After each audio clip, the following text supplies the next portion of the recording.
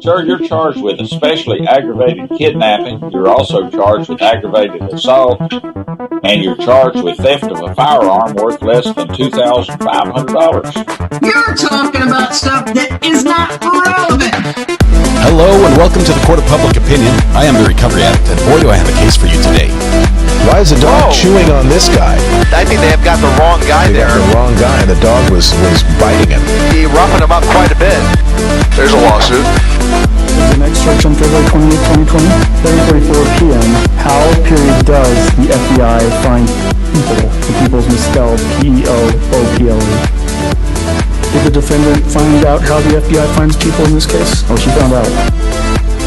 What more do you need to see? What more do you need to see? Because he's the guy! I'm trying to do my best impersonation of the DJ. What? Yeah. It's not working. I'll stick to my day job. Welcome back to the Court of Public Opinion. I am the Recovery Addict. I have to admit, I went and pulled a cold one out of the fridge. Gonna crack a cold one here. We're going with the A&W. Doesn't even have any caffeine. It's just like sugar and carbonation and a lot of syrup. Well, that's the sugar. But welcome back. We're excited to get started in the second part of the case today. Oh, man. Let's turn that down, turn this down so you can hear me. I need to fix this audio. It's like I'm overmodulated. Oh, I know why. I just had to say it. Test 1 2, check 1 2. Oh, this is a little better. Check. Test. That's not changing anything. Test 1 2. Let me crank that up. Test 1 2 3. That's really loud. Is that correct? That's correct. All right. No, that's still too much. Way down. All right, we'll figure this out. We are. I have another confession. Okay. Court always comes with his confessions, but here's the next confession. I did not. When are we going to break for lunch, Judge? Eat a salad. No, I went into the kitchen. My son had just made himself a ham sandwich. So on wheat bread, ham sandwich had both mild cheddar and Monterey Jack cheese, mustard mayo, ham, and 9 pickles. 9, not just 9 small pickles, 9 big pickles. It was a pickle sandwich with a side of ham. I saw a chicken fight. Oh, so good. Oh, pastrami on rye. That's not bad as well. All right. I'm not a camel. The Delphi murder trial is beginning. It's going to be hard to follow that one. It's not being televised, right? The judge kicked everybody out. Guess you have to follow on social media. Roaches fighting. I don't know who won. Getting slowly closer. They think they're done with the first 50, starting the next ones. I did not have spicy maple bourbon pickles. I went full dill on this one. Corey says, you're speaking my language. I'm with you on this. All right, lunch is almost over. I was looking at new toys. This particular toy right here is a spectrum analyzer. What? You say you don't have a spectrum analyzer? I don't. Yet. But I just got these new radios. Oh, it comes with like a massive antenna. They call this a whip antenna because you can whip people with it, I think. But I put the big antenna on my little radio and it looks funny. I put the little antenna on my big radio. I probably should mix them up a little bit. But I'm really loving this radio. I'm liking it. But the only downside is it's noisy. That part's not good. Like it transmits just fine on the frequency you want to speak on, but it also transmits on frequencies you don't want to speak on at the same time. And that's not a good thing. So we'll figure out. We'll test it out.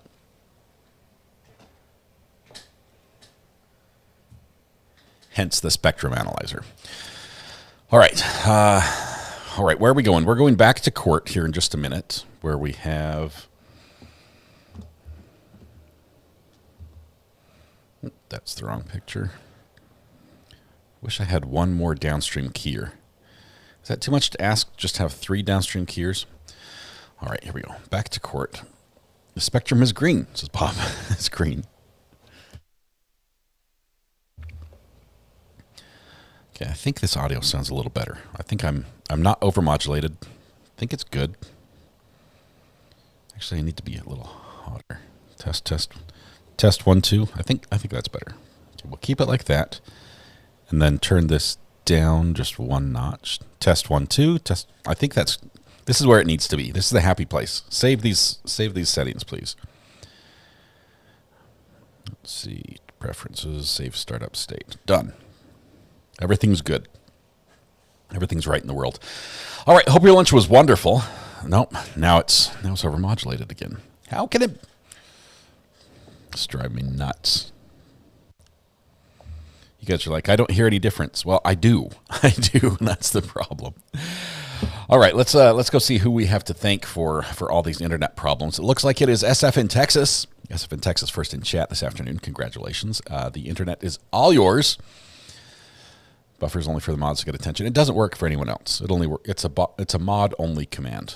One of the few. I think there's another command that's mod only called chat, but it only works sometimes. And even then only for the mods.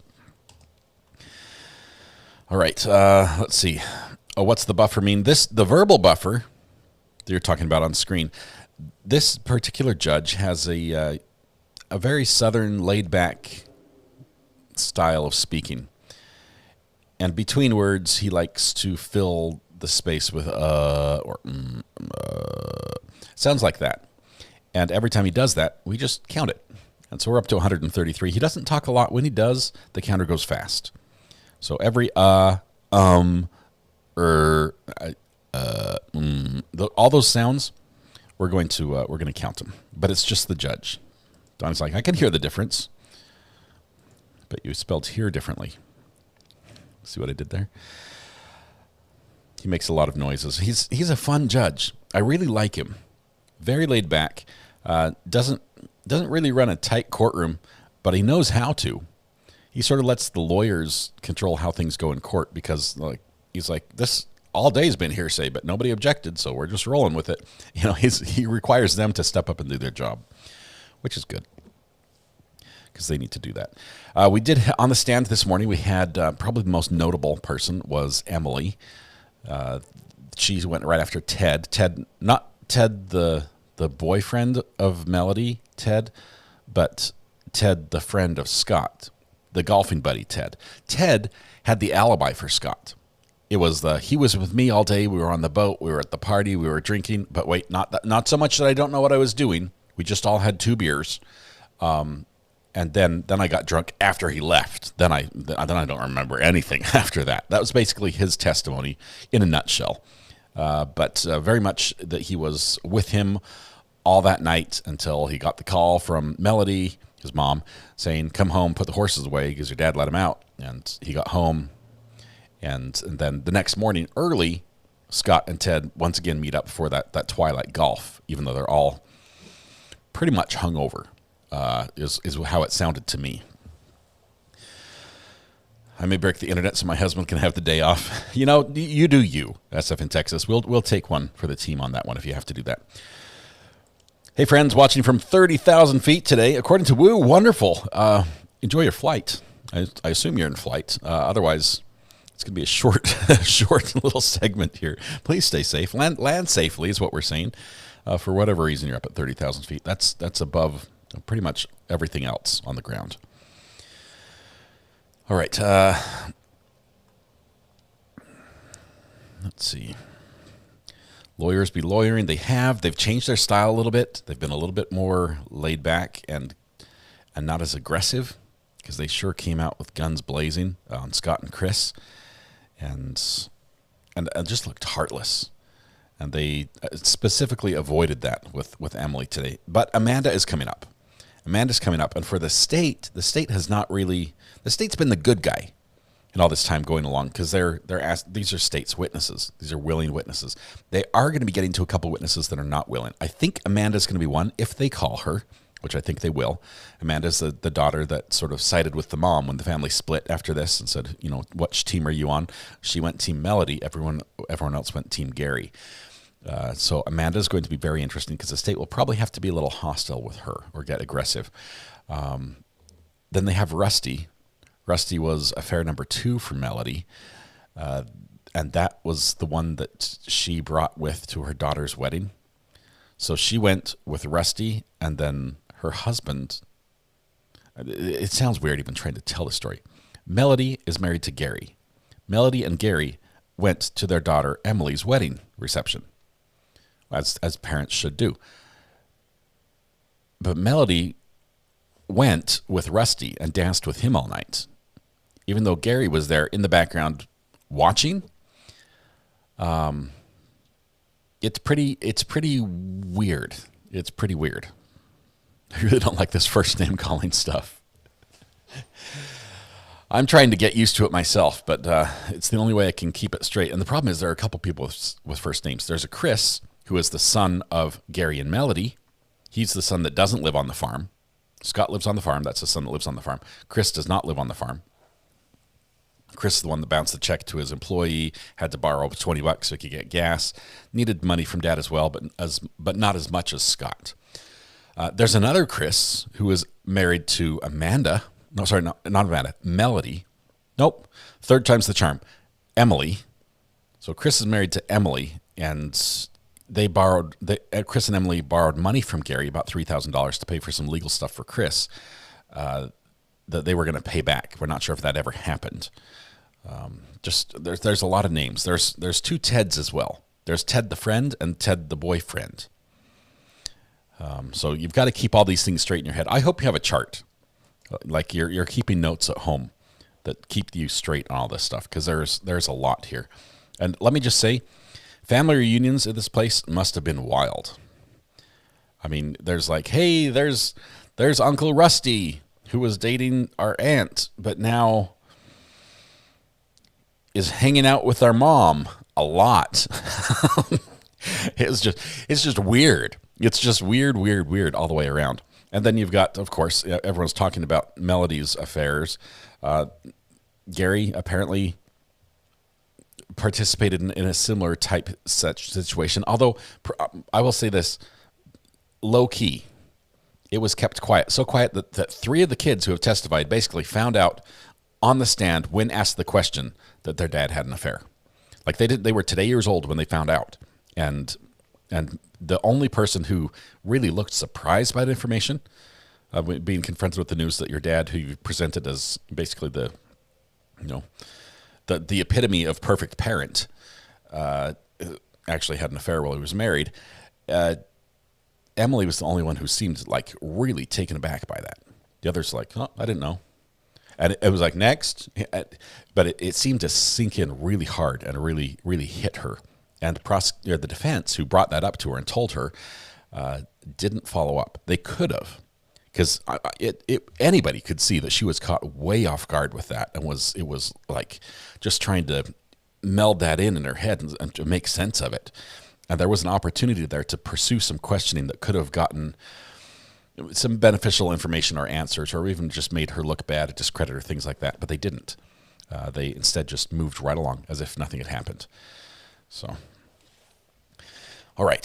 So you guys all caught up? You understand what's happening now? In all this, Gary is dead. We're pretty sure Gary's dead. The medical examiner hasn't told us, but the state's told us that we're gonna know that Gary is dead. We know that what's been testified is his remains have been found in the burn pit, burned beyond recognition. As a 300-pound man, the remains, when all gathered together and weighed, less than 30 pounds. So most of everything is gone. Just a few bones, not even a complete skeleton, remains. They thought it was an accident. Gary had some health problems, probably caused by the fact that he was a chain smoker and drank Mountain Dew like it was water, and he was a fish. But he did have some spells. He had some issues, some things where he couldn't work, couldn't get out of bed. He was too tired. He's been in the hospital a couple times. But he was out and he was lighting the burn pit. He had told everyone he was going to light the burn pit. and then just nobody saw him. And when they finally went and hunted for him, Scott found his remains in the burn pit. And they thought it was an accident, at least that initially. But then things didn't add up very well, and behaviors were a little weird. People were acting a little funny, and then they found a bullet lodged in one of the rib bones. And they said, this is a murder. And so we're trying to figure out who done it. Scott lived on the farm. Melody lived on the farm. And both of them had motive. Both of them had means, opportunity. But who done it is why we're here. As a matter of fact, Scott had so much of a motive and opportunity that there was one point where he was officially listed as a suspect by the police in this case. He's not on trial during this trial. It's just Melody, but he was listed as a suspect. All right, so where it happened, we don't know. We know where the body ended up. That could have been the murder scene. It could have been right there at the burn pit. It could have been shot and he fell into the burn pile. That's a possibility. Oh, I didn't cover any of the restaurants in my summary. Every restaurant in the northern United States has been mentioned as something the family frequented. I think you can count on one hand the number of times they ate at home. Once they smoked food, and once she made some sides for something. That's about it. Everything else they went out to eat. Always out to eat. A ton of restaurants. Couldn't he have fallen, Kelly? He could have fallen, but then why would somebody shoot him once he fell in the fire? It's that bullet that just means that something was not right. He did not have a bullet in his ribs before then, and he had one after. Was he killed in the house? Maybe. Melody could have shot him in the house while he was hanging out downstairs in his office. Where's the blood? Where's the damage? Where's the holes? There's a bullet, a fired bullet sitting on the floor in the room downstairs, and nothing has a hole in it. Nothing is broken other than the plate, which Melody apparently breaks when she's mad because she's done that before. Where's the bullet? And how did Melody, who weighs $110, soaking wet, get a 300-pound man from the house all the way out onto the burn pile? She could have drove the tractor in the house. I don't know. There would have been blood. There would have been drag marks. There would have been something. There's just no way that in that time the house was cleaned completely and Luminol could not find anything but a couple blood drops, which could be Scott's from when he got a snake bite, or could be Melody's, because at least one of the drops of blood that was on her shoes that was tested came back to her. It was her own blood. So there we go. That's the short of it. Now that the judge should be coming back in a minute. Melody's shirt was singed. I did not see the shirt very well. There was a shirt that was in her closet that was Melody's. I think it was the red one. We saw it in evidence. What's the detail? Oh, we need the details on what was on that shirt. Was it blood? Was it something else? I think he could have had a spell and fell in the fire. Bullet came from his pocket. He didn't. Where's the gun? There was no .38 special in the house. Why would he have 38 special bullets in his pocket if he doesn't own any 38 specials?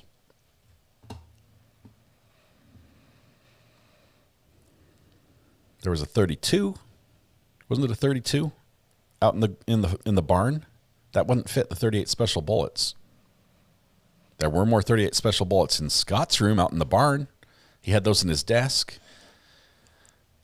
And he, at least one point, owned a gun that would fire those. It was a .357, but .357 can fire 38 special rounds. Maybe boyfriend helped. Somebody would have had to help. But how do you keep the blood from spilling when you shoot somebody? Would the bullet have killed him or just rendered him horizontal in the fire? Babs, it could have been either, because we know there was a text message, at least where Melody sent something. I think it was to her neighbor, right? Saying, "I hope he die," or maybe it was to Gary. "I hope he die alone. I hope you die an agonizing death alone," or something like that. It was little terms of endearment they use as they fought back and forth. "I hope you die an agonizing death alone." "Oh, I love you too, honey." No, they were not getting along at this time. All right. Did she hire someone? Oh, well, there you go, Kelly. Great question. She did take out $50K out of the HELOC. $50K can buy a lot of crime. I'm back for part 2. Doe. That's French, right? Part 2. Donnie says, I bet Karen's credit card, Rusty, had something to do with it. All I can see right now is Rusty was... The relationship with Rusty provided at least a motive. A motive to get out of the relationship with Gary. But there's no evidence that he helped in any way. We'll hear from him. We'll get his alibi soon. Amber, can you believe that we are planning to bail on this case as soon as Sarah Boone starts? I don't know how we're going to do that, but we're planning on bailing from this case and picking it up. I think, in my ideal world, this trial ends this week. I'd like that. They say it's going to go into next week, but I'd like it to end sooner. Sarah Boone gets delayed for one reason or another, hopefully for some juror issues. Amber, how are you doing? I'm good. How are you? I'm doing great. I'm going to make this quick. Yeah. So the problem I have with this case, among many things, fires out in your yard, a bonfire, don't usually get hot enough to skeletonize remains. I don't know that I don't know that the time of death is accurate. I think he may have been deceased long before something, because I think the last time a bonfire cannot get that hot to incinerate bone. Yeah.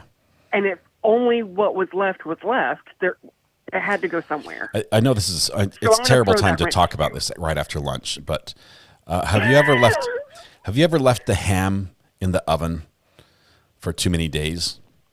Probably nobody has gone that long, but there's a point where if you overcook, say, meat on the bone is what we're looking at here.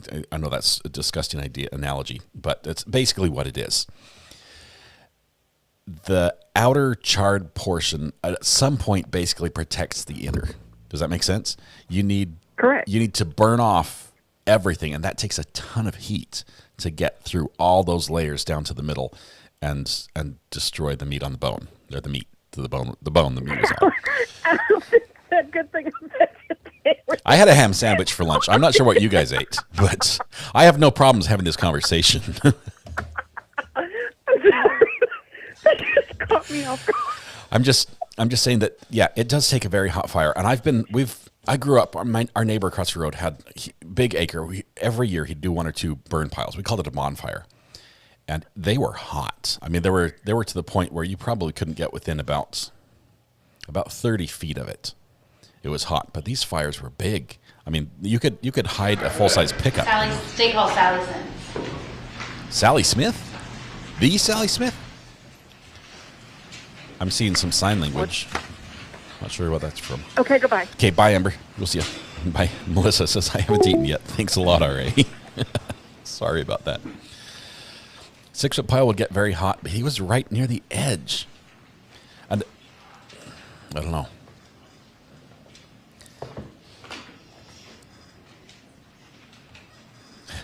That's what I heard. I heard Sally Smith, and I immediately thought, from J. Hatch.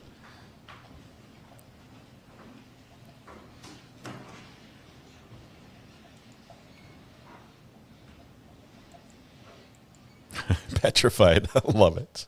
Sally Smith with the sharp cornered S's.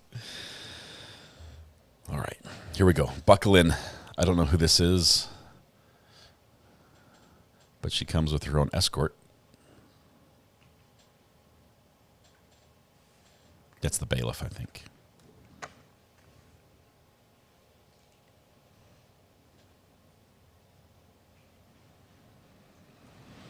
Take the stand, but don't sit down. Get sworn in, and then start spilling the beans. Raise your right hand.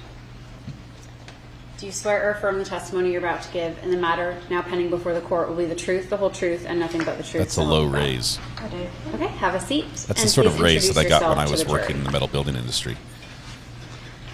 Like raise, I usually think is above shoulder. I am Sally Sims. I've been county coroner since 2020. And Ms. Sims, before you were the county coroner, what was your job? I was a deputy coroner for Forsyth County and deputy coroner for Earl Darby, our Cherokee County coroner. In 2018, what was your job? I was deputy coroner for Earl Darby. Miss Sims, without telling us your address, what road did you live on at the time in 2018? Literally less a half a mile from the house. From the Purcell Lane house that we're Correct. talking about? Yes. Okay. And so can you tell the jury neighbors? about how you were called out to 2155 Purcell Lane on July 5th, 2018? They were neighbors. I was dispatched by our internal call system back then, before we went through dispatch, and I was told that a decedent had been found in the fire pit. So I got dressed and got my vehicle and put the address in, and it was just down the street. So I was there and met detectives. About what time did you arrive to the house on the 5th? And if you have to refer to a report, you're more than welcome to. I believe I was dispatched at 13:15, so it would have been probably about 13:30, I believe. So about, is that 1:30? 1:30 in the afternoon? Yes. She had to get And dressed. what did you see when you arrived at Purcell Lane? I met detectives down the driveway, and we walked down into the backyard, and there was a burn pit, very large burn pit back there. And I stepped around Detective Kuykendall and saw the remains. Ms. Sims, I put up State's Exhibit S, Farris 11. Is that the property of Purcell Lane, 2155? Purcell Lane? Yes, ma'am.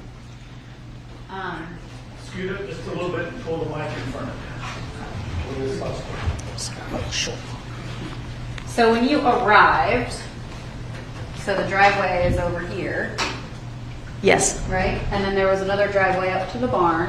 Where did you pull your vehicle in? Just at the top of the driveway. And which way did you go around to get to the burn pile? Around the left side of the house. So if you're parked in the driveway, you walked around the left side? I guess this would be the left side. Yes, as you're The other facing left. the house, I went to the left. Okay. So by the chicken, did you pass the chicken coop when you walked through there? I don't remember You would have heard like, bark, bark, seeing the chicken coop. I was looking down. Sure. So when you arrived at the burn pile, what did you see? When I looked around the detective, I saw it was still smoldering, and I could see a partial skull, partial mandible, a femur. I think that was it.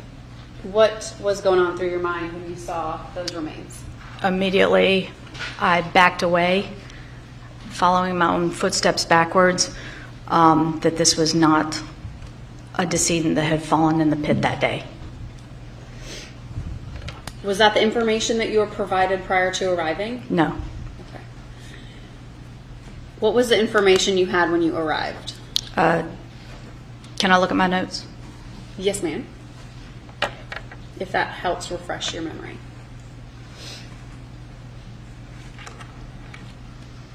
So she knew immediately that it would take It more was than a that day to get son to had that step. found his father in the burn pit. Okay, that was the only information you had. Correct. But at that point, when you saw the burn pile, you had no idea how long the body had been on that No. fire. Okay. So, what were your duties on scene that day? I need to secure those remains as evidence. And how did everyone go about doing that? We actually backed out of the scene, went back up to the top of the driveway, and they obtained search warrants. When a coroner or a deputy coroner is called out to a scene, what is your duty? What is your goal? What is your role on scene, generally? I secure a decedent, and then I talk to the family about history, what happened, how they had been feeling days before. I make the determination of whether they need an autopsy or that they can go to a funeral home.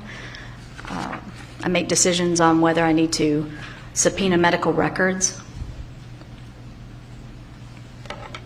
Did you do that in this case? Yes, ma'am. Did you speak with the family members on scene personally? Not initially, no. Okay. At any point, did you Yes. speak with family members? Around, when was that? The next day, the same night, or a week later? It was a couple of days after to a week later. I spoke with Ms. Farris on the phone. Okay. The defendant? Correct.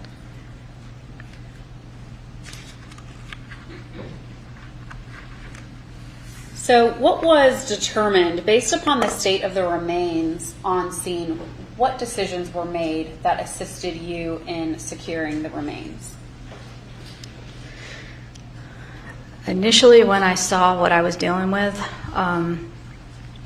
I initially thought we should probably get the anthropologist out, and I had been down at GBI, I guess a couple of months before, and had listened to her speak.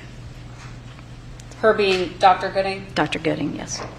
If you could, the microphone's perfect, but if you could speak up just a little bit. Yes.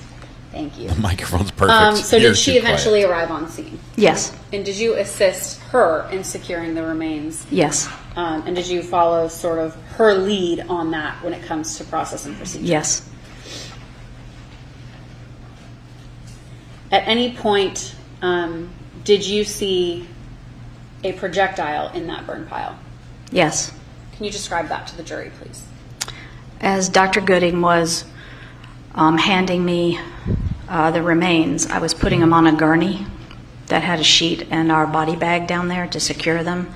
And she handed me an object, and I looked at it, and I looked at the other detective, and I said, "Is this what I think it is?" And he photographed it. I believe it was around dusk by then, and he photographed it, and we both looked at it very closely, and he said, "Go get Captain Pinion." And I did. And what happened after that? Captain Pinion came down, took a look at it. Everything from my point of view, Dr. Gooding and I were still continuing to do our job. You just let the authorities know and continued to work? Absolutely. They secured the projectile, yes. Okay. Around what time or how many hours were you on scene that evening? Do you remember? I think I began around 1 o'clock or 1:30, and I think it may have been like 12 midnight, I think. Once the remains were secured, what did you do next? We took them back to the morgue, secured them in the morgue. I called GBI and told them what we had, and they accepted the case, and I think they were transported by another deputy coroner. I think it was the next morning. How does that assist with your role? Once you're off the scene and the remains are secured, what is the next step in your role as the deputy coroner? I report to GBI. I start subpoenaing all medical records that I can. I talk to the detectives and see what else they need. And once I start getting medical records, I go through those and see what else we need to obtain. And generally, I talk to the families. Tell the jury about your conversation with the defendant that you mentioned earlier. She would call, it was either on Tuesdays or Wednesdays every week, just to see how the case was going, to see if I had any updates. When was the next update that you were able to share with anyone in the family? I actually didn't share any updates. I think I spoke to the daughter at one point. They were trying to obtain death certificates, which I could not complete until we had a full autopsy report from the medical examiner's office. When did you obtain the autopsy report? I believe Dr. Atkinson called me a couple of days later and described what he had found. And I didn't do the death certificate. I think it's for a couple of months, I think.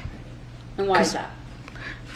We were still obtaining evidence and information. The phone call that you received from Dr. Atkinson, was that his formal report? No. Mostly medical examiners will just give the coroners or a deputy coroner a report of what they found and what they were going to proceed with and how we were going to go about it. When you were at the burn pile, did you take note of how hot the burn pile was on either side? Yes. And what were those findings? It was the fire chief that did that. The heat was 230 degrees on the right side and 86 degrees on the left. The left was where the body was, right? So did that prepare you for what measures to take when you were obtaining the remains out of the pile? Correct. And what did you have to do? Well, Dr. Gooding got on scene and we had to grid it. And obviously the detectives helped her also with crime scene. So it was gridded and flagged. And we just had to be careful of the heat. Of the heat. Now, you lived very close to this property. You noted some things that you had observed prior to and the days leading up to this. Can you tell the jury about what the weather was like the days prior to finding these remains? So my house is kind of kitty corner across here, and usually I had 2 horses down the barn, and it was 4th of July, and the people behind us were always setting off fireworks, and I could smell burning. And I told my husband, can you just walk down to the barn and make sure there's no fireworks or anything, everything's good down at the barn. And I was standing outside in the driveway, and he came back up and said, I don't smell anything down there. And I thought to myself, it's coming from the left side, which I had never smelt anything from the left side. Usually it's from behind. So I was like, oh, somebody must be burning things over to the left, way left. And that night, I remember we had isolated like rain showers because I was happy. I didn't have to worry about the horses with the fireworks. And that was on the 4th? Yes. And when you say the left side, what direction is that? Let's see. That would be south, north. It's the north from the Forsyth County line. Is that in the direction of the Purcell Lane property or a different Correct. direction? No. In the direct, like 11 o'clock. If I'm standing in my driveway, it's 11 o'clock. The Purcell house. Our directions are terrible, but the testimony is key. When you are called out to a scene and you have to gather information to determine how an individual passed, is that accurate? Yes. You receive a lot of information from, let's say it's an investigation. You receive information from the investigators to make that determination? Yes. Okay. Ms. Sims, I want to talk to you about a little bit of your experience as a coroner. You deal with a lot of dead bodies.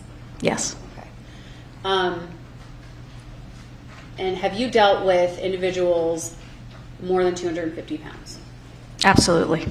Have you been able to maneuver those individuals on your own? Yes. How so? I mean, we can put slide mattresses. You know, we have sliders that we can put them on. It depends whether you're moving somebody from a bed or whether you're moving them from a floor. You can put tarps under them to move them out from where you need to be. Obviously, in most cases, I do have the officers help me. You do have help. But you have done it before on your own? Yes. Just 1 second, Your Honor.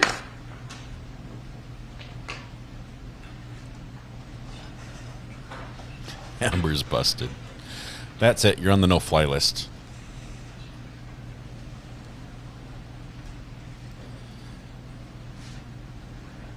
Okay, that testimony basically said that if they say he got shot in the house, she had to have help.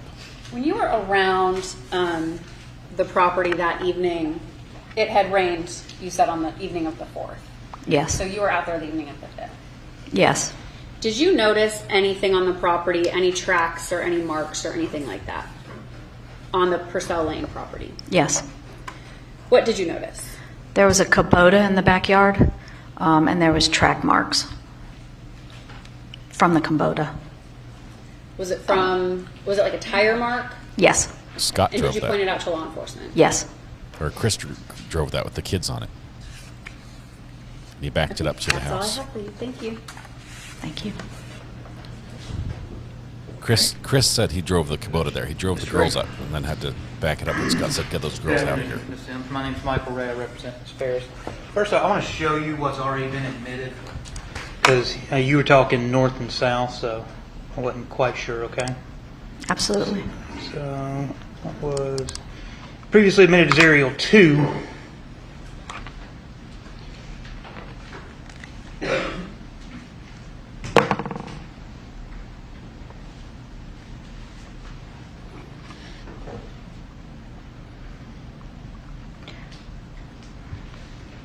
Is there 372?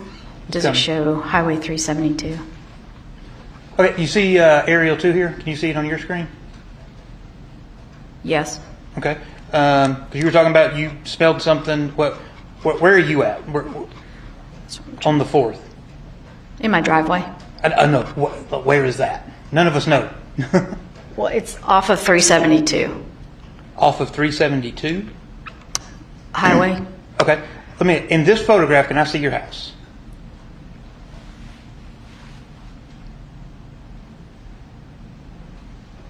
I don't see my house. Okay. So it's none of these houses here, right? Let me make it easy for you. This is Hickory Hill Road. I am not on Hickory Hill Road. This is Hickory Hill Court. Not you, No. right? All right. This is Purcell Lane. That's not you. Correct. Okay. And in this entire photograph, I can't see your house. You are correct. Okay. But you're saying you live close enough to the Farrises that you can smell burning. Correct.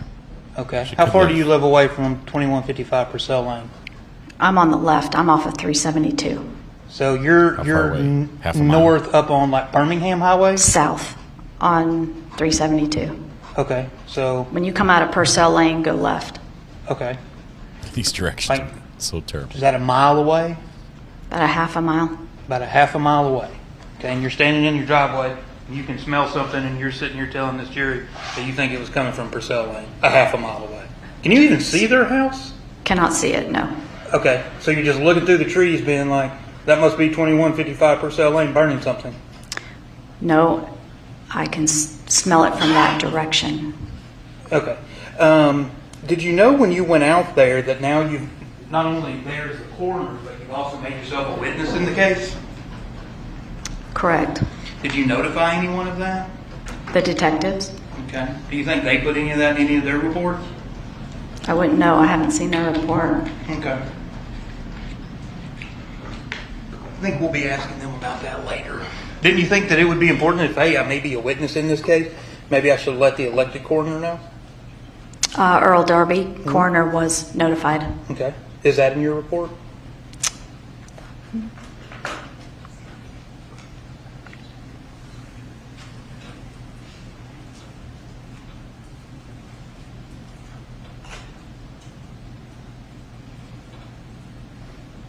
No.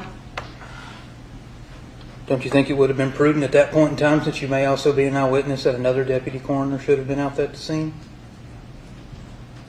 I'm sorry, can you repeat that? Since now you may be a potential eyewitness in the case when you get there, that possibly another coroner should be there who is more independent.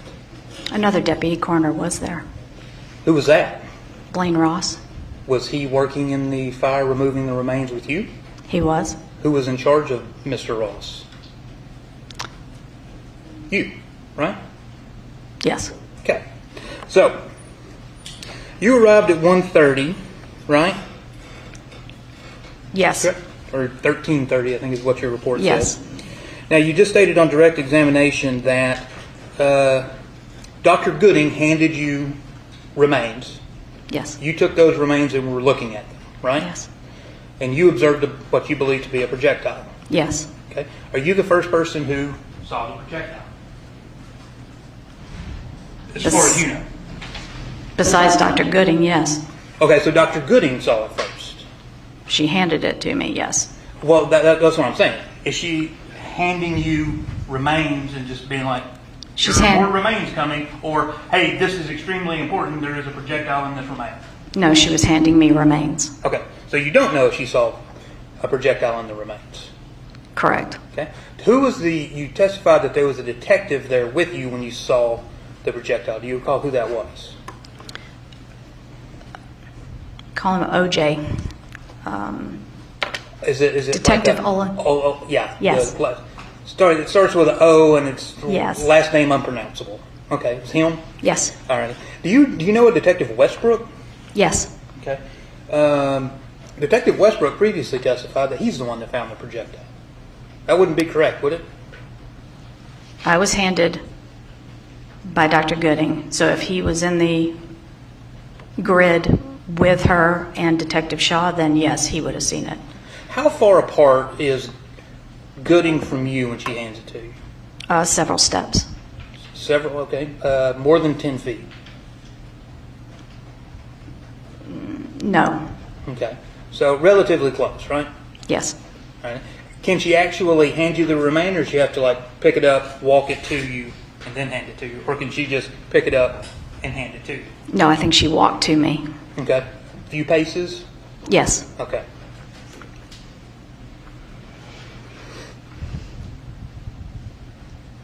Now, once you had all of the remains back, you stated that you took those to your office. We did, yes. Okay. And where they were secured at that point in time? Yes. And then it was the following day on July the 6th where they were transported to the crime lab, correct? I believe it was, yeah, the day after. Now, you were talking to Ms. Frankish on direct that you had a phone call with the, was it Dr. Anderson, the forensic pathologist? Dr. Atkinson? Atkinson. Mm-hmm. So, when did he call you? It was days later. Days later? A day or two later. Okay. And in that conversation, and I don't want to get too much into it, he's going to testify on his own. Did he just say, hey, I'm going to label this as a homicide? No, we talked about what he had found. Okay, just his findings. Correct. To your knowledge, had he made any conclusions at that point in time? No, he had not. Okay. Because as the coroner now, then deputy coroner, when you have a case like this and the medical examiner is going to issue his findings, right? Yes. Cause and manner of death. Yes. Right? Is that finding in that autopsy, is it sent to you so you're notified of it? Yes. Okay. So you would have received it in this case too, right? Correct. And you received that sometime around the beginning, or I'm sorry, around June 12th of 2019. Yes. Okay. So almost an entire year later, right? I would have to go back and look. Okay. How common is it? How long does it normally take? And granted, it's gonna change depending on the case. How often does it take you to get an autopsy back? It takes several months, sometimes up to 6 months. Sometimes. So this one's a little unusual, right? Correct. That it took. I'm saying you don't know, but I'm saying it took around 11, almost 12 months. That would be unusual. Not necessarily. Well, you just said it generally takes 6 months. Generally. Generally. There are some cases where we have to send off DNA, and it can take up to a year or two. Okay. Do you know in this case if they sent off any DNA? I do not know at this time. Okay, that's fine. But the normal amount of time, according to your testimony, would be about 6 months. Correct. Now, you also stated on direct that you waited several months to issue the death certificate. Now, was that after you received the autopsy report? I would have to go back and look at the death certificate to see when it was issued. Okay. Because generally we get a report from GBI, and that can take months, and then I can issue a death certificate. Oh, correct. What I'm asking is let's just say it took 11 months to get back the autopsy report. Yes. After you received that report, do you normally immediately do the death certificate? I do. Okay. But in this case, you said you waited several months. There was an issue between the funeral home and the family. They had picked one funeral home, and then they had changed their mind. And the Roswell Funeral Home had issued it in a system called Gavers, which we do computerized, and Gavers they couldn't cadavers? take it out. So I couldn't do it.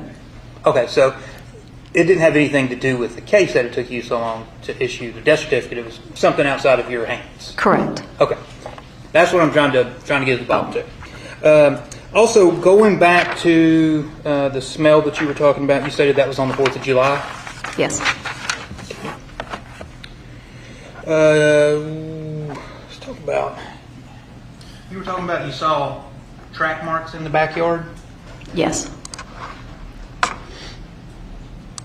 Well, were those back here? Because that's the way you went in? Or the top of, what is this?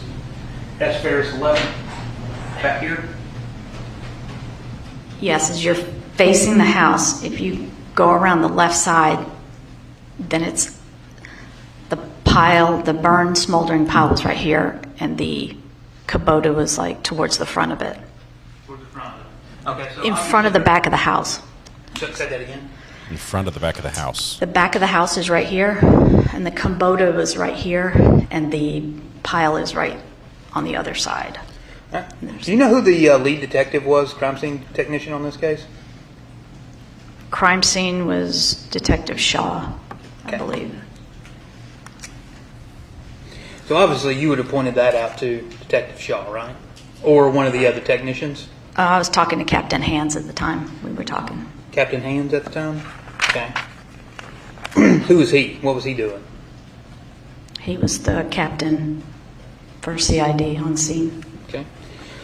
You also talked about with Ms. Frankish about that you could move, or you have moved somebody approximately 250 pounds by yourself? Correct. But that is using straps and tarps and things such as that? Correct. Okay. So basically using other implementations? Correct. Okay. All right. I'm assuming if you put, have you ever had to drag somebody through the woods like that? Using straps or tarps or anything? We have had to retrieve somebody. Yeah. And I'm from the assuming woods like, and you could see your drag marks where you were pulling the remains? well, we put him on a gator.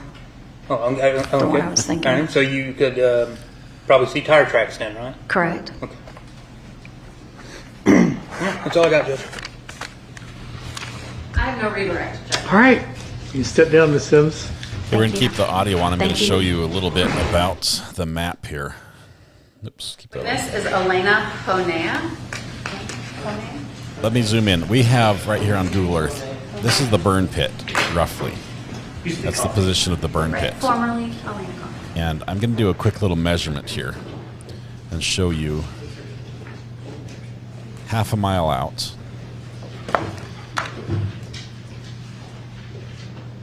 Let's see, 0.3446, 47, 48, 49, 5. That's half a mile right there. That's the circle. She lives somewhere on this circle. The property, the map we've been looking at is right here, and she lives somewhere on that line. Maybe up by Birmingham Road, way up here. Please raise your right hand. Do you swear or affirm the testimony you're about to give in the matter now pending before the court will be the truth, the whole truth, and nothing but the truth, so help you God? I do. Okay, please have a seat. It's a long way to smell smoke from a fire. Usually smoke goes up.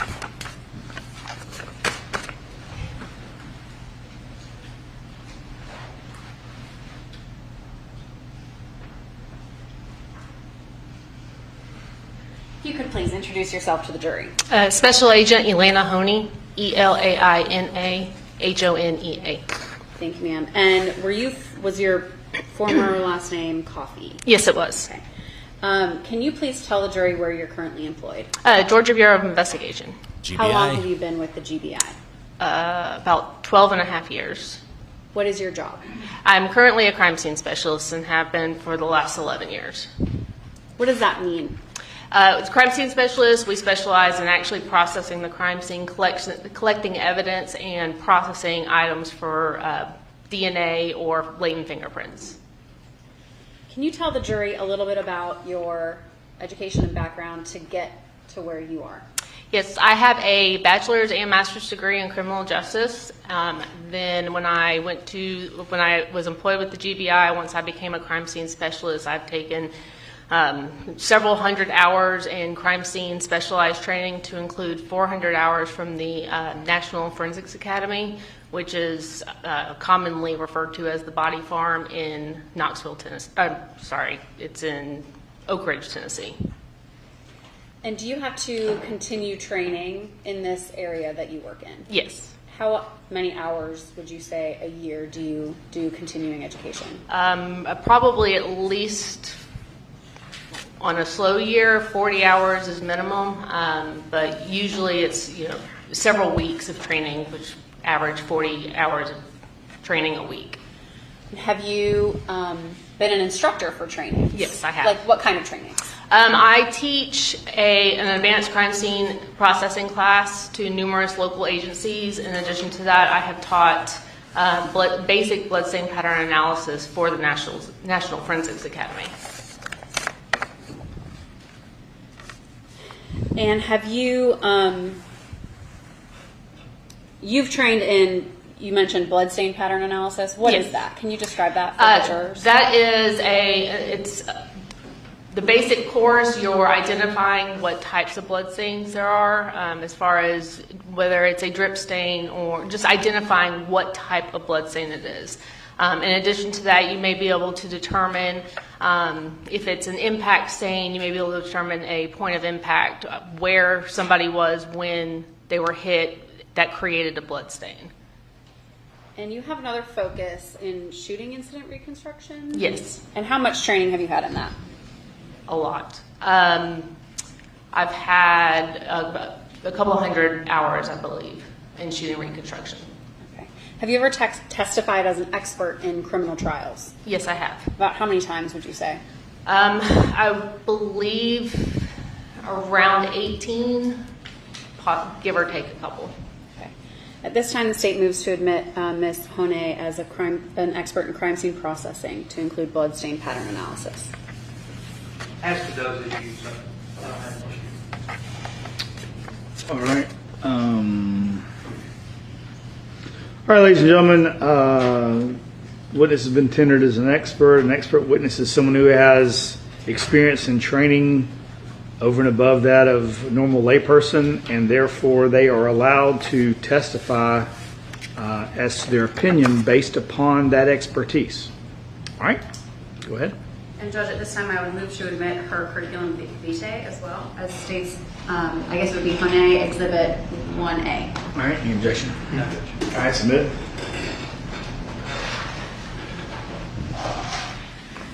Okay. Am I saying that properly, Ms. Hony? Hony. Hony. Yes. Okay. We're all saying it wrong. Okay.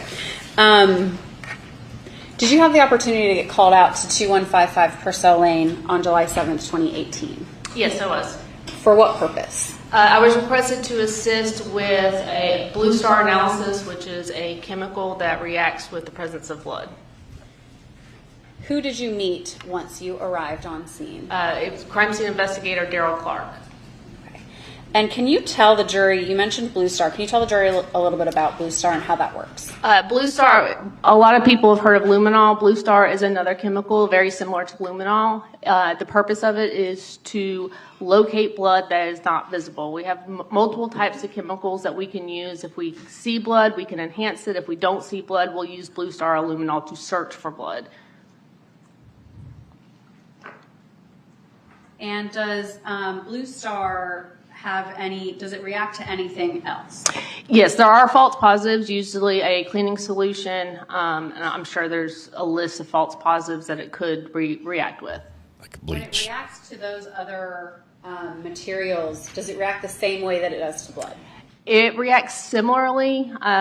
Usually when you see it, it looks more crystallized. I don't really know how to explain it without actually physically showing you, but it does react with metals as well. So when you see it on a metal surface, it lights up very quickly and then dissipates, as opposed to when it reacts with blood, it stays luminescent for a few seconds longer than when it reacts as a false positive. Did you have the opportunity to photograph what you did at 2155 Purcell Lane that day? Yes, I did. And at this time, the state would move to tender into evidence copy 1 through 22. Okay.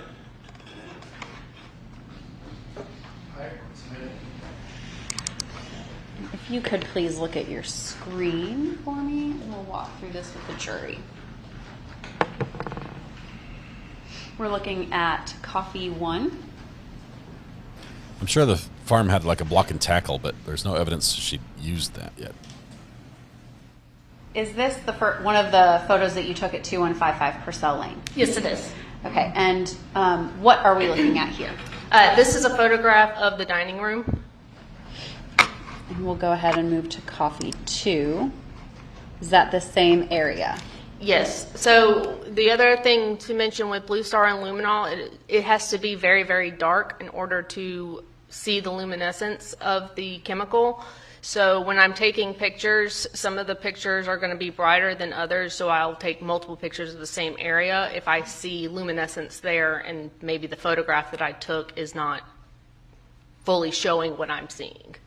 So this is just another picture of the same area, the dining room table. Are you sort of testing your lighting there? Yes. And when you have the photo in front of you after you've taken it, can you also adjust the settings of that photo to see the luminescence better? You Photoshop. Can on the computer. I'm sure you can on my camera, but I don't. On the computer? Yeah. Is what I meant to say. Yes. Okay. Okay, now I'm going to show you coffee 3. Is that same area, different lighting? Yes. Okay. Coffee 4, and I'm going to zoom in a little bit on this so you can describe what we're looking at here. So this is the same area. This is where I actually have the Blue Star present, and you can see that it's luminescing. If you look at the 2 candle holders, they're bright blue towards the top. It's luminescing with the metal as a false positive, but I try to photograph with light and the luminescence by keeping my shutter open so that you can see the specific area in the room that I'm photographing, but also showing luminescence. So you see the luminescence on here, and if you go back to the picture before, the candle holders aren't going to be blue like they are in this picture. So it was Melody in the basement with the candlestick. You see that they're more of like a bronze goldish color. But then if you go ahead, that's where I sprayed the Blue Star. I was searching for blood. I got a false positive on the metal. How did you know this was a false positive? Just because it's uniform. Again, when it luminesces, it shows up immediately and then dissipates. And then also it only showed up in the areas that metal was there. So it indicated that it was likely a false positive, not consistent with a blood luminescence. So you mentioned that you have to be fairly quick to catch the reaction when it's a false positive. You keep your camera, you kind of were talking about how you did that. Can you describe that a little bit? So I leave my shutter open. I use a remote. I open my shutter. I put it on what's called bulb, and that's where the shutter stays open as long as I want it to. And this is how you may see pictures that if you're taking a photograph of a car moving and you leave your shutter open, you're going to see the car as a streak going across the screen because your shutter's open and it's not actually like capturing the image because the image is moving. So that's what I'm doing, but my focus is of a still object. So I'm leaving my shutter open so that it will capture whatever's lighting up in that photograph, which is the luminescence of the candle holders. And then I'll hit my flash to light up the scene a little bit just so you can see where we're located in the crime scene. And then I'll close my shutter with my remote, and I have this image that shows the luminescence from the blue star, and it has lit up the scene as well.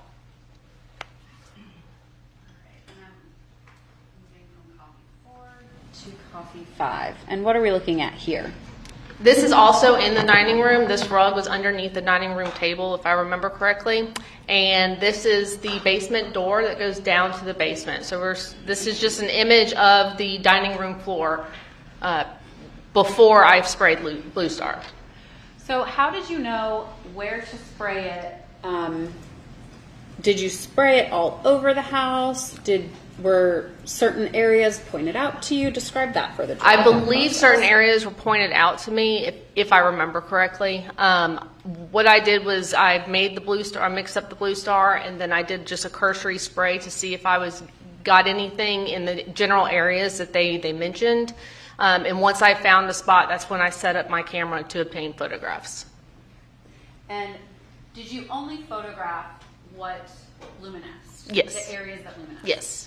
So if we're not looking at photos, so we're not looking at places that did not luminesce? That's correct. Okay. But you did spray other places where it did not luminesce? That's correct. At 2155 Purcell Lane.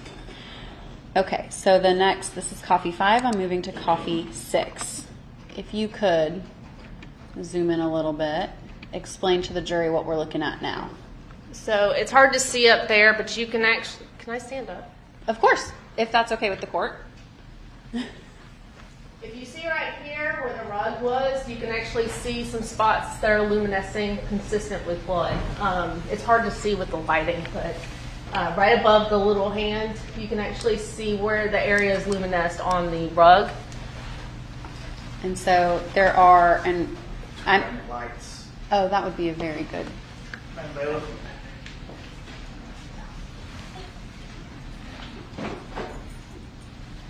Thank you, ma'am. I told y'all to try to play with the settings on the. We have other photos, Judge. I'm going to try to zoom in. You can kind of see. Is that a place where it's luminesced up here where the cursor is? Yes, there's just what looks to be just a couple drops towards the top, but then the slightly larger spot on the rug right there, where the cursor is. I'm gonna mess with it over here. Judge is going to Photoshop a little bit. Okay. Playing with the light switches. And is this also an area that luminesced, this tiny spot over here where the cursor is? Yes. Okay. And this was the stairs down to the basement? That's correct. And the dining room rug? Yes. Okay.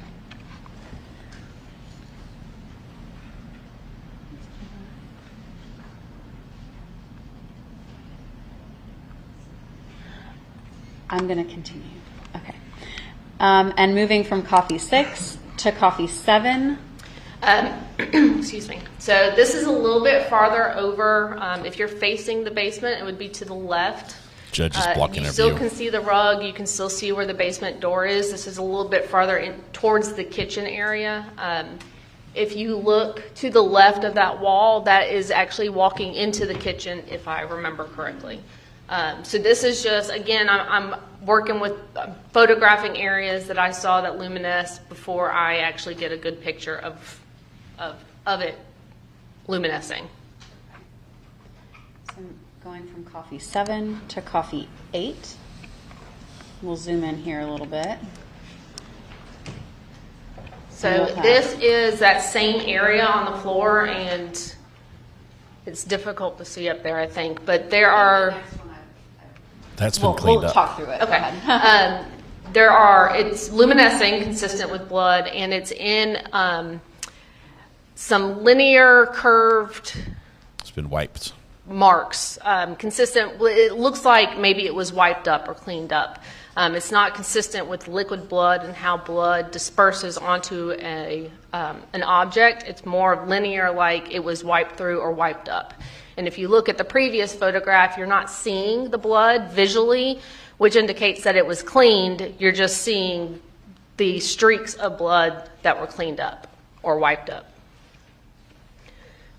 And if someone were to have cleaned that with some sort of bleach or anything like that, would the Blue Star have reacted to that cleaning solution? Yes, it would. And would you have caught that in the same photo? Yes.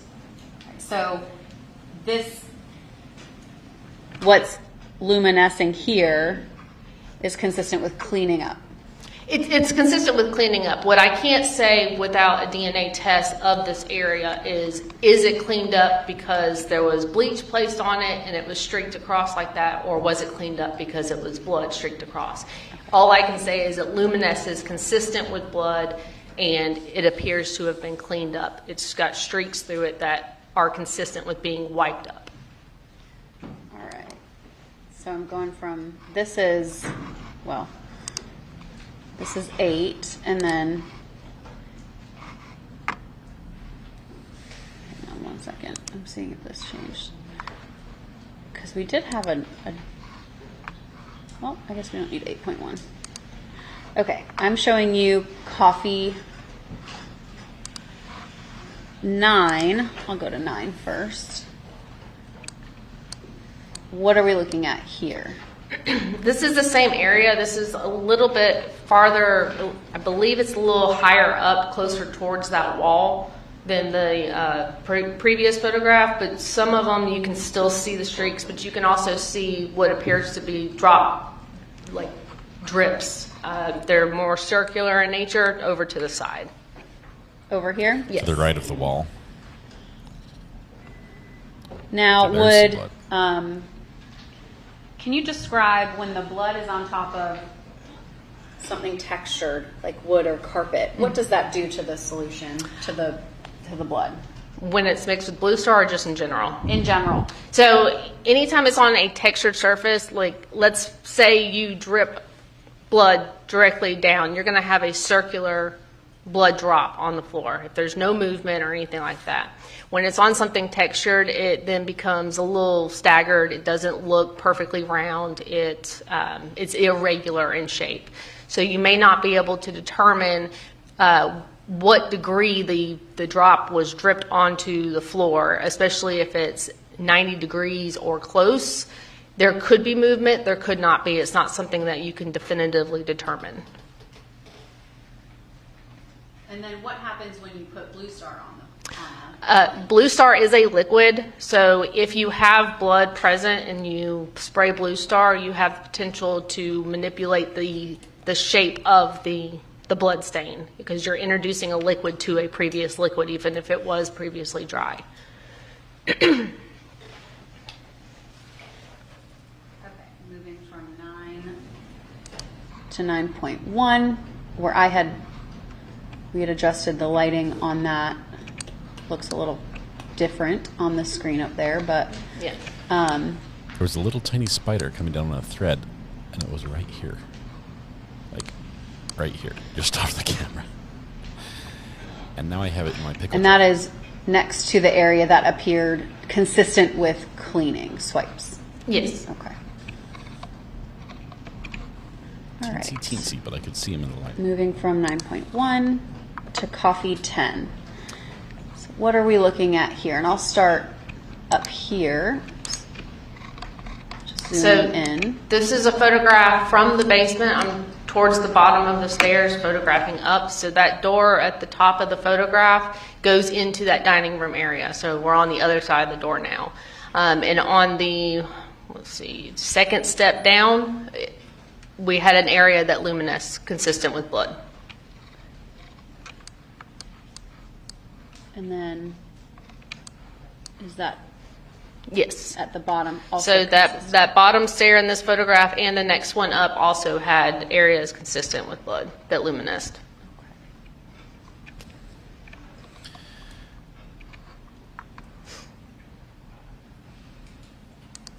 I'm going to show you, that's this 10.1 where the light was adjusted, but it appears we don't need that anymore.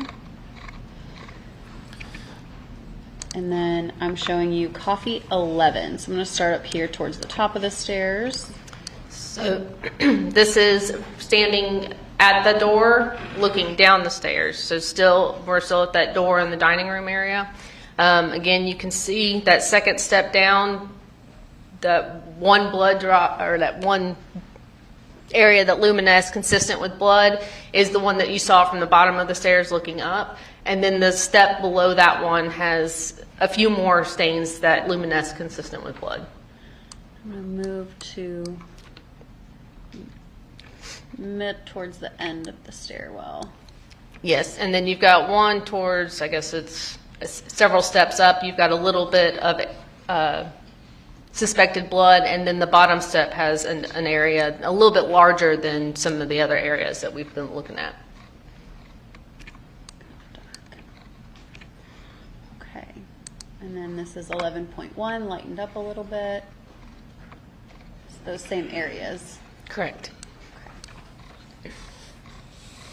It's not very much blood for a gunshot wound. And did you continue to do Blue Star down in the basement at the bottom of the stairs? Yes, I did. Okay. Is that a photo of that area? Yes.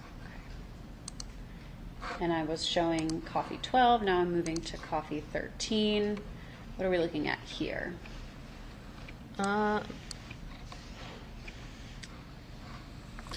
The proximity of the blood to the wall and being a straight down drop.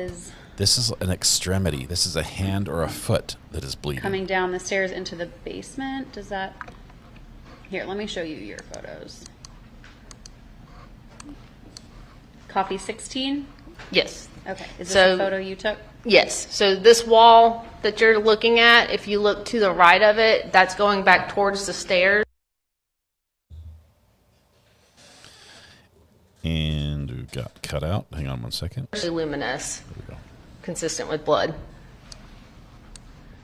I want to focus on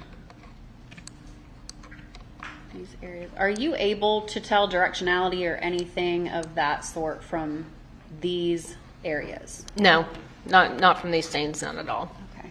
And how come? Again, mixing the Blue Star, which is a liquid, it's going to potentially alter what the actual stain looks like. And I don't recall being able to see these stains ahead of time, so they may have been cleaned up prior to me examining them.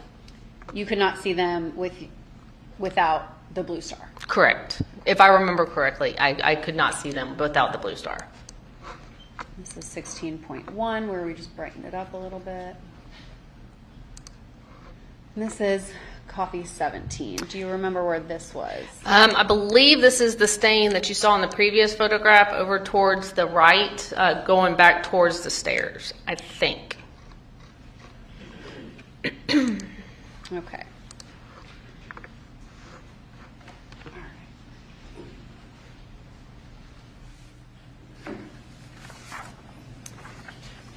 Okay, I could just have one moment.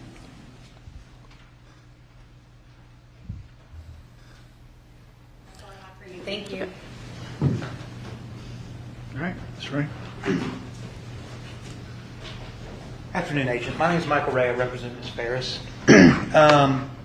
Who called you to come out? I believe it was the crime scene investigator, Daryl Clark, Daryl Clark, crime scene investigator at the time. Okay. Because well, I think my supervisor called me, letting me know that they were requesting crime scene, and then I contacted him for information. Okay. Turn the lights back up. You're going to go back. Okay, you're going to use them some more. Because you actually get out there. It's actually Saturday at 7, correct? Correct. They said lick them down. So they had already been out there for 2 days now. I have no idea when the initial call came in. Okay. All right. Do you know why they called you out? I don't recall the specifics. I don't remember if they didn't have Blue Star or they had run out of Blue Star. I don't recall the specifics. They just reached out to us to spray Blue Star. Okay, just specifically to do Blue Star? Yes. Okay, because there has been prior testimony by other crime scene technicians of things that they had Blue Star. Okay. Tractors, RTVs. Yes, I didn't do any of that. It was just the residents is all they requested. Did they ever have you, because I don't see it in any of the photographs, did they ever tell you about a suspected blood droplet by the front door? No. You were never directed to that area to see if that was blood? No. Okay. Who pointed out the areas to you? I would assume Daryl Clark, but I could not be specific. I don't remember definitively who pointed it out. Do you recall who was out there while you were There doing were your testing? There were a couple. Whoever the lead investigator was, I believe he was out there. That guy? Maybe. I don't. It was a long time ago. I don't remember specifically. But there were other investigators out there. Yes. Okay. All right. So I want to show you. I think it was coffee number 6. Start there. That is, you're saying right there around that hand there that's a possible blood drop on the carpet. Possibly, yes. Okay. Now you're just there to do this, right? Yes, I am there to identify areas that luminesce. I did not swab any blood. I did not submit anything. I did not have anything to do with this investigation. You were spraying except Blue to Star? spray Blue Star. And that's it? That's it. Okay. Let me ask you, we'll come back to that in just a second. With your Blue Star, I know it comes in tablets, correct? Yes. Then you mix those with a solution or with a liquid? Distilled water. Okay. So you mix the tablets in the distilled water. What do you mix it in? It's a spray bottle, and we buy new spray bottles specifically to mix the Blue Star every time we use them. Oh, okay. That's interesting. So you buy a brand new spray bottle. Home Depot. Yes. So like the spray bottle you use here, it's no good anymore. We don't use it again, no. We throw it away because the granules, as the distilled water, the Blue Star mixture settles, the granules get stuck in the straw at the bottom that goes up through the spray bottle, so it's no good after a day. Okay. So we don't reuse it. Okay. Would you also agree with me that if, for example, let's say you did reuse a bottle, that if you ever used it for something else, it could give false positives? Like you started mixing regular water in, or any other chemical? I don't know. I've never done it. Okay. What do you know, or do you learn through your testing that what would happen with Blue Star if you mix tap water with Blue Star and sprayed it? I have just never done it. But they've always said use distilled water. That's all we use for any chemical processing of anything we do. Because the Blue Star is actually reacting to iron, right? I don't know. Possibly. Okay. I believe it is reacting to the amino acids in the blood. To the amino acids in the blood. Okay. But you can't say definitively whether it's human blood or not. Correct. So I can't even definitively say that it's blood. All I can say is that luminesce is consistent with blood. Okay. Again, I didn't take any of the swabs. I didn't submit anything to the crime lab. And, yeah, we'll come back to that. So basically, it's just something that might be blood. Correct. That gives you just an idea of a direction you might need to look. It's a presumptive test. Okay. Now, one second, because you had talked with Ms. Frankish about false positives. Correct. Does Blue Star, does it have on the bottle, or do you learn through your training, it's like, hey, these things will cause false positives, so just keep an eye out for it? It possibly on the package in the instruction manual. Because I think you would testify with Ms. Frankish that it reacts to bleach. It can. I believe it can. I know luminol does. I've just always assumed Blue Star does too. It may not. Okay. I've never tested it on specifically bleach. Let me find it real quick. Okay, here it was, coffee 8. So you're saying that's what's illuminated. It might actually just be bleach. Correct, which is what I said. Okay. That's why I was just trying to make sure that it could be a cleaning solution. It could be blood. Again, like all the areas that luminesced, they may be blood, they may not be. Okay. Have you ever gone on Blue Star's website? Just to order Blue Star. Okay. Have you ever looked at they have on their website a published report regarding false positive studies? No, I have not read that. Okay. Are you aware that certain household products, certain ones can cause false positives, right? Food products can cause false positives. Were you aware of that? I've heard that, yes. Also, other chemical compounds can cause false positives. Okay. And yeah, okay. But you are aware of that? Yes. Okay. So, when, for example, let's go back to the rug. It's right here. Coffee sticks. Go back to the rug. So, I know that nobody asked you to swab anything or test anything or anything like that. But, so let's just say that you're on a crime scene of an arson circuit. Mm-hmm. And that would probably be, Agent Hamby? Wouldn't he be one of the main investigators in that? He's a supervisor now, but yes. Okay. So let's say y'all are out at the scene. You got a presumptive blood drop on a carpet, right? Yes. Alrighty. In coffee 6. What are you doing with that? I would then swab it for submission to the crime lab. I would then test it with another presumptive test like phenolphthalein.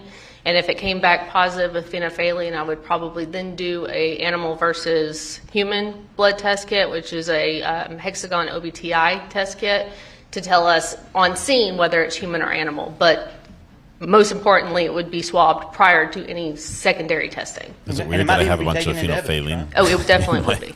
Okay. Cabinets. The swabs of suspected blood, yes. Yeah. Yes. Well, how about why wouldn't you just take the whole rug? If the one drop is there, probably just the swabs, or I would cut out a section of it. If there's significant blood on that rug, then yes, we would take the whole rug. Okay. Let me show you coffee 10. Let's find a better one. Coffee 10.1.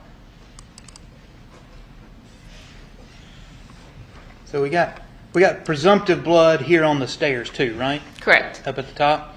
Yes. So you would do the same thing with that? Correct. And you would have done the same thing with the coffee 16, for example? Yes, any area that luminesced with blue star would have been swabbed. Okay. Would have been swabbed, taken into evidence, and sent to the crime lab? Correct. Okay. Now, did anybody ask you to go do any blue star testing out in the barn? No. Did anybody ask you to go to the barn at all? No. All right, it's just this one specific spot. Yes. Okay.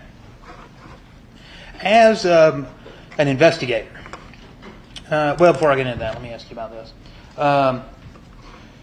So I know this was the photograph when you were just getting your lights situated. All right, so coffee 1 here. But you didn't find any blood on this silk chair, either one of these silk chairs? No blood on the table? No. And then that one photograph. I never realized that. I thought those things were just blue.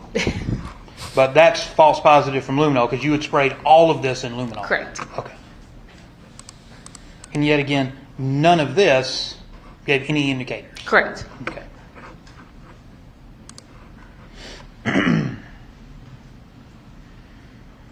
Now, what's your actual title? Crime scene specialist. Crime scene specialist. So as a crime scene specialist, if this rug, for example, is in that house in 2019 with presumptive blood on it, that's probably bad crime scene investigation, right? The following year? Yeah. I wouldn't necessarily say bad. I would say if swabs were obtained from the area or at least a section was cut out, the whole rug is not necessarily considered evidence as long as you collect the evidence off of it. Circumstances, it just depends on the circumstances of the investigation. Okay, but if let's say for example, it wasn't swabbed and it wasn't sent to the crime lab.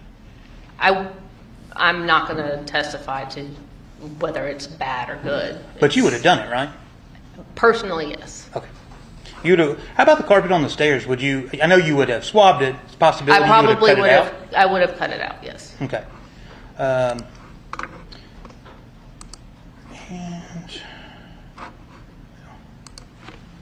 And yet again, you didn't go out to the barn. You weren't asked to. No. How about out in the garage with the Kubotas and the tractors and all that? No. Nobody asked you to test any of that? No. Regarding those presumptive blood droplets, you can't tell any type of directionality. No.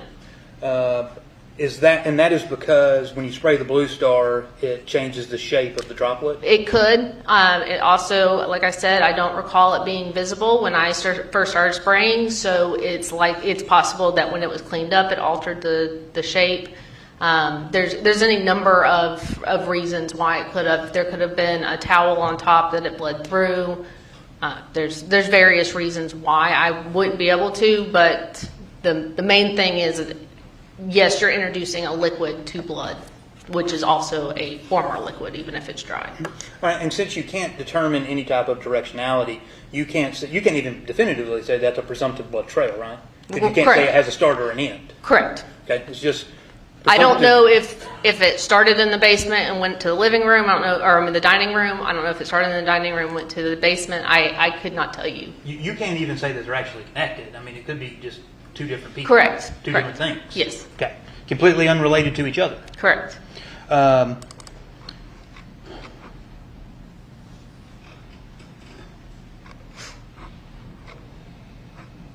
And lastly, and I think you've already answered it, but you cannot say that is the blood of Gary Farris, correct?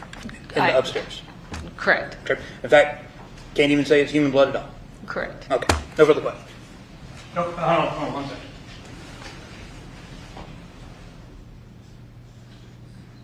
Hold tight. Might have another question. He reminded me. Just one second. I'm going to show you some photographs. They're not yours. Okay. Because you.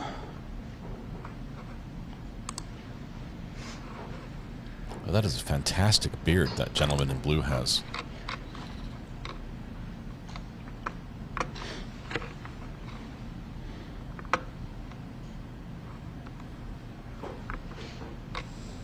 You guys have been calling him Santa.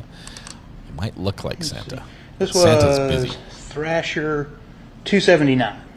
All right. Were you aware that in this case that there was a projectile found in the basement? Somebody notify you of that? I don't remember if they did or not. Okay. I recalled it being a shooting, but Okay. a possible shooting, but no, I was not aware of.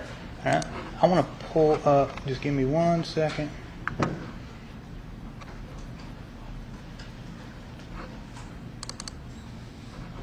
This also isn't your photograph, but is that how the basement looked when you went there? That is Thrasher 46? If I remember correctly, yes. Okay.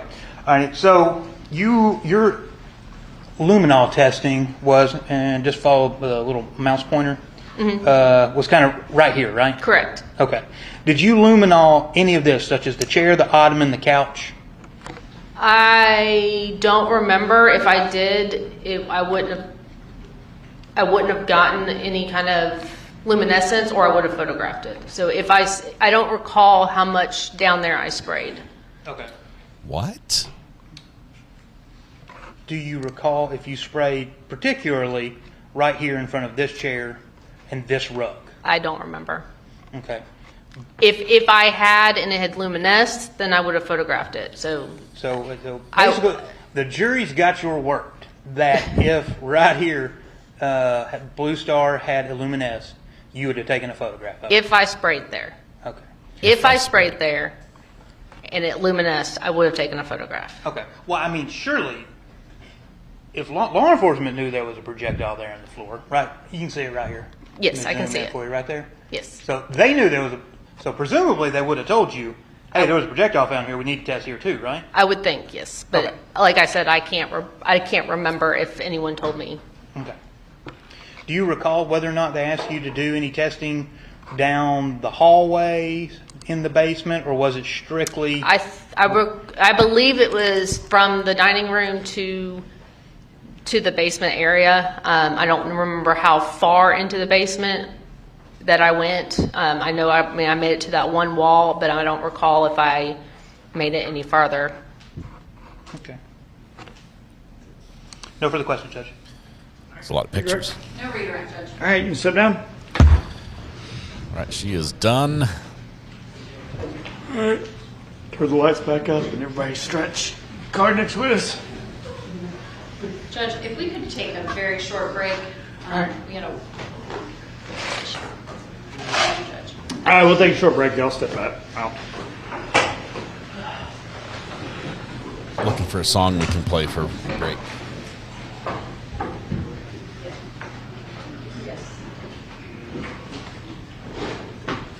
It needs to be upbeat.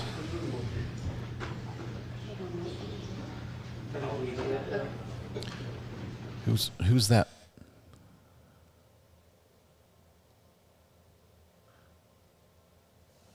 Hang on.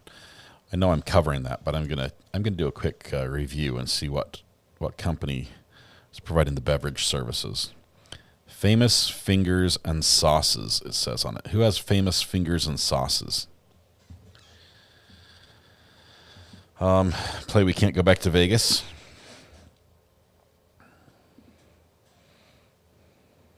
I don't know where I put that one. All right, Can't Go Back to Vegas. I found it.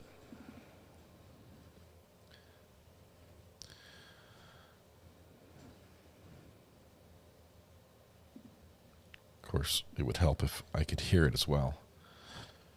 It's coming in over here. There we go. All right. Here's our stretch song. Hi, Missouri. I work for the fulfillment center with Prime Time Travel, Missouri. How are you doing today? I'm pretty good. Good, so I see here that you have about 4 vacations worth of travel credit built up. Everything is paid for. The only thing that you would be responsible for is a one-time booking fee here today. The first vacation is a 5-day, 4-night stay in Las Vegas. Then you got a 5-day, 4-night stay in Orlando. Then you got an 8-day, 7-night flex cruise with Royal Caribbean, Norwegian, and or Carnival Cruise Line. And then last but not least, you would have a mini vacation at your disposal. 3 days, 2 nights over 150 cities to choose from. And that, my friend, comes with a round-trip airfare for 2. And that also comes with the rental car. These are cruises? No, this whole package is yours. Okay. All you have to do is pay a one-time booking fee. Okay, the booking fee for the whole package. They used to do it for one trip. You would have to pay. They used to do it individually. But now that we're trying, COVID hit, and we're trying to, get people to start traveling again. So we have a package deal now. So once we're trying to, get the world back to where it used to be and get people to travel again. Oh my goodness. So this is good for the holiday. I've always wanted to go on a cruise like I've never been, and I've always wanted to go. Okay, so this whole package right here, you got the cruise, you would have the whole package for just a booking fee. The third and fourth traveler would travel, they would be on the initial insurance that you have. But I can't do Vegas because this is embarrassing. I have a warrant in Vegas that I haven't taken care of years ago. Oh no, believe me, buddy, believe me, I've been in jail before. I'm not judging you, bro. No way, brother, I'm not judging you. And I heard in Vegas, bro, they're bad out there. Oh my goodness, it's the cameras. I've seen it on the little show. Yeah, I've seen it on the little show. You know how they take people to jail. The cops like the shitty cops, yeah, it was crazy. Because I've never been to Vegas. I would love to go there though. Now I'm curious, what were you in for? I'm not sure if I want to tell you what I was in for. No, we were just fighting, me and my girlfriend were arguing. They took me to jail, but all the charges were dropped and stuff. Yeah, it was just domestic, but it was dropped. Everything was dropped, it was cool. Mine may have involved a police chase. Oh shit, in Vegas, that was probably... It wasn't like in Vegas, but I was going through Vegas and I almost made it all the way into Utah up I-15. What was it like, the movie Hangover and shit? I don't remember a lot of it. Oh my god, there's video from a helicopter. Yeah, that's why I'm so glad that I didn't go to Vegas when I was young. I'm older now, I'm 45 now, but I'm glad I didn't go to, to Vegas when I was young, because I heard the cops were bad. Well, now I can't go. Can't go back to Vegas because of the police chase. There's a warrant. All this recording, thank you for Mathis for putting the audio from our from our scam call. That was a phone call we took. That was word for word. It was the dialogue from the scam call where they were trying to sell me on some bogus vacation. And Mathis made it a song. So we do answer spam calls here on the channel, and they're great. We love them. It's a great intermission between heavy court days. But that was one of the better calls we've had. One of the better calls. Can't Go Back to Vegas is the name. Can't Go Back to Vegas. All right, Can't Go Back to Vegas. Almost as good as the let's see, where's the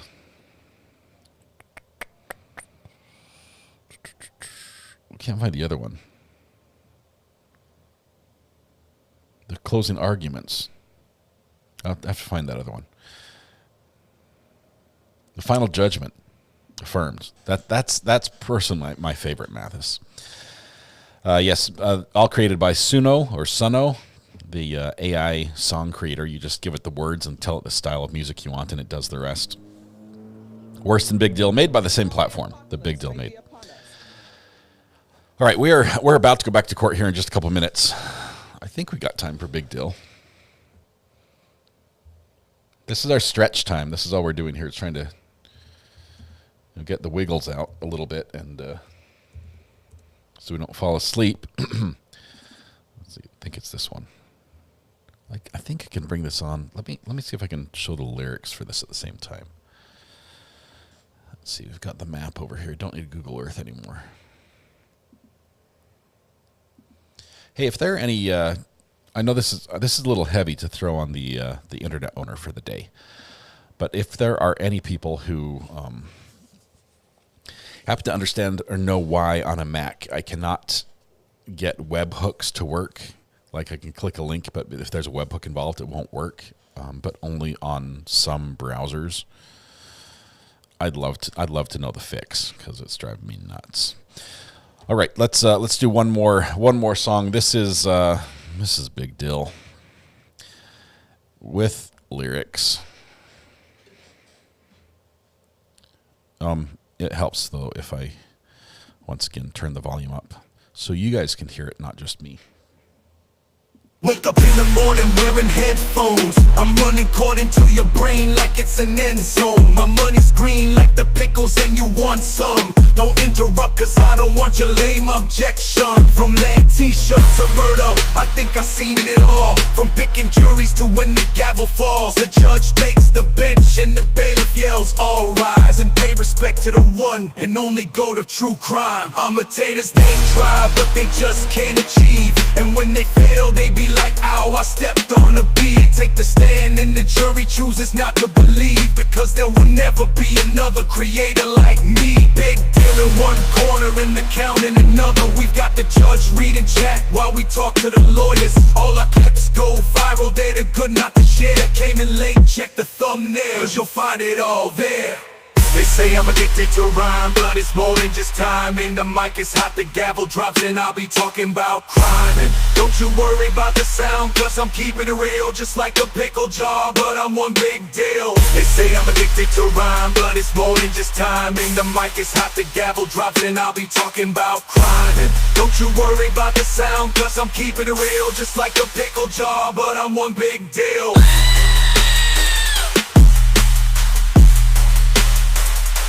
Alrighty, there we go. That was our stretch. Now we can go back to court, ready for the afternoon session to wrap up. Had dill on my sandwich. Yes, had dill. I have got the latest update on the jury selection. Let's see. No, the first 50 were dismissed. I mean, they came up and that group is done. I don't know where they're at in the second 50, but let's get ready to jump back to court here. Song's over, y'all. You can unmute. There you go. Thank you. We play those like maybe once a week. That might be once a week too many for some of you, but I don't know. We'll see if we can find a style that's more uniformly liked. All right. I was gonna give you a rundown, like use like a hype up music to tell you what was happening. But I'm not sure if my brain is awake enough to just spit lyrics on the fly. Not lyrics, but like updates. Did we get the buffer counter update? We did. It took us all the way up to 135. We were at 133 before. We added the 2 more. If there were any more just a minute ago, like when we just ended this segment, I didn't add those. So tell me how many to add when the judge called the break, and then we'll do that. A little bit of Neil Diamond, like Coming to America type feel, or I did my rundown before.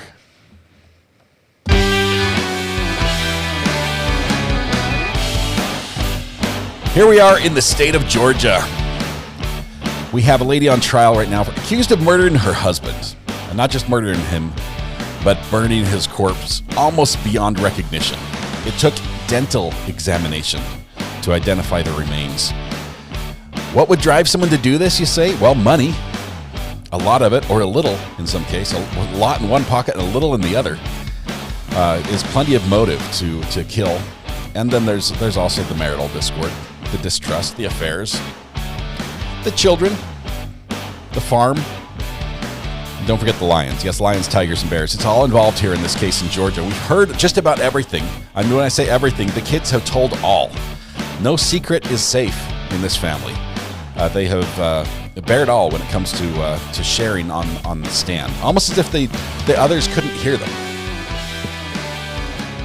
But it was it's an amazing trial. It's had some slow moments and it's had some absolutely wild moments. We've learned things like you don't have to be smart to be an attorney. That's important. We've learned the name of every restaurant within 150 miles of this farm in Georgia, in Purcell Lane, because the family went there frequently, all of them. I need some country music. I need some free country music. I'll check YouTube for some good country music, like campfire style. Not like Kumbaya, but like just sitting around the campfire. No country music, please. We need variety. Variety is good. You know, fun fact, when I was in high school, I took a class called Music Appreciation. And we listened to everything from Gregorian chants to, let's see, I think Limp Bizkit was in there, and everything in between, like everything. And how the class worked, it was pretty much you'd come in, the teacher would turn the lights off, so it was nice and dark. We'd all put our heads down on our desk in what we called listening position, and we'd just play music and really appreciate it. I kid you not, I don't remember a single time I had to even write my name on a paper. We just listened to music and really got to appreciate a lot of it. Then I went straight from there to my class, gang awareness. Yes, gang awareness. It was a class they taught, and they brought in some guy who used to live down in Compton, and he's built like a bodybuilder. He looks, the guy's like huge. He's a huge target, and the gangsters would shoot him in a heartbeat. But he had been down there, and he'd like hung out with a bunch of gangs, and like he was friends with all of them, like in the middle, and he taught us all the slang, all the words. So when we were listening to rap, which is what we did most days in that class, just listen to rap music, we would then dissect it and talk about what the rap was actually saying, what it meant, what the words they were saying sort of translate into real life news stories and events. High school was great. High school was great. Best 6 years of my life. No, I didn't take that long. I didn't fail any years in high school. But are you sure this was a real school? Yes, I'm sure, because I did fail plenty of classes, math being most of them. But then I had to take summer school for that one. So, all right. We did Latin and then cricket. We did not do cricket. That's like that seems like English or maybe Australia.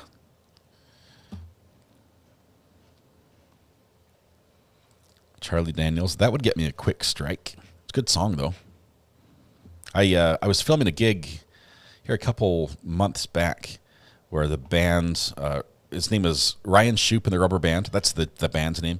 But I was filming, Ryan Shoup was there, and he plays The Devil Went Down to Georgia. And then he does a version of that involves a banjo, which is just nuts. He's an incredible musician. He plays like 13 instruments as if he was born playing them. He's really, really good. Need a video of you with the cockroach and the song to go along with that. That was so epic when it happened. Rob has that video. I think he sent it to me. I don't think I've ever shown it.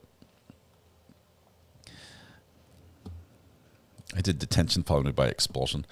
I think I can count on one hand the number of days where I spent some time in what they called ISS. and that's not the International Space Station. That's the in-school suspension. But it might have been ISS because they wouldn't let you do anything. There was nothing to do in that room, much like the International Space Station. You basically can sit there and look out the window. Only we didn't even have a window. It was like a janitor's closet converted into a classroom that had like 6 desks. So only 6 people could be in trouble at a time. If they got more than 6, they'd have to choose like the least violent offender and let them go because there was nowhere to put them. But I got sent down there for refusing to read a book that I just didn't want to read. And I played this card. I won't tell you what the card was, but there's a legal loophole to get out of doing certain homework. And it's a loophole that prevents them from doing anything in repercussions grade-wise to you. But my teacher didn't know what to do with me, so she sent me to ISS, even though I wasn't in trouble. So I had to sit there for a whole day. Like, yeah, it was no good. And they want you to do busy work while you're there. It's like, no, I'm here. I'm suspended because I wasn't doing homework. Now you're sending me here to do more homework. Not good. Not good. I don't know who won. My friends used to cut school and not get ISS. That's because we knew the Officer Jolly was the police officer at our school. That was his name. And he was a good guy. And we'd joke around with him all the time. And he could never like actually get you in trouble. He'd be like, "Oh, guys, knew I wasn't supposed to catch you out here in the parking lot. You know, you're supposed to be in class." We're like, "Yeah, we're just headed there." He's like, "Yeah, that's what I thought." And we'd never get in trouble. Let's see. Although we did find that in my printing class, because I took a class, we did photography and printing. And by photography, I'm talking we shot black and white film, but we'd wind the film ourselves in the canister, shoot the roll, develop it, enlarge it, develop it. You had the dark rooms. It was in one of the dark rooms. You'd go through the little circular door that keeps all the light out. So it's like it's like getting in a can that has a little side and it rotates, and then you can get out the other side, and it keeps all the light out. And then you took a screwdriver and you could lock it so no one could come in. The door was locked. And then on the floor of that room, there was a trap door, like a cover. And you open that up and it goes down into a tunnel that goes down and all the way under, like 300 yards under the school parking lot, and comes up in the football field, like a concession stand. And that was the easiest way to escape. I mean, you were long gone. You were like outside of camera view. You could make it all the way to 7-Eleven and back, and no one would know. And then you could come back up and he's like, "Oh, sorry, I didn't hear you banging on the door the whole time saying, 'Hey, are you all right in there?'" But there was literally no way to get in. They'd have to break the door down to get in. Anyway, it was an escape hatch. We wouldn't usually use the tunnel because it was a little freaky. But we would go in there and we'd take a little one of those little hacky sacks. We'd push all the enlargers and everything off to the side of the room, so we had just a big space. And then we'd play hacky sack in a dark room with just the little colored lights on.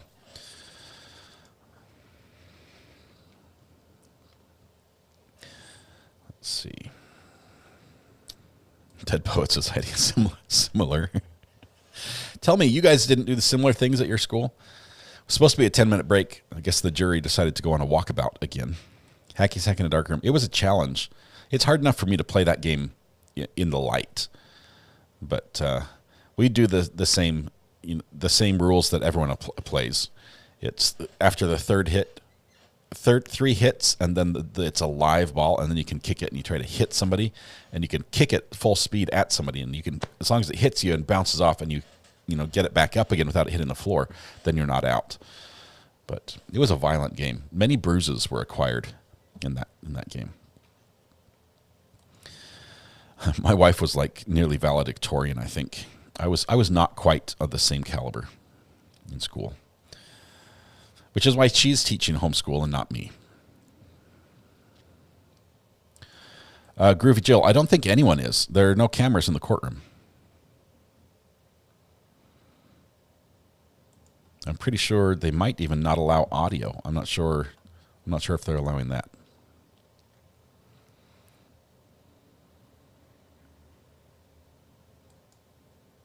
We did that as well, Teresa. Yes. We had shop classes where we would make throwing stars. out of heavy gauge steel. I don't know what it was. It was like 18, 16 gauge. Hey, the judge is back. Here we go.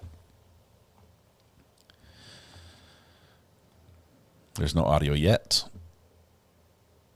It would be nice if we had some.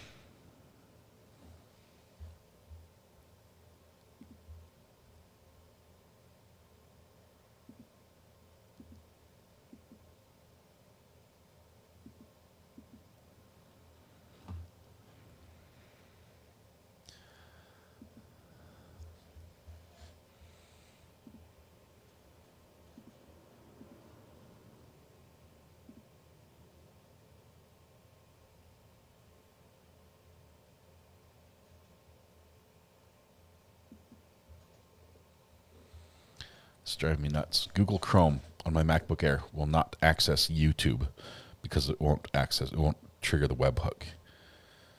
This is crazy. What am I doing wrong? And don't say it's buying a Mac.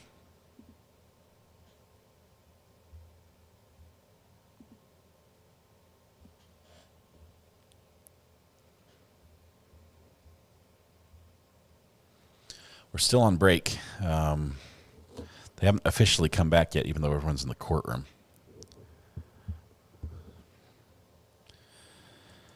Do you have it in your block list? No. Don't say buying a Mac, Lisa. Yeah, Delphi, this trial, it's going to be in the news, like newspapers only is going to be the coverage.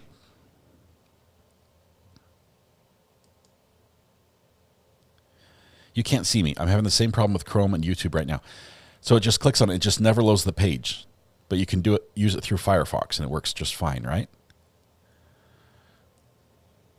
Can I ask, who is your internet provider? I'm wondering if it's my provider. I'm wondering if they have some sort of a web proxy issue. Chrome hates YouTube. Oh, wait, they're owned by the same company. Yeah. It's worked before, but it's not now.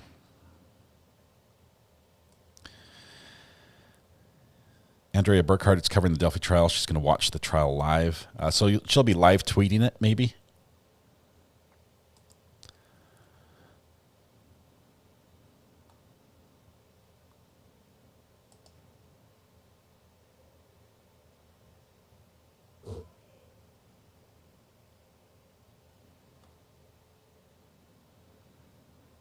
She's doing recaps at the end of the night. That's going to be a tough case.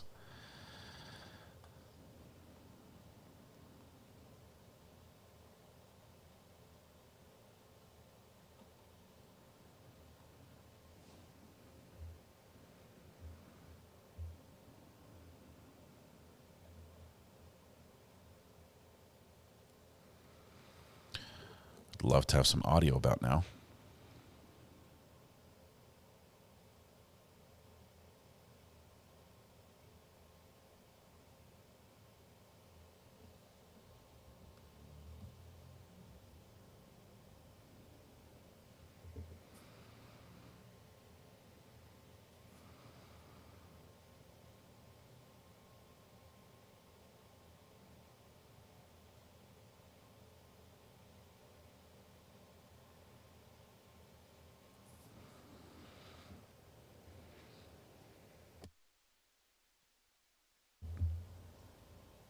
They can't live tweet either. Oh, my goodness.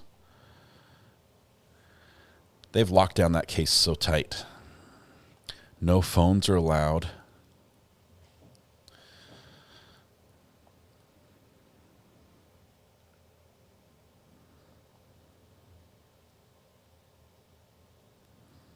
There needs to be more transparency than that.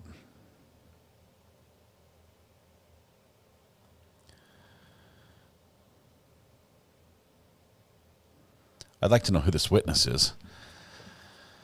So if we can get audio back before she announces her name, that would be stellar. I'd hate to have to do like a reverse Google image search to try to find who she is on Facebook. You think it's Amanda?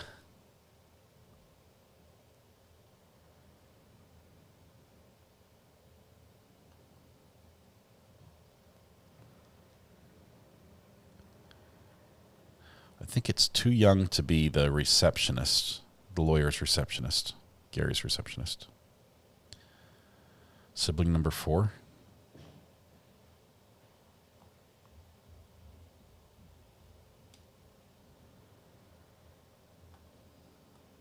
Amanda was blonde.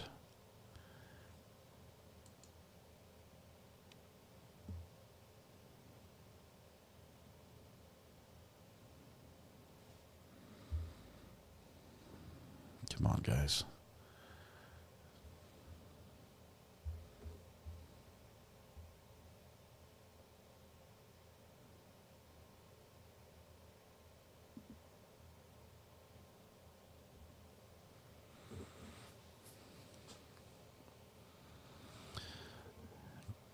Do you think she could be the ME?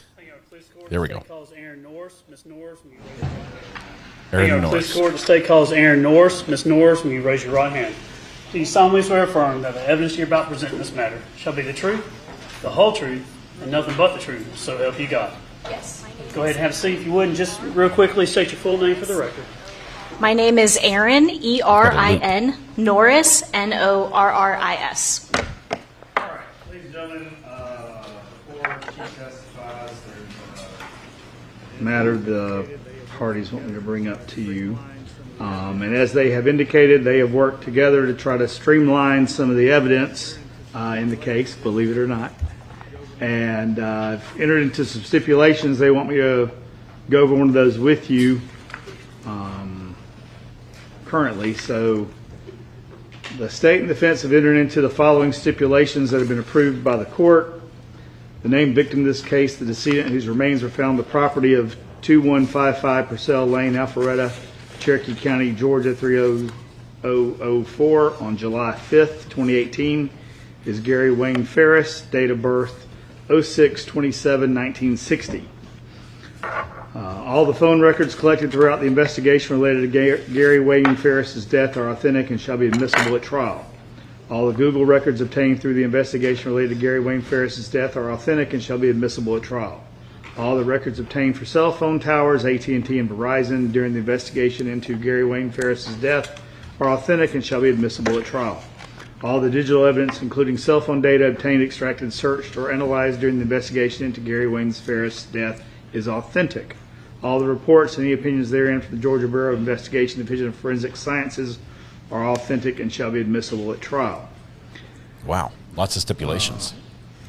And I'm going to give you a charge on the law as to that, where parties stipulate to testimony, document, or exhibits that is in the nature of evidence. You may take that testimony as if it were given in court, and you may rely on it if you find it credible. However, either party may dispute such testimony by other. Thank you. Ms. Norris, where do you work? I'm employed with the Georgia Bureau of Investigation in the Division of Forensic Sciences, and it's more commonly referred to as the State Crime Lab. And how long have you worked there? I have worked there for 16 years. What kind of education do you have? I received a Bachelor of Science in Biology from the University of Georgia. And when you started working with the GBI, did you have to take any tests or do anything to get on with them? Yes, when I first was hired on, I went through an extensive training program for DNA analysis, which lasted about a year, and that entailed different training presentations and also practical written and oral examinations that I had to successfully complete throughout that training program, and then ultimately had to pass a competency examination that mimicked what casework would be like and get the correct result.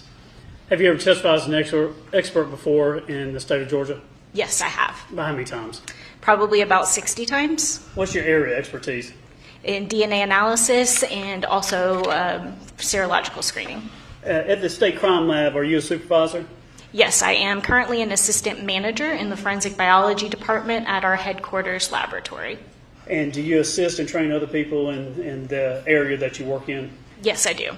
What all areas do you cover? What scientists do you lead? So I do supervise about 2 laboratory technicians that assist with different operations around our section, and I supervise a few serologists. So those are people that are screening evidence for bodily fluids such as blood, semen, and saliva. And I also supervise a few people that are specializing DNA analysis.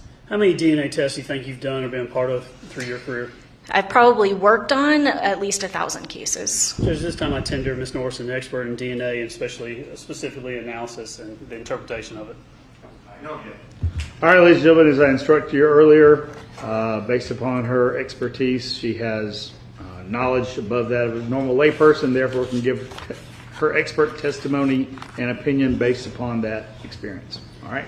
Ms. Norris, you know that you're going to actually go through a bunch of reports for us today, is that right? Yes, that's correct. So you volunteered to, we've agreed by stipulation to all the reports in this case, and what we're trying to do is use you to introduce a bunch of reports. Are you comfortable with that? Yes. All right, now, what I want to do is I'm going to actually tender in. It's going to be GBI DOFS. So the GBI DOFS 1, 2, 5, 6, 9, 10, 11, and that will be for Ms. Norris. It's 1, 2, 5, 6, 9, 10, 11. Then I'm also going to tender into evidence this time GBI DOFS report 3, which is the fibers, and 4, which is the arson. And then I'll just have her. I'm actually going to have you do 2 for us at the end that you're not involved in at all, but we've agreed to them. Okay. Okay. So this time, Judge, I tender in 1, 2, 5, 6, 9, 10, 11, 3, and 4 of the GBI DOFS reports. All right. No, Judge, it's okay. All right.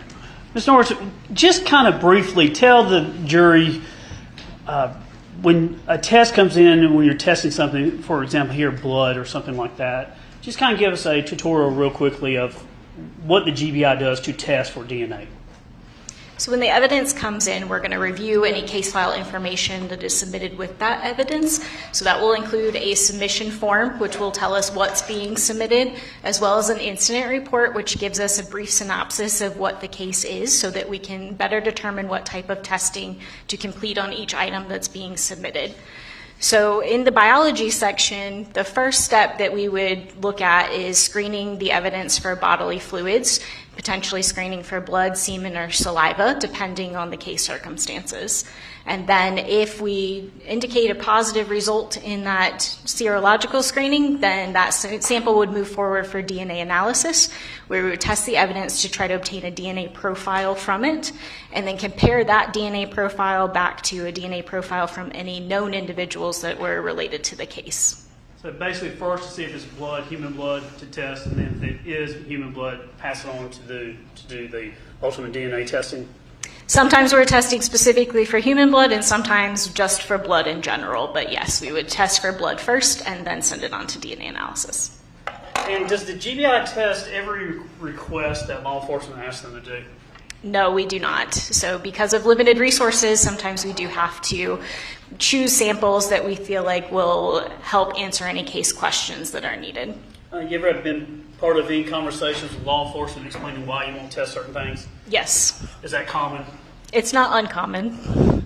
And is that getting back to law enforcement sometimes will request to test lots of things, but ultimately what you test is what the crime lab decides to test?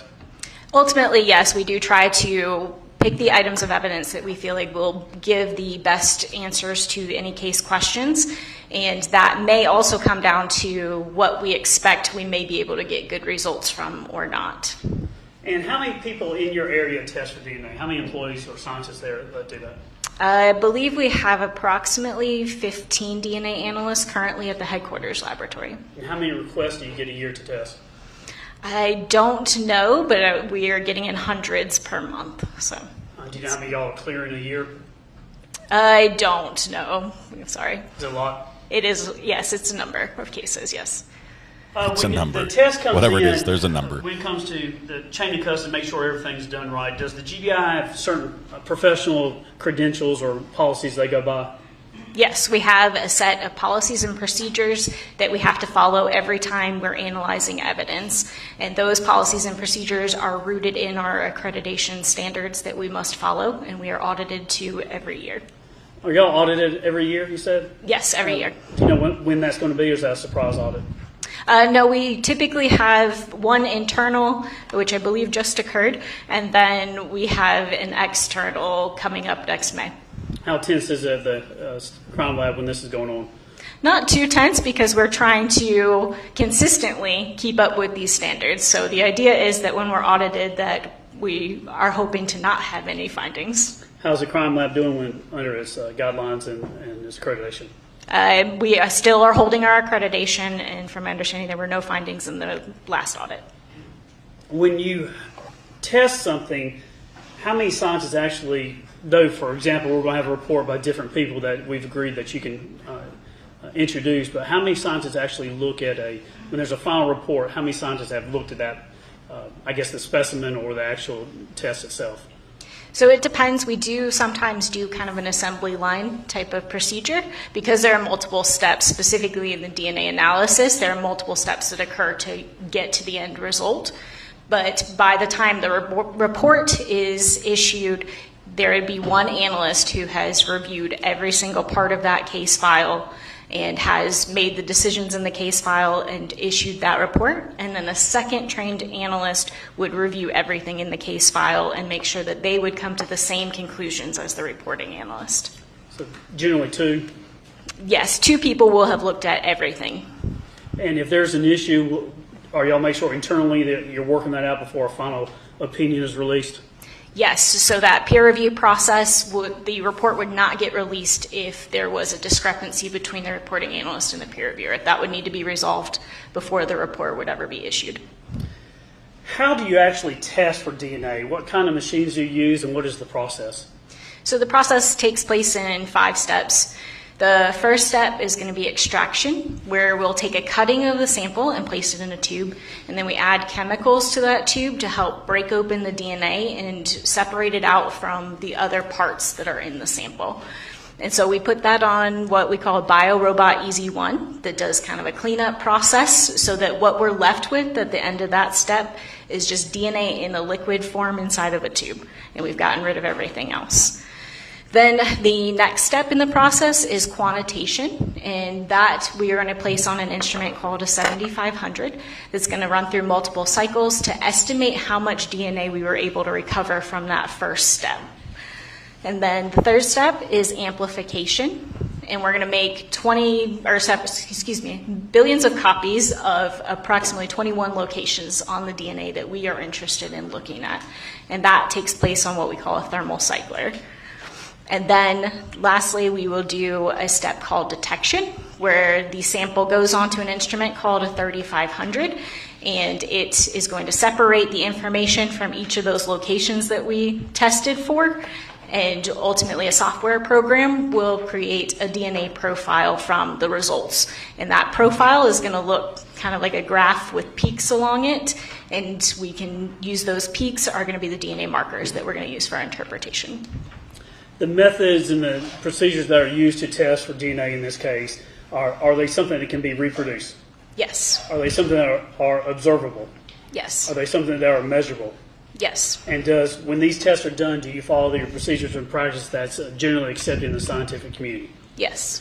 And when the result is issued, are they reliable, something that can be relied upon by the GBI and also the clients, the ones that ultimately get the reports? Yes. And does the GBI participate with any national organizations to make sure that their standards are consistent with what other people are doing with DNA? So as I stated before, we are an accredited laboratory through ANAB, which is the ANSI National Accreditation Board, where ANSI stands for the American National Standards Institute.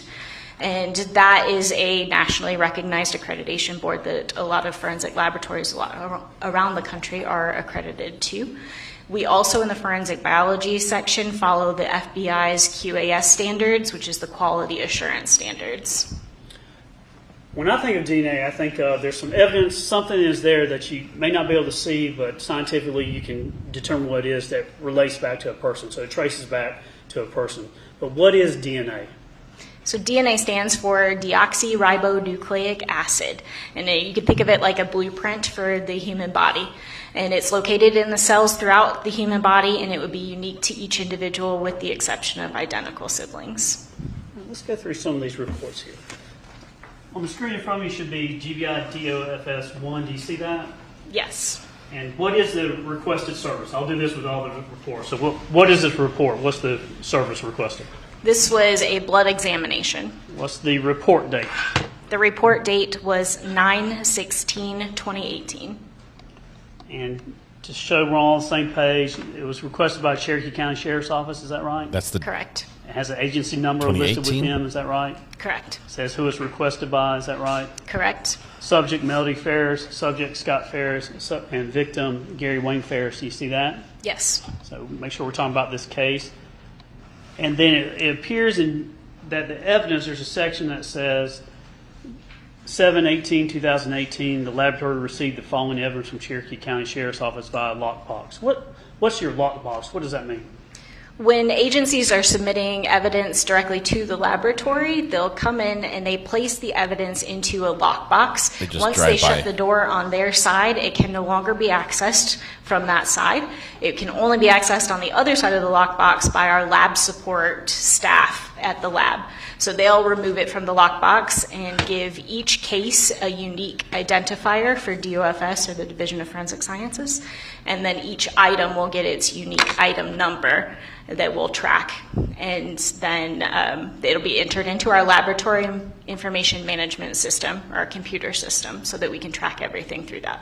If I ask you right now if you could log into your computer just a random case, could you actually trace a piece of evidence like GBI item 2 or some other case? Could you actually see where it was at stages through the process? Yes, so we do track the chain of custody is what we call it. So each item, once it's given that unique case number and item number, each item will get a barcode that traces back to that item specifically. And then every time we move the item throughout the laboratory, that barcode gets scanned. Each person has their own unique identifiable barcode, and each location or storage location has its unique barcode. So every time it's scanned to a person or a place, we are tracing that chain of custody through the barcode system. Is keeping up and being very careful in the chain of custody and not corrupting physical evidence, is that something that GBI puts an emphasis on?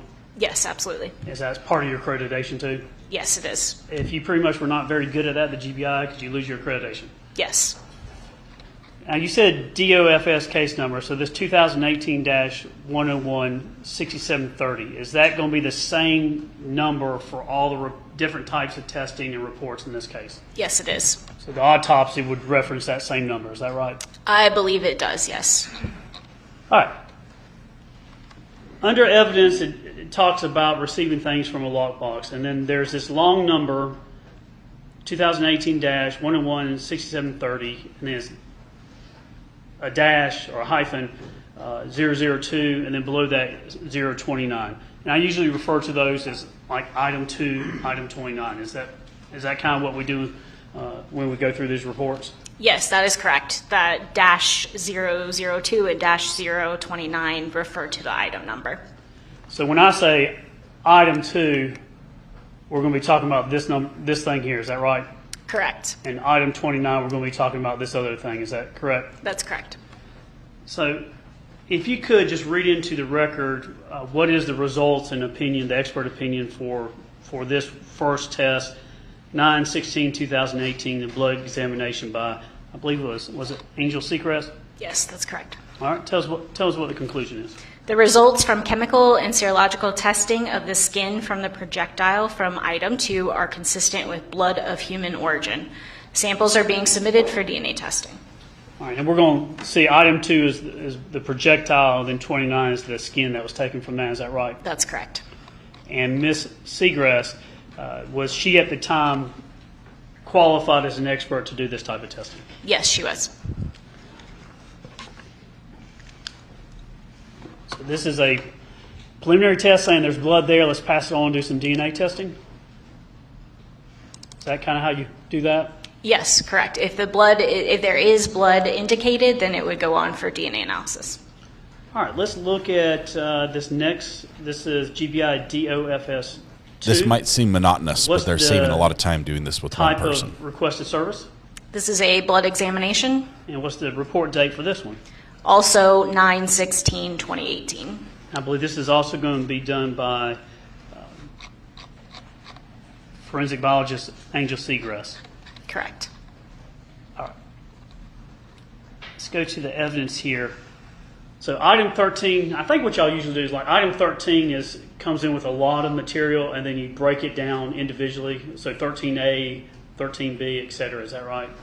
Correct. So for instance, if we have a paper bag that has multiple boxes that contain swabbings in it, then we will do what we call itemization. So in this instance, it went to 13A and 13B to represent different boxes that were within the outer package. Let's look at the expert opinion in this. I think I want to work backwards. Can you just read into the record what the results and conclusions are?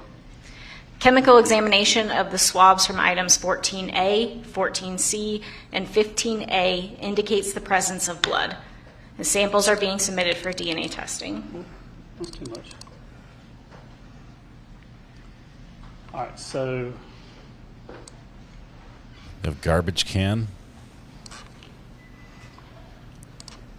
There was a garbage can with blood in it.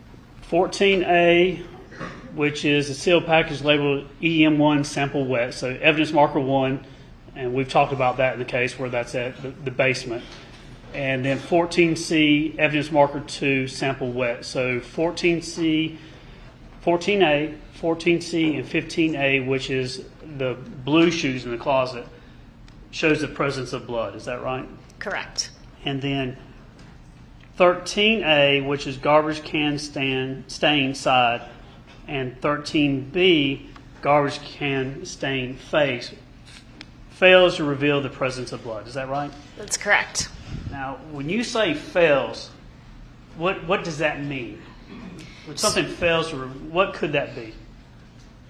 It would indicate that the blood is not present on the item. So for these specific items, we would have done chemical testing, which would include 2 different tests that we would test for blood, and they are expected to change a specific color when blood is present. And that would be one of them turns green in the presence of blood and the other one turns pink in the presence of blood. And for these 2 samples, neither of those tests came back with a positive result. So that's why we say it failed to reveal blood. All right, I'm going to go to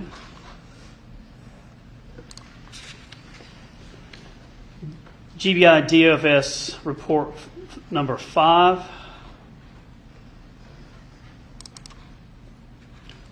What type of requested service is this one? This is a DNA typing. And what does that mean?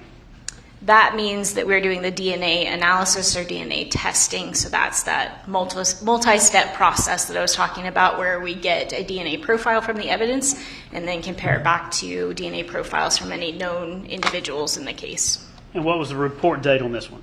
This was 11/5/2018. And this was done by Kayla Bailey, a forensic biologist. Was she an expert with the GBI at the time that these reports and testing were done? Yes, she was. Qualified to do her job? She was, yes. And in this one, we have some evidence that was received. And I'm going to start at the bottom. This makes it so we don't have to call each of these people in for each of these pieces of advice. So I can sit through this with one witness. The paragraph where it says, the profile of Gary Wayne Farris, could you read that for us? Actually, if I may, this report was actually replaced by a later report, which we call an amended report. And that is because there were deemed to be errors on the report. And so we did an investigation, what we call a corrective action report, and we reissued a new report with the corrections. So as far as the lab is concerned, this report would be null and void. It's been replaced. Makes sense. Whoa. But in this one, just to go through it real quickly, they still want profile of Gary Wayne Farris matches the profile obtained from the swabbings from the basement floor 14A, which is EM1 sample wet. See if she and pushes back 14C, on this. EM2 sample wet. And then item 29, the skin recovered from item 2. But you replace this, I think, is it going to be with your... Yes, 11? that is the report that's titled amended report. So all of this information will be in the In that amended one? report. Yes. All right. And what was off on this one that you had to go back and replace it? There were a few things that were noted. One of them was a technical note, which was in the statistical frequency that was calculated for a match. There was one marker that was included that should not have been, so that the statistical frequency had to be recalculated. And when y'all catch something that's off, do y'all correct it like you do? Yes. That is part of our quality system, that as soon as we identify an error, as I said, we open what's called a corrective action report, we do an investigation, and we do steps to go through to try to make sure we haven't made more errors and how to prevent them from happening in the future and to rectify it. So in this case, we issued the amended report. Let's look at GBI DOFS 6, this 6 report here. What is requested? What type of service? Blood examination. And what's the report date? 12/18/2018. And what is the results and conclusion for this one? Chemical examination of the shirt from item 6 indicates the presence of blood. Samples are being submitted for DNA analysis. Okay, there was a kind of a burgundy t-shirt that was taken from the scene, which is item 6, and 6 is the actual t-shirt, and then 31, what is GBI item 31? So that was a cutting that was taken from the shirt, which would have been taken by the serologist at the time of testing. So and that cutting is what is actually sent forward for DNA analysis. If her shirt has his blood on it, that's going to be some pretty strong evidence. Megan Fox and friends. Foxes, welcome. GBI DOFS 9, the Just 9th got report. rated. What is the requested service here? Blood examination, And what is the report date? 6/26/2019.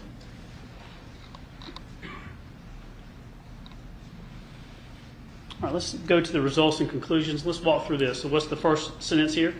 Results from chemical and serological testing of the swabs from items 19B and 25B are consistent with blood of human origin. All right, so 19B is a sealed package labeled swab to sample. And if you go back up one, this kind of comes in, that's going back to the Kubota tractor. Is that right? That's correct. So Kubota tractor, swab to sample. And they've heard about it being on a foot step on the tractor. So that's 19B. And 25B is going to be the shifter.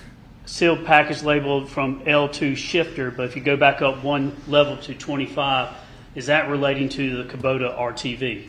Yes, that's correct. All right. And we talked about the shifter on the RTV. So the tractor, 19B, and the RTV, 25B, this is saying that so far is consistent with human blood? Yes, correct. All right. Then that's forward on for DNA sampling. And then begin with chemical examination of the towel. Read that sentence for us, please. Chemical examination of the towel from item 26A and the washcloth from item 26E is inconclusive for the presence of blood. The two presumptive tests for blood did not produce the same result.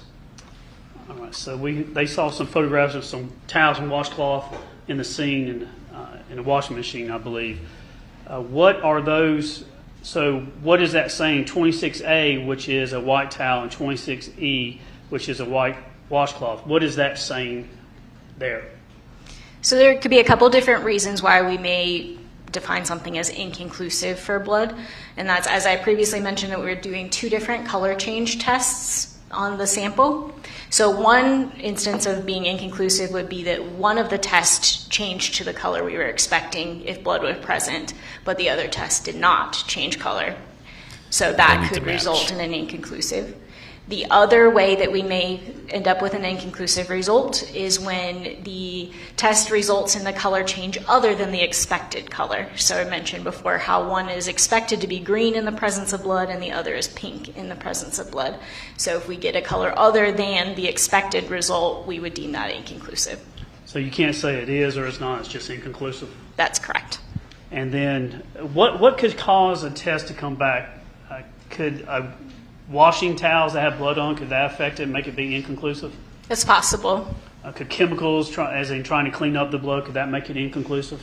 Possibly.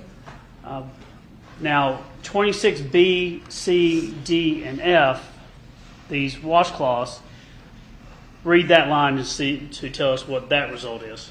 Chemical examination of the washcloths from item 26B, 26C, 26D, and 26F fails to reveal the presence of blood. So couldn't find any blood. The opinion is we cannot find blood on these samples. In those items, both tests did not. So 4 had result no in a color blood. change. 2 Is there possibly. scientifically, is there a reason why there was blood on an object? Like you knew there was blood on an object? Is there a way to clean that or cause it not to come back and be negative or failed to reveal the presence of blood? Can you clean it up or can you dissipate it somehow? If the blood Or it is could never removed have from an had item, blood on it. then yes, it would. Our test would not show blood. Could washing do that? It's possible, yes. Also, Could I guess the situation that you find the item, say how it is in nature or the circumstances of where it's at, could that corrupt or cause it to fail? It would depend on the circumstances. If it's just the blood is removed or just not really enough there for us to detect it in our tests, that would really be the only reason I would think we would not be able to get a positive result. Again, this one was done by Angel Seagrass. you can't just say we have clean towels in the washer, thus there's evidence of blood. How many reports have you presented before at trial? Is this the most? This is probably the most, yes. All right, let's go to number 10. And again, this is because the parties have worked together to stipulate these things.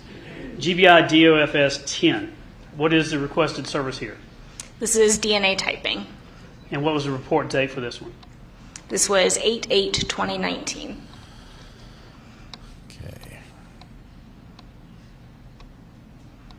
This is Melody's samples. She was All swabbed. right, now this is going to refer to, you see the line that says the DNA obtained from the swab from item 19B contained the DNA profile of one individual. Do you see that? Yes. All right, so again, 19 is going back to the Kubota tractor. So 19B is the swab taken from the tractor. All right, could you read the results? And I'll let you explain all the scientific language after that, but if you can just kind of the introductory part about talking about whether it matches the profile of Gary Wayne Farris.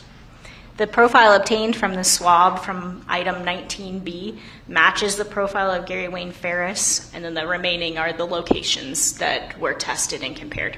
And this is STR testing or loci?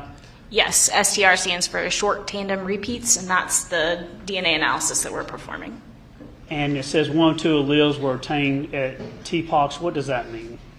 So TPOX is one of the locations that we test for in the DNA. And when we say 1 of 2 alleles, that's because each person would be expected to have 1 or 2 alleles at every location that we test for. One marker will come from your dad, and one marker will come from your mom. So if mom and dad are giving different markers, we'll see 2 different alleles or DNA markers. And if mom and dad give the same information, then we'll see 1 DNA allele or marker at the location. So in this specific statement where we're saying that the profile of Gary Wayne Farris contains 1 of the 2 alleles observed in the profile, that's because the bloodstain card that was later identified to have come from Gary Wayne Farris, we got an incomplete DNA profile from. We were missing a DNA marker from the location TPOX. So that's what that's referring to. So because it was not missing, we could not do because it was missing, we could not do a comparison from any of the evidence samples to that specific DNA marker because it wasn't there to compare. And we've stipulated that the remains What are is Gary Wayne TPOX? Farris. Now tell us the numbers. I've seen numbers. Y'all have beyond million and billion and trillion. Y'all go way out there. So tell us, in this match, it talks about the frequency and the numbers associated with the match to Gary. Read that and tell us what that means, if you would. So the frequency in which the profile obtained from the swab from item 19B would be expected to occur in a given population is approximately 1 in 8 nonillion, using the information that we compared. Did she say The higher the nonillion? number, the more strong match it would be. Is that fair to say, or how would you categorize that? It would be more rare the higher the number is. So higher the number, more likely it does match to the person. Yes. All right, now, 25B, and again, 25B is from the swab, the L2 shifter from the Kubota RTV. The profile from that, who did it match? Sorry, I just want to clarify when I said yes. The match is a match, meaning all the information that was present in the swab's profile matches to what information we had in the bloodstain card from Gary Wayne Farris. So that is a match. It's the statistical frequency is just giving weight to that match. So how often would we expect to see that profile? So the higher the number, the more rare that specific profile would be to find in the population. And that's... In this case, we're able to take a sample for the defendant to match it. What match came back to 25B? So the DNA obtained from the swab from item 25B contained the DNA profile of one individual, and that profile matches the profile of Melody Farris. And what was the probability, statistically speaking? That's the shifter. The frequency in which that profile from the swab from item 25B would be expected to occur in a given population is approximately 1 in 4 octillion. Is there any way to quantify that number, how many zeros that is? If I may refer to my notes. So his blood and her blood were on the tractor? Or one was on the tractor, one was on the RTV? Her blood's on the shifter of the So L2 that shifter. an That's the octillion would tractor. be a number with No, that's the 27 RTV. zeros after it. Her blood's on the RTV, his Again, blood's that on the was tractor. 25B, the L2 shifter, go up one level, goes back to the Kubota RTV. All right, let's go to Norris. You have another one here. GBI DOFS 11. What type of request is done for this one? So this is the amended report that we discussed previously. And what was so amending, I think it was report 5. And what is the report date on this one? The report date is 10/7/2019. And what we're going to be talking about is item 2, which is the bullet. Seal pack containing 38 bullet. Item 29 is the skin recovered from item 2. And then we also have 14 A and C, evidence marker 1 and 2 from the basement. And then 15A, which is a swab from the blue chute in the closet. And Her blood being on the tractor shifter could just mean she got so bit first by a we start off mosquito to and say swatted this it report and then shifted replaces gears. The November 5th, 2018 DNA typing request in its entirety. Is that right? Correct.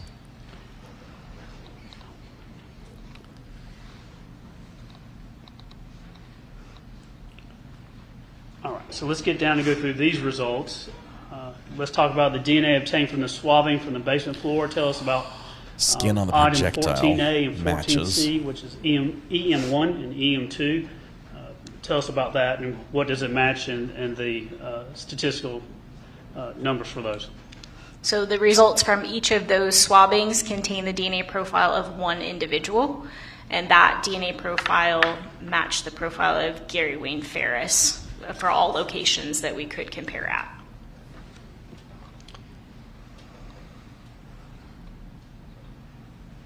And what is the frequency of that match? The frequency of that, we would expect to see the profile approximately 1 in 8 nonillion within a given population. All right, so the match, what we're talking about here, the DNA obtained from the swabs from the basement floor, item 14A and 14C, EM1 and EM2, and the skin recovered from projectile from item 2. So item 2 is the actual bullet and 29 is the skin itself. That is what matches Gary Wayne Farris. Is that correct? Yes, that is correct, with a frequency of approximately 1 in 8 nonillion. Wow. All right. 15A, I believe, is going to be the swab from the blue shoe that was in the closet.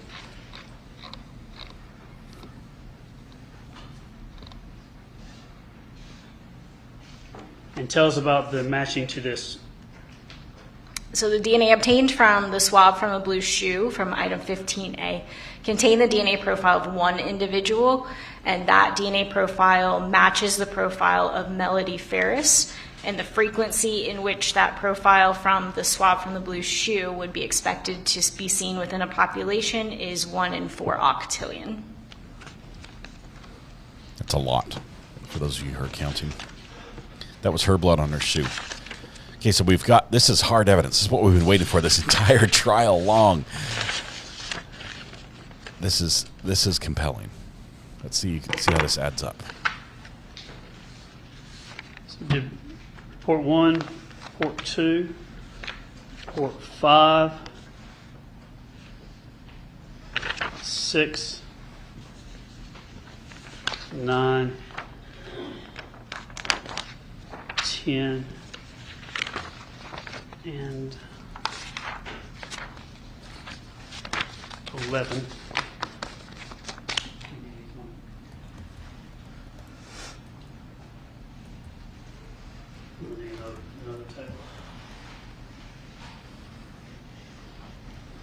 I'll break this down when we're done to sort of spell out where this blood was found and what it matched.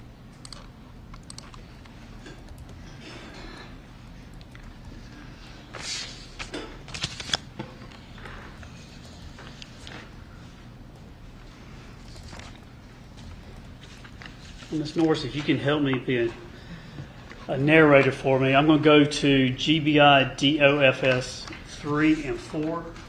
You did not test these. We stipulated to them. So, Judge, at this time, I'm tendering to evidence GBI DOFS 3 and 4. All right. Any objection? Okay. All right, they're moved. Busted. All right, here we go. So if you can help me, tell us what is the requested service on this one? Requested service is fibers and textiles. And what was the date, the report date? Report date was 9/20/2018.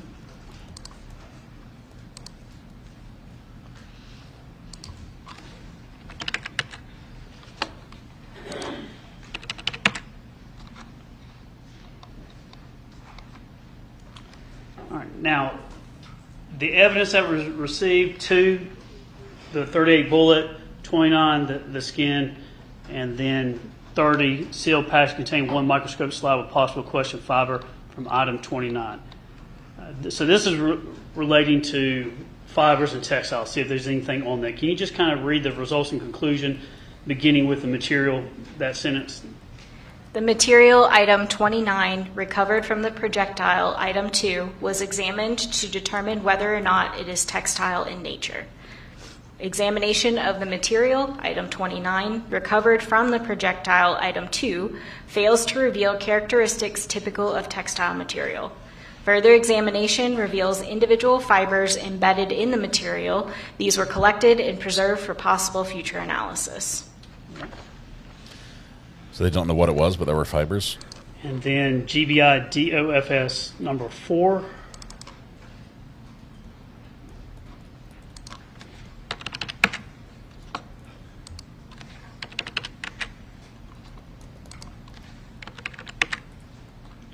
What is the requested service? Requested service is arson analysis. What's the report date? 9/26/2018.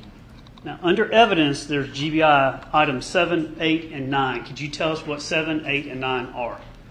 Item 7 is a sealed Gauze? can or cans Whoa. containing gauze identified as recovered from hands of Melody Farris. Item 8 She had is a a sealed bandage on her can hand? or cans containing gauze identified as recovered from hands of Scott Farris. And item 9 is What? sealed can or cans containing debris identified as recovered from the scene. These, I think of accelerants, but I think the term that is used is ignitable liquids is what GBI uses. Can you just read the results and conclusion for us? Analysis by gas chromatography / mass spectrometry of the gauze, item 7, fails to reveal the presence of any ignitable liquids.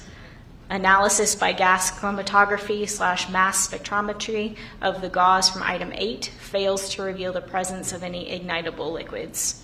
Analysis by gas chromatography/mass spectrometry of the debris from item 9 fails to reveal the presence of any ignitable liquids. The procedure employed does not detect the presence of light volatiles such as certain alcohols and acetone. Ooh, no accelerant.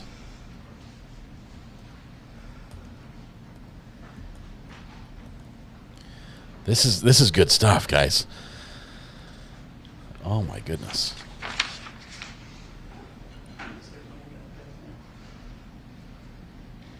Nothing further, Judge, this time.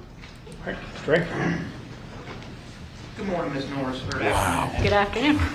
My name's Michael Ray. I represent Ms. Farris.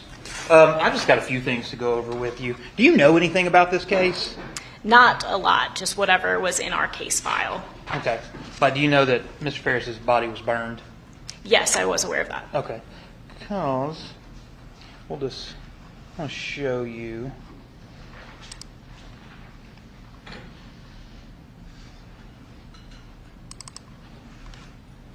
Swabbed with gauze, Laurie? So this would make more sense. Shaw 10. This has already been admitted. So that was essentially the remains, okay? Okay. Okay, I'm showing you that because I got a question to ask you. That question is, in GBI number 5, item number 4 is a bloodstain card. All right, so you're familiar with bloodstain cards? Yes. Can you explain to the jury what it is? Yes, so blood would be collected from a person and then placed onto what we call an FTA card. It's a specialized paper that helps to preserve blood, and so that the blood would be deposited onto that card, and that's what we're referring to as a bloodstain card. And that's what we would take a cutting of that card to test for our DNA profile. Okay, you saw the photograph that I showed you, right? Yes. Hony, do you have any idea where they got blood? I do not. I have no knowledge as to how the bloodstain card was collected or preserved. You just get it? Correct. Okay. Now, and I'm going to kind of bounce around. Mr. Fogus had asked you about the towels that were tested. From your knowledge, do you know where that white towel came from? I do not. Okay. When you write these reports, and let me go ahead and just pull them all up. It'll be easier that way. Let's open them all up. Here we go. 10. So when you write these reports, and so like at item 26, so that's the bag, and inside of that bag are washcloths and towels. Yes, correct. And then you have to, essentially you add in this information based on what you're seeing either on the outside of the bag or the contents of the bag. That's correct. Or with the submission information. So if it said like white towel found in X location, you would probably note that on your report.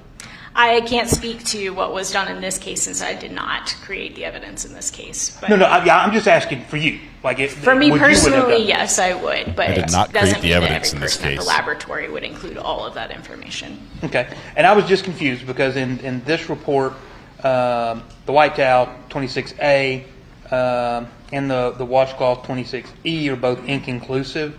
They didn't do this. So basically they're tested 2 times. And on one test you got one result, and on another test you got another result? That could be one possibility, or it could be that the test produced a color other than the expected color change in the presence of blood. Why would you have an expected color change? Because the chemicals are designed a specific way to where when blood is present, so the one chemical we expect to turn blood because of the chemical reaction that is happening. And the other one will turn pink because of its specific chemical components in that reaction that's occurring. Why would you expect it to give that So result? I guess the important thing to note is with 26A and E is that we don't know if it's blood. That's correct. Now, could there have been any additional testing done on that had it been requested to see if a determination could be made? For blood specifically? Correct.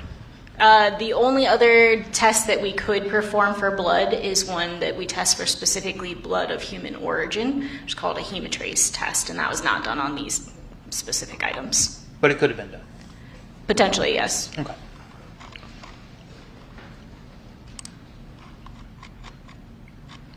Now, EM1 and EM2, I am assuming that that is what the swabs were labeled as. Correct?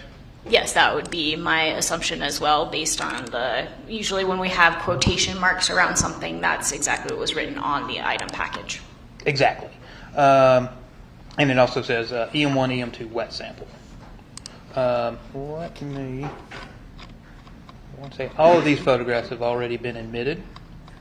So, and you probably not going to know probably this, not seen but is it a fair assessment that if something comes in and it's labeled EM, well, can we agree that EM is evidence marker? That would be my general knowledge, yes. And if I had a case and something was EM1 and EM2 and I had evidence marker 1 and 2, that's where those samples were taken from? I would generally accept that, yes. Okay. So we can kind of presume that this is 1 and this is 2 that you tested? Yes, Okay. that would be my expectation. Okay. Now, tell me about, because you were saying that in this test, where is it? That you got an incomplete DNA profile obtained from the blood stain Yes, card. but I believe this is the report that we are not using. But yes, there was an incomplete profile obtained from the bloodstain card. I will go to the one y'all amended. Thank you. An incomplete DNA profile was obtained on bloodstain card item 4. Yes, correct. That part wasn't amended. That's correct. That was correct in the original report. I think it really wasn't the only thing that was actually changed in the amended report, where the only thing that was any matter was the number. Yes, there was the statistical frequency for some of the samples was amended. And if you look at the first paragraph in the results and conclusions section, it details out the changes that were made. Oh, okay. Results and conclusions? This would be, I'm sorry, this is the wrong report. This is not the amended report. Wow. You put in the amended one, right? The amended report. Yeah, it's number 11. Number 11. I want it to be. 5 is out of 11. Okay, I'll show you. So, there it is. There we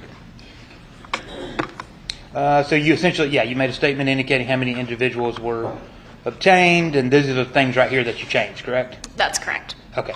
But you still got an incomplete profile on the DNA card. Yes, correct. Why do you have an incomplete profile? So there could be different reasons why we have an incomplete profile, but with the knowledge that the body may have been burned, that's not unexpected. When we have DNA that's been exposed to high heat or extreme conditions, sometimes DNA will be lost in that process. So that would be my expectation here, is that it was just due to the condition of the sample that we were not able to get all the DNA information at all locations. Okay. And that one. We'll talk about item 25B, the L2 shifter. So that was a swab taken from what you've got, or somebody had put in quotation, I think Ms. Bailey, taken from the L2 shifter, right? That's what the package would have said. Yes, that's what the package would have said those swabs were from. So if we've already heard evidence about what the L2 shifter was, then that's what that is. So now with that, there we go. With 25B, so that was Melody's DNA that was found on that swab. The profile matched Melody Farris, yes. Now, nothing in your report actually says that swab contained blood or anything like that. Could that have just been a dry swab? It's from the same swabs that were tested in the blood examination report where blood was indicated on that sample. Okay, so there's a sample of blood on the swab, and then that's what you tested and compared the DNA to. That's correct. Okay. That's the RTV. 25B is the RTV. And do you have any... oh, excuse me. firearms training with the GBI, and not actually shooting, testing, and things like that? No, I do not. Okay. So we all will wait to ask you about that. How about regarding the arson analysis report? Do you have any training on that? No, I do not. Okay. But you'll know this. This is an easy question. We can assume that, such as in item 7, 8, and 9, or I'm sorry, just 7 and 8, gauze identified as recovered from the hands. You would assume that is swabbed on the hands, right? Just to clarify, I do not have any training or expertise in this method, but as a layperson, my expectation would be yes, that gauze was used to swab hands. Okay, so it wasn't like a bandage on their hand. That's all I got, Judge. Anything else? That's important. All right, let me step down. Thank you, ma'am. All right, we just got a lot of documents in very quickly. Anyone need a break? No. Yeah. Okay. Who said yeah? That's fine. Who said yeah? We'll take a short one. Fire that juror. Just kidding. The first one was unexpected, so this would be the time we would normally take a break.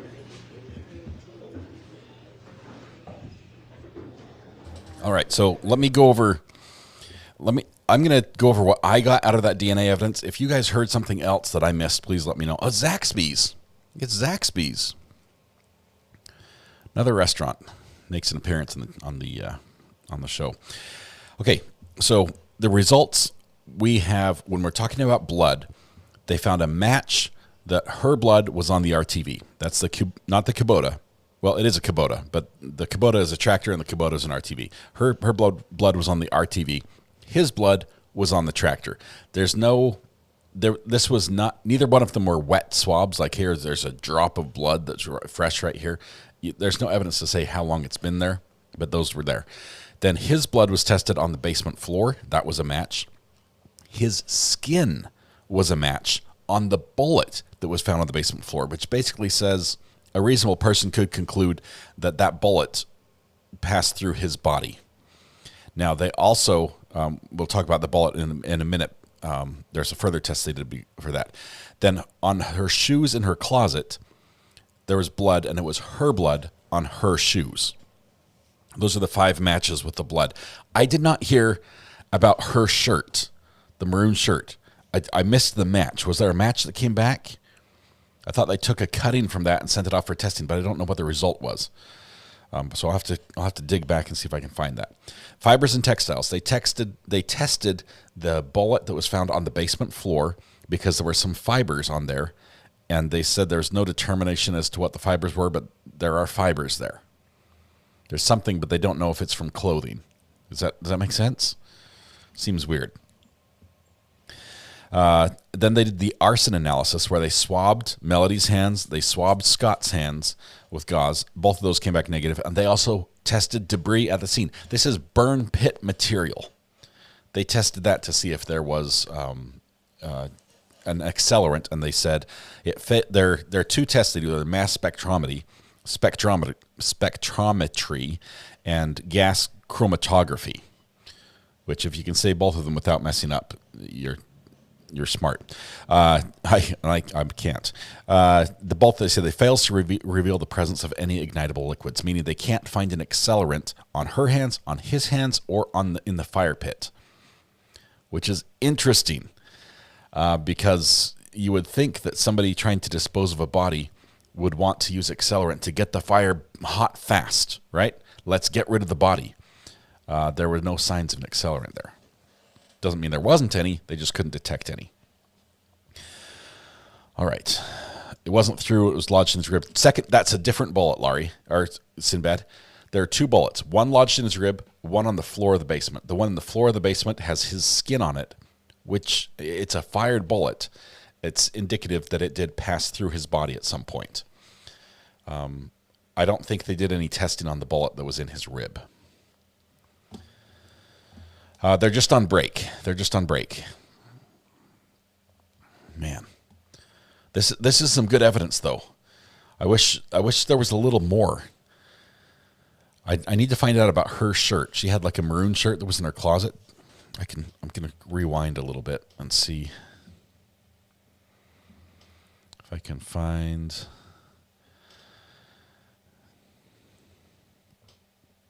Okay, it was before the white washcloths. Oh, here we go. We've got this one right here. Let me slow it down. Results and conclusions. This is the T-shirt indicates the presence of blood. Samples are being submitted for DNA testing. Okay, so we didn't hear whose blood it was. This is the smoking gun. Whose blood is on Melody's shirt?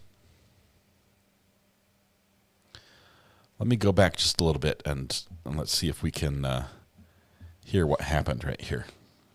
Give me sound on this one. Can we play? Which is item 6, and 6 is the actual T-shirt, and then 31. What is GBI item 31?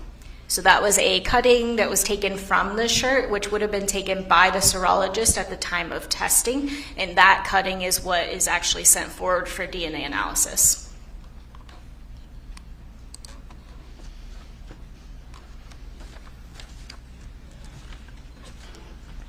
Okay, so we need the results from 31. GBI DOFS 9, the 9th report.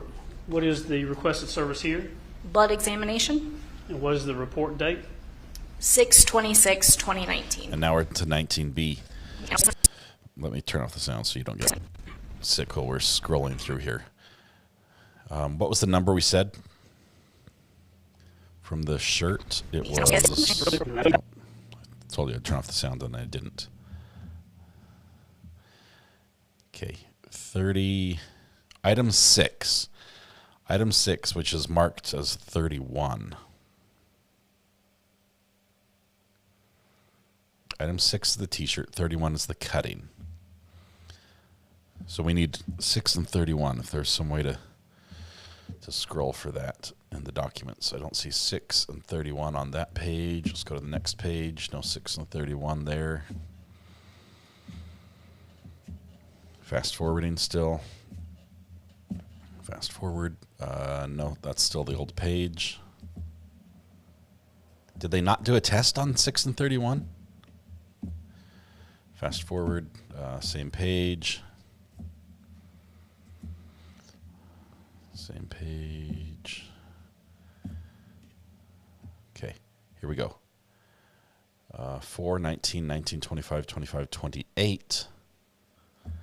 Where's the results? Why are they hiding the results we need? Oh, nothing on this last one. That was 19. 19B. 19, 19. Are you kidding me? 6 and 31 needs to be tested. It's got to come in through somebody else. Okay, we'll go faster here. Zoop, there's one. 6. I give up, guys. I give up. It is just, it's not there. Hey, Mrs. Ari, how are you doing? That's a good idea. Okay. Gonna let him drive home? No, I'll take him. All right. Love you.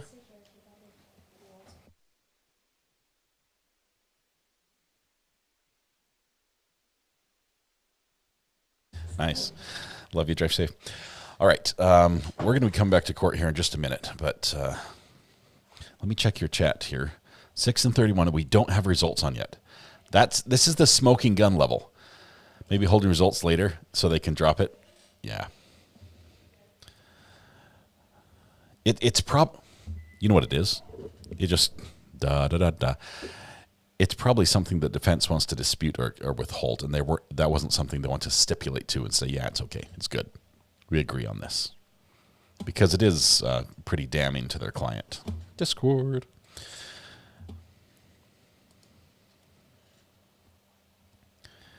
They're going to mic drop us. It was in the video glitch. I don't think so. I scrolled through all of it. There's nothing there.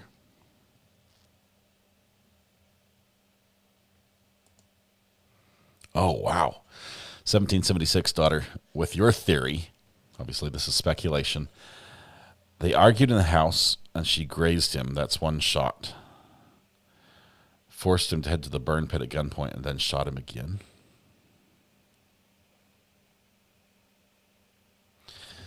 Holy Sock says, my theory is Gary faked his death because he was tired of being an ATM.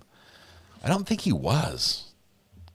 I think she was tired of him being an ATM, but I don't get the feel that Gary was. I think he liked being the ATM, not having everyone else take his money. All right.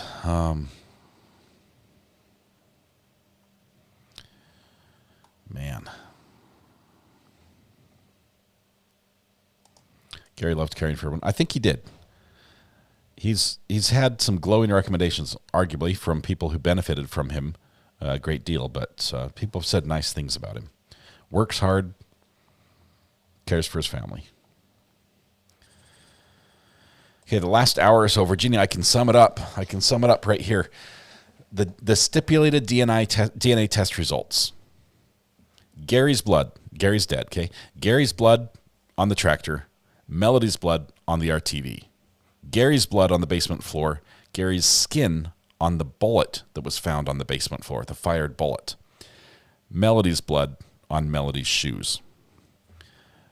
And then no sign of arson on Melody's hands, Scott's hands, or at the burn pit. Even though they say they smelled citronella. The test showed nothing. There was no blood trail. There are no drag marks. Any tractor or Kubota RTV tire marks that are in the area have been explained by Chris being on the scene, driving it right up to the burn pit, and Scott saying, "Hey, you get those girls out of there," and he backs it up to the house, and that explains the marks. How do you get Gary's body to the burn pit if he was shot in the house? That is still a dilemma. There is a blood trail down the stairs and through the basement door. Warrior Queen, yes.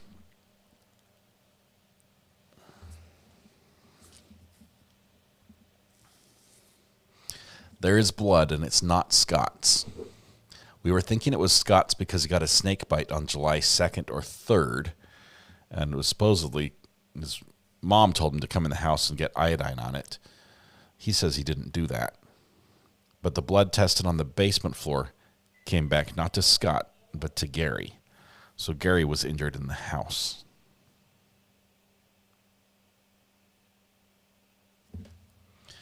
I think the blood on her shirt, wasn't there quite a bit of blood on her shirt?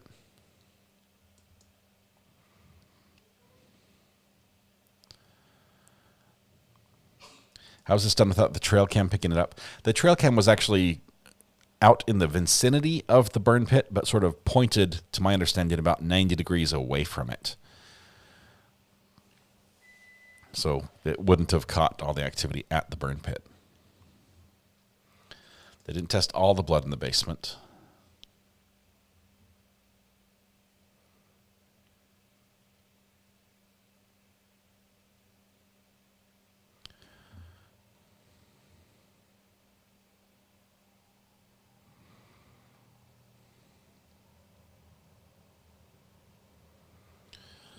Man.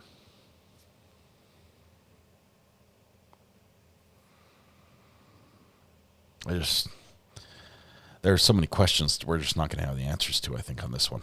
Because the people that know are not talking. Who started the burn pit? Gary started the burn pit. That was his plan. He was going to burn it around the 4th of July. And it was. I think the testimony we heard from Scott, when he came home on the 3rd, late on the 3rd to put the horses away, but his mom had already put them away. When he came home, he saw the fire burning back there late at night, like 11:30, 11:45 at night. He saw the burn pit burning. He's like, one of y'all need to keep an eye on that so it doesn't burn down the forest. Anyway, I'm going to bed. But he didn't say that to both of them. I think it was a text or a phone call. I don't think it was an in-person. Scotty raced the trail camera footage. Yes, but as somebody who has many devices that record onto SD cards and knowing how quickly they fill up, I mean, I'm deleting recorded footage every day on the equipment I have. Anything that records footage, it fills up, and you don't want it to be so full that it can't continue working. Does Scott live there too? Yes, he lived in the barn. There's an apartment above the barn. He lived there, where the 38 special bullets were found, identical to the ones that apparently were used in his murder. So you think Gary was shot at inside, wound fresh, then he made it to the burn pit and got fatally shot there. Why would he go to the burn pit? I mean, unless he was marched there at gunpoint, why would he go to the burn pit? I mean, how morbid is it to think that she shot him once, then marched him to the burn pit and had him basically climb in the fire and shot him again or something? That is just wild and twisted and morbid. It doesn't seem reasonable there.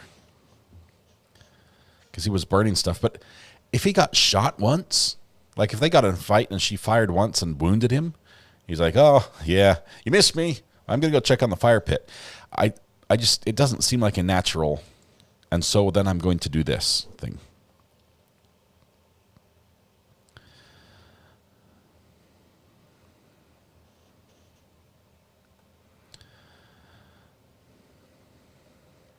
I would like to know where Rusty was. And I think we're confusing Rusty and Ted. I think I said Rusty was dating her sister-in-law, but it was Ted that was dating the sister-in-law, and then Rusty came after.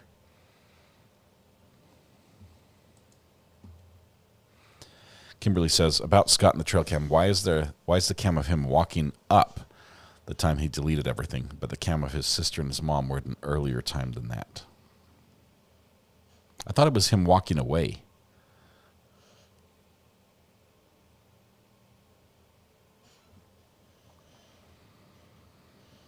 But yeah, he did leave. He left some pictures. Man, this is crazy. Oh, look, there's the exit sign.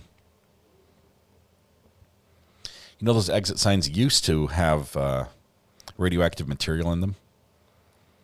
Not sure if they still do, but it used to be that you could buy I think it was like what, tritium or something? Little tubes of tritium, I forget. It's actually a controlled substance in the US. There's a law against doing anything fun with radioactive material. I kid you not. Those little keychains that glow in the dark because they have your radioactive materials in them. I owned one at one point. You can buy them online, but they're in the gray space of legality because it is sort of like the government controls the use of radioactive materials for non-useful purposes, and this is just it uses a trail marker. But yes, you can buy radioactive keychains. And that's the same stuff that's in the exit lights. That's why we got there. Uranium glass, sort of like that, but a little different. This actually has a tube inside with a gas with radioactive material in there that glows. I know its half-life is like 40 years or something, 20 years.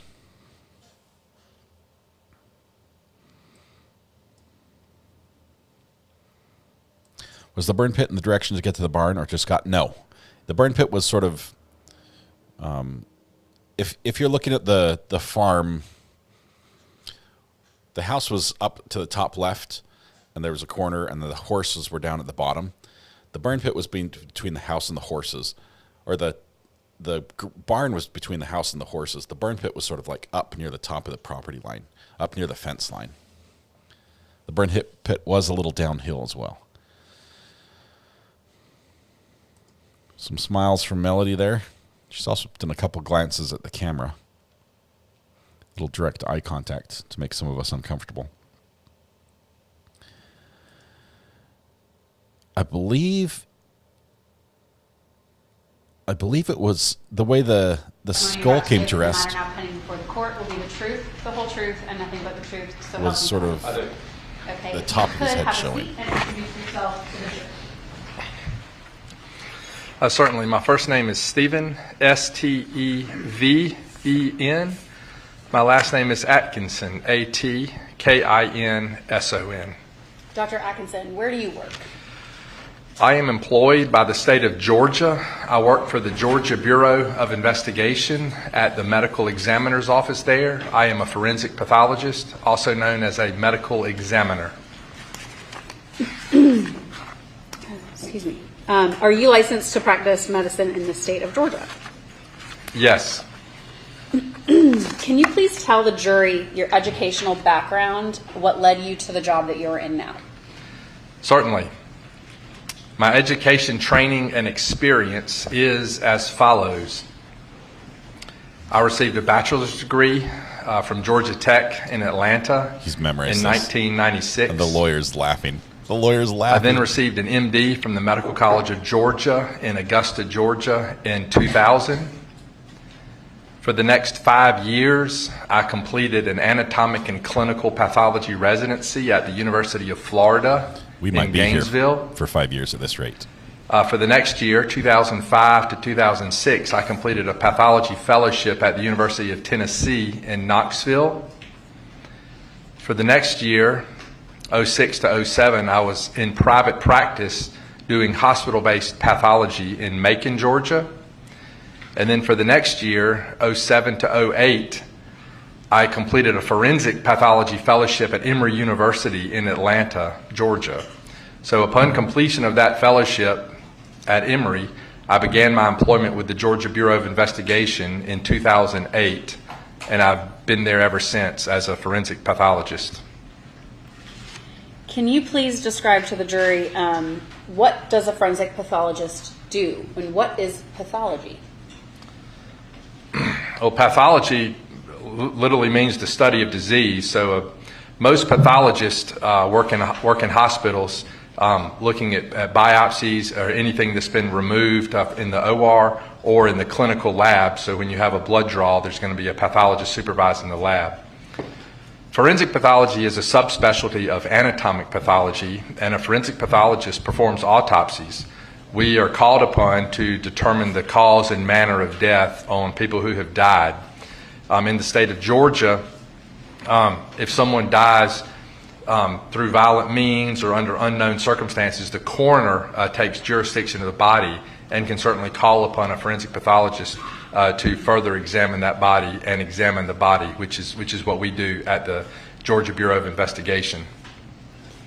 You mentioned some training earlier. What does training consist of for pathology?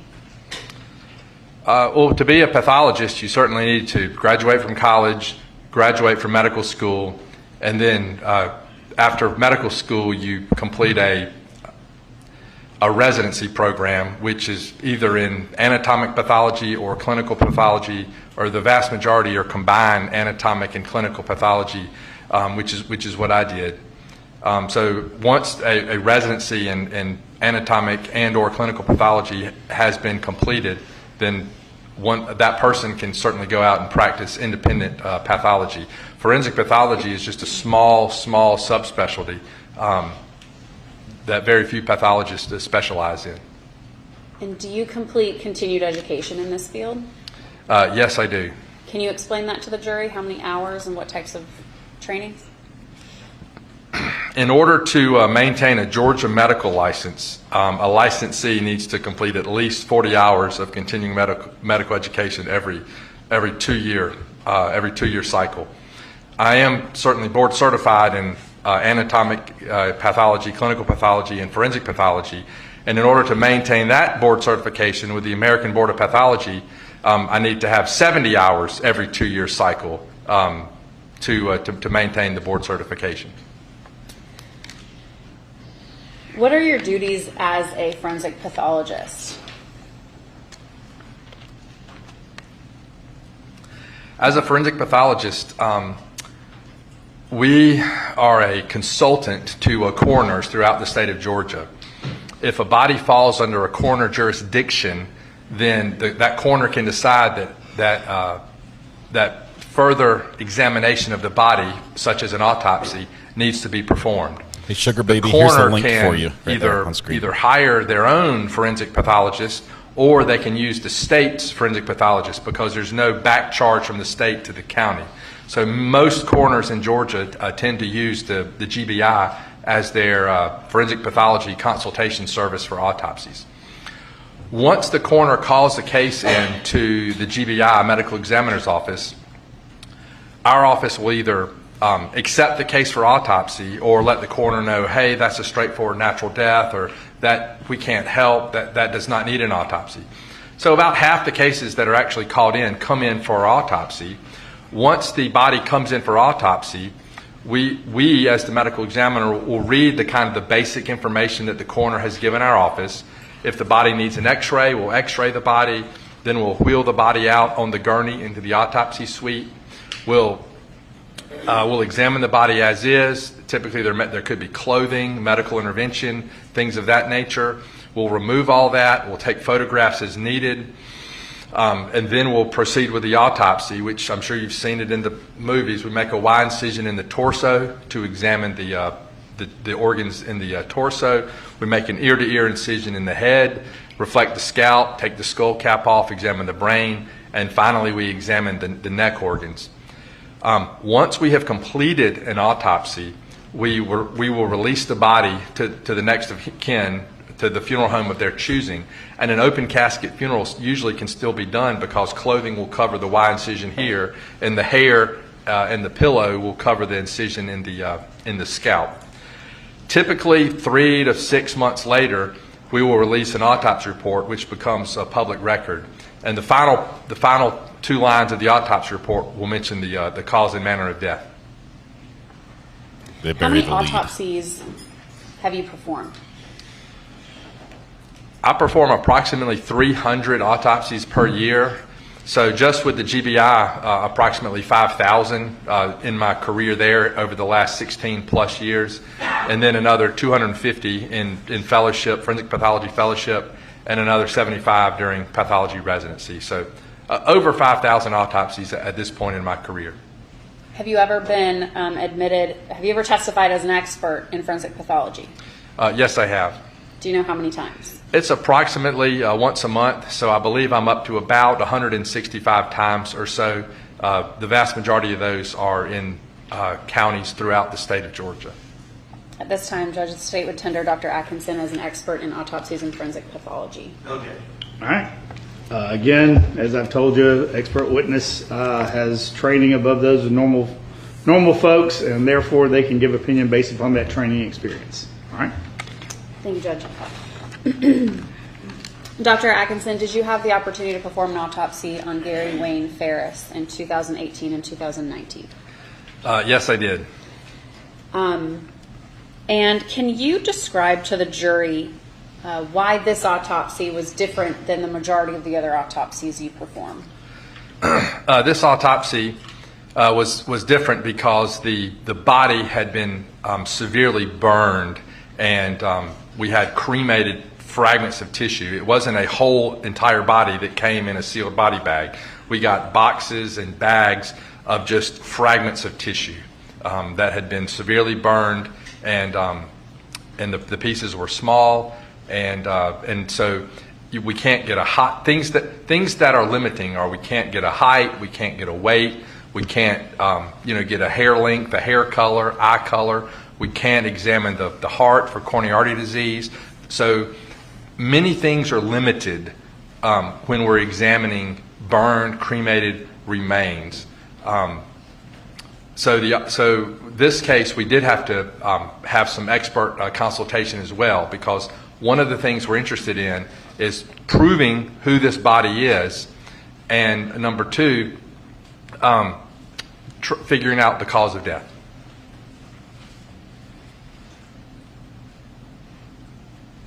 And he's done. Back to you. Dr. Atkinson, She fell asleep. After your autopsy, did you put together a report that reflects your work on Gary Wayne Farris's remains? Yes, I did. It's a 4-page PDF report electronically signed by me. I brought a copy of that with me today, and it can certainly be reproduced as many times as needed. State moves to admit GBI DOFS. You can make copies? State's exhibit GBI DOFS 8, his report. Right. Mid. 4-page. That's a short autopsy. And did you also take photographs as you conducted this autopsy? Photographs. We have a forensic photographer who works in the autopsy suite. So photographs were taken under my supervision at my direction. Yes, photographs were taken during this autopsy.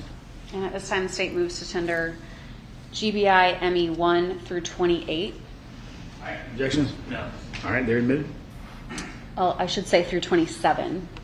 Too late. Thank you. 28's in. All right, doctor. How It's did been you admitted. know who the identity of the remains were in this case? Well, I'll preface this by saying there are 3 ways to scientifically identify someone who cannot be visually identified.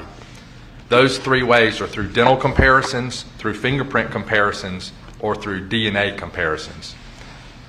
These remains did have some burned, fragmented areas of the jaw with teeth. So we consulted with Dr. Frazier, who is a forensic odontologist, who actually looked at the morphology of the teeth and the fillings and the restorations of the remains and compared those with Gary Farris's dental records that were known when he was living. And so when Dr. Frazier, the forensic odontologist, compared those two, there was similar morphology, and he certainly made the scientific identification that way. He could have just said dental records. Doctor, I want to walk through the photos that were taken during Mr. Farris's autopsy, okay? Ooh, these I'm might be a pulling little up GBI ME1. content warning, a little graphic. And what is this number?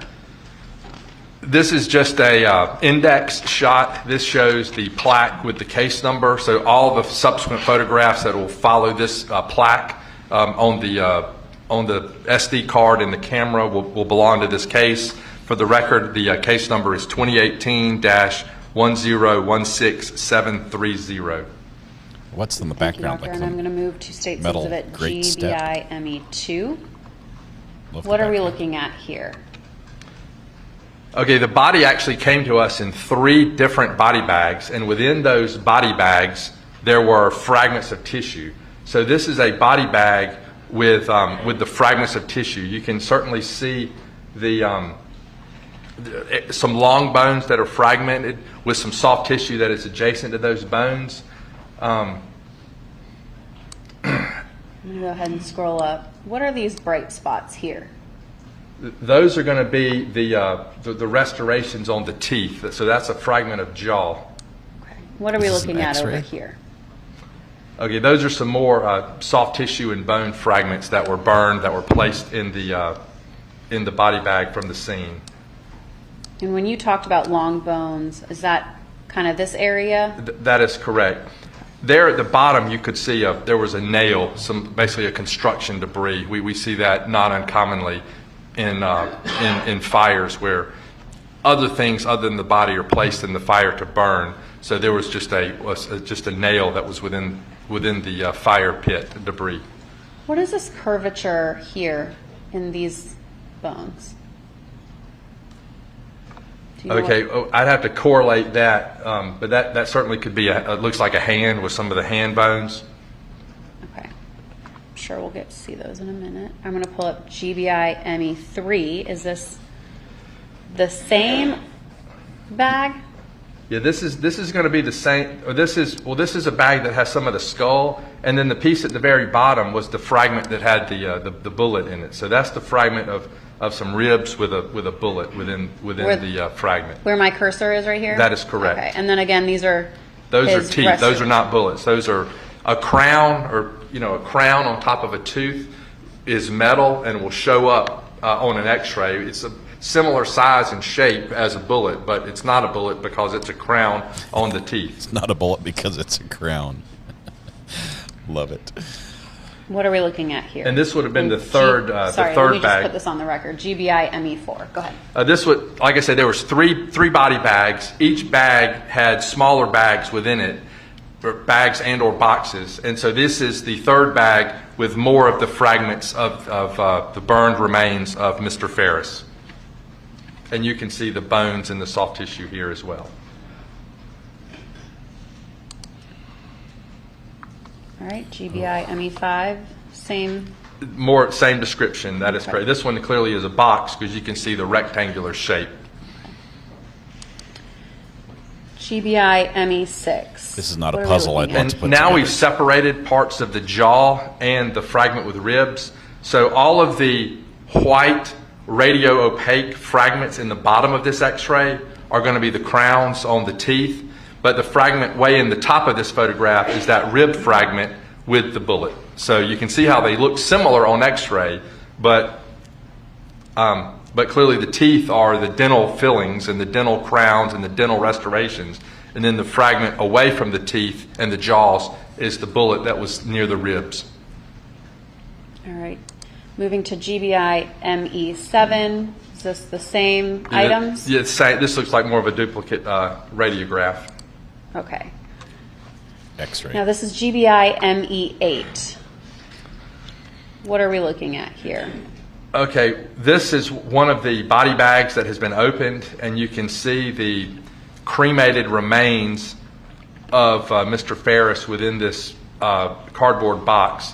This white paper towel or paper blanket has been placed in the bag, and you can see how the remains have been burned, but they've been taken out of the fire, cooled, and then placed in the box. So you can see how they're white in areas and they're black in areas, as you would expect in something that has been burned.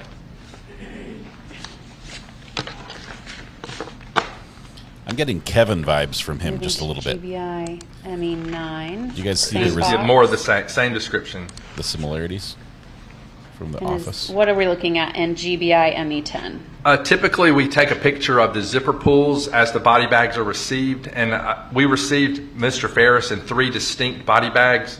So this is one of the body bags, and you can see the yellow tag is placed at the scene with a unique number on it. So this came to us as just Cherokee County UID, which stands for unidentified, and you can see our case number, the 2018-1016730 here on the body bag.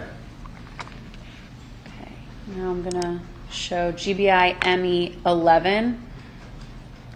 What are we looking at in this? And we're looking at more burn debris of Mr. Farris within this cardboard box. What are these large sections over here to the right? Well, those are going to be the soft tissue, the large pieces of skeletal muscle that get burned down and shrunken. GBI ME12. This actually looks like a piece of cranium or skull. You can see it's kind of bowl-shaped like your skull would be. Where my cursor is right here? Correct. Okay.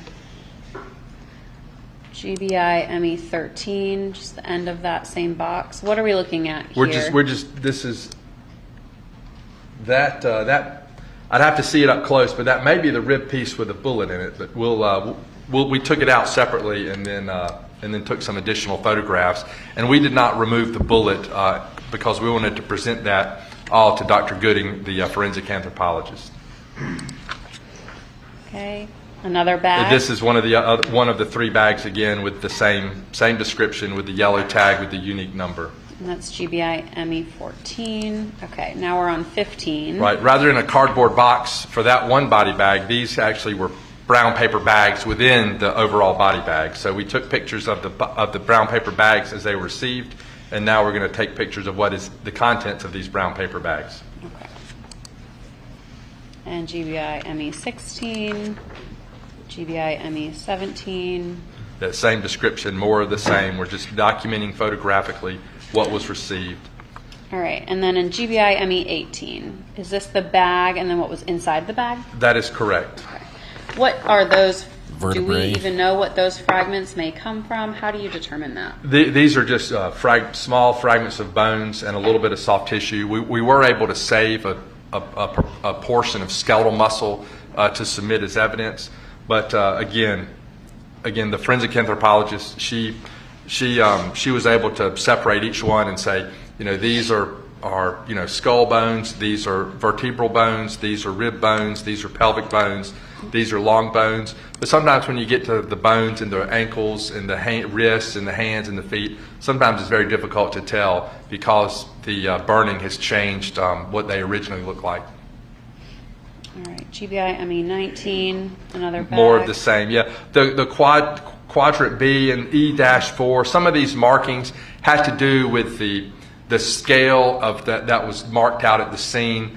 So if somebody wanted to say, well, what part of the fire pit was this bone found in, or what part of the fire pit was this piece of muscle found in. She could go back and tell that. But yeah, as far as a forensic pathologist, this is just the markings on the bag. So we're documenting that these fragments came in this bag, and the markings of the bag were this. And this clearly looks like a long bone that's been burned with some attached skeletal muscle here. And that's GBI ME20. Okay, going to 21. Same description, yes. Looks like almost the same photo. Okay, 22. Another bag. Another bag, yes. Okay. And same description. Burned fragments of bones and soft tissue. You can see there's black areas and white areas, and it's certainly consistent with a body that has been burned in a fire pit. And then 24, unopened. Same description. 25, and same description. Just different markings on the brown paper bag. Now, is this another possible long bone with muscle? That's exactly what that is. Yes, long bone with muscle. And when we say long bone, what is Arm or that? What could you be referring to? We're talking about bones in the arms and the legs. So the humerus, the radius, the ulna, the femur, the tibia, and the fibula. Those are going to be your long bones.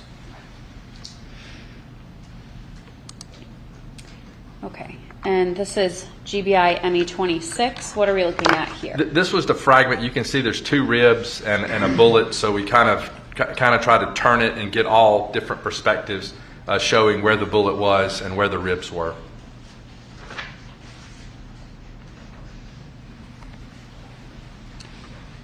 And is this the bullet right here, the red? Yes, it item? is.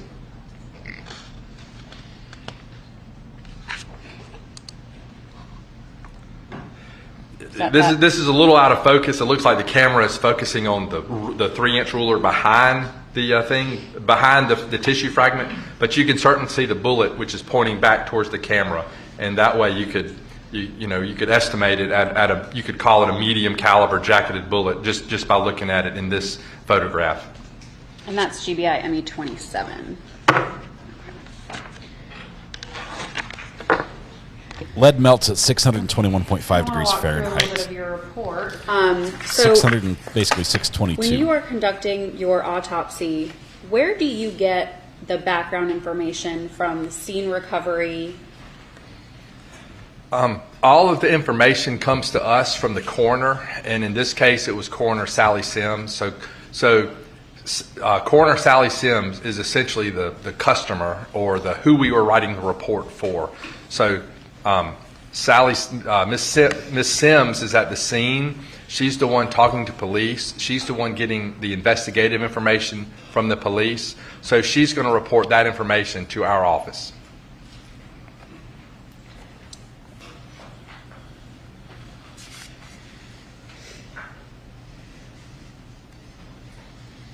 So I want to go to page 2 of your report, down towards skeletal analysis. You have it divided into a couple of sections here: skeletal inventory, trauma analysis, and peri-mortem trauma. So what are you concluding under skeletal inventory? Okay, let me just preface this by saying the dashed line at the top of page 2 through the dashed line at the mid portion of page 3. This is verbatim from Dr. Gooding's anthropology report. Since Dr. Gooding's anthropology report was crucial to the, quote, autopsy findings, in the skeletal analysis. Judge, I object, and that's hearsay. That's not his report. He's copy and pasted another expert's report into his report, so that expert needs to testify about what that is. That's fine, Judge. We'll move on. It's already, the report's admitted. Right. He can testify as to other reports he uses in reaching his conclusions. They stipulated to this already. As an expert, yes, Judge. Okay, so did Dr. Gooding's report assist in your conclusions in your report? Yes, it did. Okay, so going to the skeletal inventory, what does that mean under Dr. Gooding's section? Basically, what Dr. Gooding stated was that the remains represented one individual. There were no duplicate bones. For example, if she found 2 right humeruses or humeri, then she would say, at minimum, we have 2 individuals. So looking at all the remains that we have just gone through in all of the state's 1 through 27 photographs, if somebody says, I think this is 10 people buried or in this fire pit, what Dr. Gooding is saying is, well, we have no duplicates, so, it represents 1 individual because there's no duplicates. There's no reason to believe this represents 2 people or 3 people or 4 people at this point. And was that consistent with your observations of the remains? Yes, it was.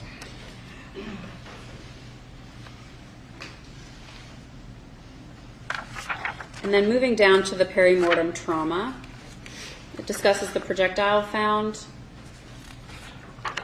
Yes, and like I say, you've still got the picture on the TV screen. Yes. And this is a bullet within that's lodged in one of the fragments. So, as an anthropologist or as a pathologist, we can say that this Mr. Farris was shot at least 1 time. Could he have been shot more than that? Of course, because bullets can exit. Could there have been some other skeletal trauma that was not noticed because of the fire, distorted and made that trauma unavailable for us as the examiner to see? Absolutely. Can you get shot and not have any bone trauma? Of course, you can get a gunshot wound that only hits soft tissue. But what we know is what we can see in the remains. So from these remains, there's at least 1 gunshot wound, and this is going to be the end of the pathway. I clearly state out in my report that the entrance wound cannot be found, the pathway of what exact organs it hit cannot be found, and the range of fire cannot be assessed because there's no way to assess for stippling or things like that when we don't have any skin to examine with an entrance wound. And when you say stippling, I know we don't have that in this case. Is that just a way to determine how close the shooter was? That is correct, yes. And so her conclusion about the location of the projectile is, did you also conclude that same location with your observations of the bullet here on the screen? Right. As we saw from the previous photograph, you saw the 2 ribs. So you know the gunshot wound is in the torso somewhere.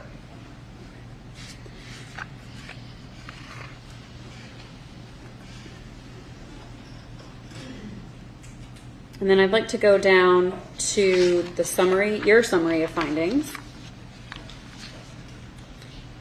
You've already covered some of this, but it states that you were unable to assess for the entrance wound. That is correct. Okay. And the range of fire, which you just described, and the direction of the wound path. Can you describe that to the jury, the wound path? Certainly.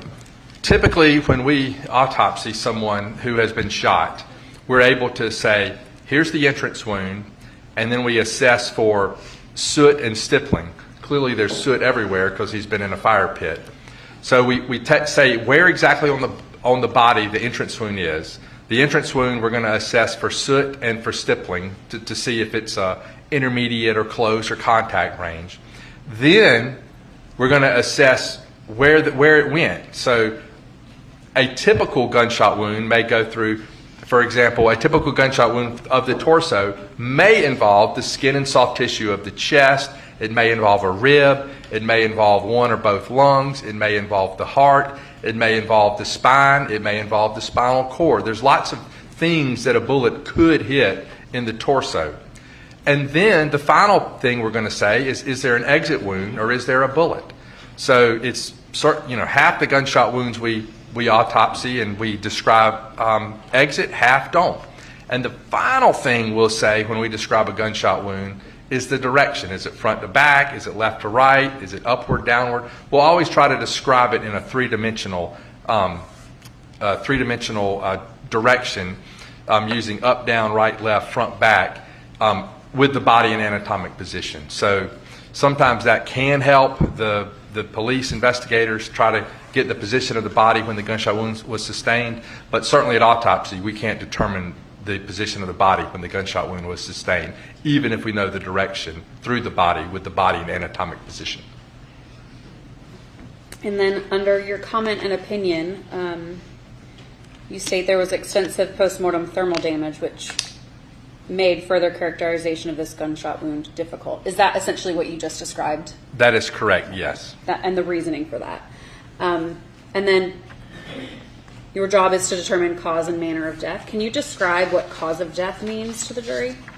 Certainly. Cause of death can be anything listed in a text fashion. Heart disease, stroke, pneumonia, blunt trauma, gunshot wound, sharp force trauma.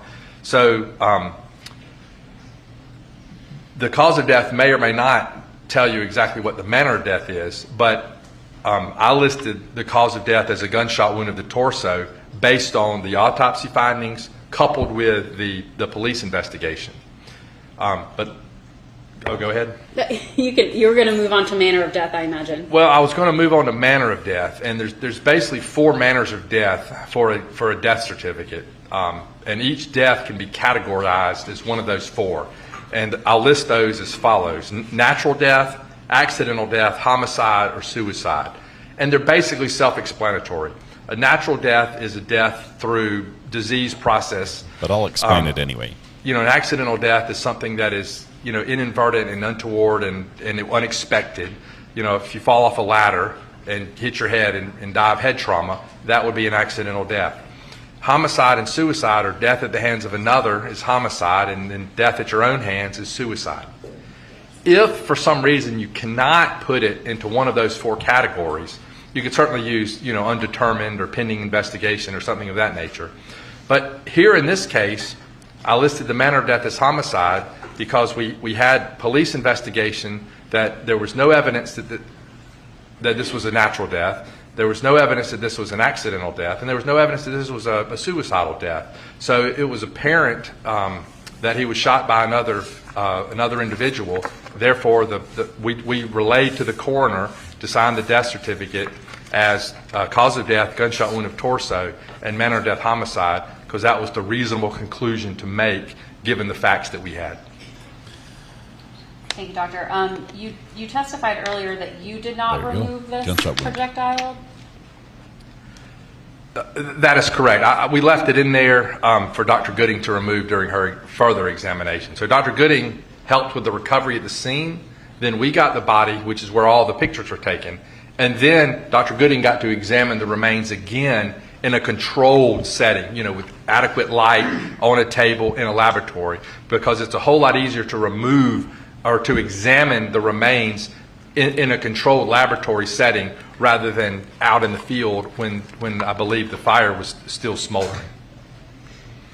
Your Honor, at this time the state would move to admit State's Exhibit GBI ME28, which is the bullet from the fragment. Ooh. This is one they accidentally admitted earlier. Dr. Atkinson, that's all I have for you. Thank you. Oh, thank you. Good afternoon, Dr. Atkinson. My name's Michael Ray. I represent Ms. Farris. You're a day early, so I don't have my questions printed. Can you repeat that? I was just saying that you're a day early, so I don't have my questions printed out for you. So give me just 1 sec, okay? So he's going to read from his computer. You can't tell me, as the medical examiner, whether or not Gary Farris died as a result of a gunshot wound to the heart, can you? There was no heart available for examination. Yeah, I've made it clear that the pathway, the entrance wound, is unable to be assessed due to all of the post-mortem thermal damage. So you can't say that any vital organ in Gary Farris's body was hit by a bullet? Yes or no? That is correct. Okay, because you can't tell me where the bullet went in, it didn't go out, and you can't assess the pathway of the bullet, right? Yeah, that is correct. Okay. All right. Now, you also, on direct, you stated that y'all consulted with numerous experts, correct? Yeah, that is correct. We consulted with Dr. Gooding, the forensic anthropologist, for examination of the bones, and then we consulted with Dr. Gordon Frazier for forensic odontology consultation, who confirmed using dental records and the remains that this was indeed Mr. Farris. Okay. And is that the only 2 experts that you spoke to? I believe those are the only 2 consultations that our office did. That is correct. Are there any other medical examiners at the GBI? Yes. How many? Currently, there are 15 medical examiners statewide, and we have 3 offices, one in Metro Atlanta, one office in Macon, and one office in Savannah. Okay. Did any of those other medical examiners look at these remains?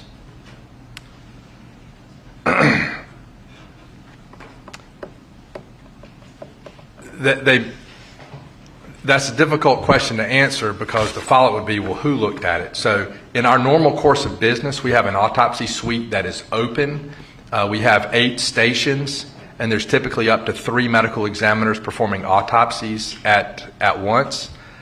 And we also have forensic pathology rounds where other doctors will see what else is going on in the lab. So potentially everyone in the office that was there that day would have seen these remains. That is correct. Okay. Well, and you just said something interesting. You said this day. So did your examination of these remains take a day? A single day? The actual examination of the remains and taking the photographs, yes, that was all done in one day. Okay. Did you take those photographs? Like I mentioned to the counselor earlier, we have a forensic photographer in our office, so these photographs were taken under my supervision at my direction. So the answer is no, but you were there. That is correct. All right.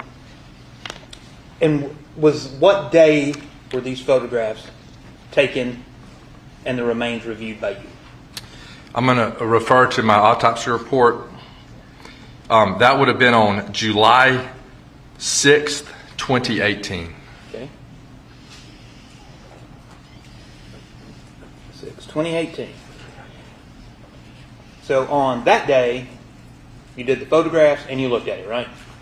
That is correct. Okay. Then why did it take till June 12, 2019 to issue your report? Again, typically we're going to wait until the final police investigation, and it took an extra few weeks to get him ID'd, his ID confirmed, and that's an average turnaround time. That appears to be 9 to 10 months, which that's not uncommon for a complicated case. That's par for the course. You had the forensic dental stuff. You had that by July, right? 2018? I believe Dr. Frazier's report, which I did bring with me, his report was dated November 8th, 2018. Okay, so you had it at least by November.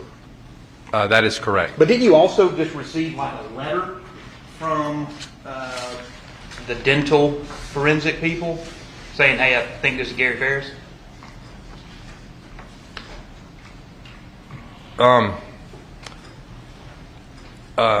We have I'm looking at the dates on these, and it looks like the forensic anthropology report was dated May 31st, 2019. So it looks like my report came out like 2 weeks after the forensic anthropology report came out. Okay, that's not what I asked you though. I asked you about the dental stuff. Like, did you get a letter from the dentist who examined it saying, hey, I've looked at everything, it looks like it's Gary. It's not an official report, it's just a letter? Right, the letter was dated November 8th, 2018. Okay, so as early as November, you had these remains, you knew it was Gary, and then we're waiting till June 2019 to issue your report. Is that right? That is correct. Okay. So, also, and you had brought this up with Ms. Frankish, the first part of your report, not the first part, the part where it says scene recovery introduction, that is verbatim copy and paste from Dr. Gooding's report. That is correct. Okay. Now, Dr. Gooding is a forensic anthropologist, and if you don't know, just say I don't know. Yes, Dr. Gooding is a forensic anthropologist. Okay. And you're a forensic pathologist. That is correct. I am a forensic pathologist. Dr. Gooding can't make determinations of cause and manner of death. Like you can. Again, to your question is difficult to answer, but I can say that the coroner consulted our office in order for me as the assigned forensic pathologist for this case to determine the cause and manner of death such that the coroner could sign the death certificate. Okay. But the coroner had to wait for your report to come out to do that, correct? The coroner is independent. The coroner consults us and can either agree or disagree with anything we say. They just consult us for an opinion. He's getting angry. So the coroner actually, she doesn't need any permission from you. She could issue a death certificate for whatever she wanted to? That is correct. Absolutely. Okay, so if she testified earlier and was saying she had to wait on you, that's not exactly correct, right? The coroner can choose or not choose to consult any forensic pathologist. The coroner, most wise coroners will consult a forensic pathologist to assist them in figuring out why someone died to get an accurate cause and manner of death. But does the coroner have to consult the GBI? No, of course not. Okay. Now, the remains when they came in, I know you said you were there for photography, but for making your final determinations in the case, did you actually go through all of the remains? Yes, I did. You did? Okay.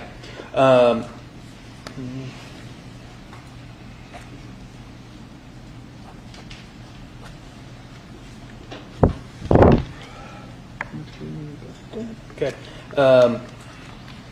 Moving to your report.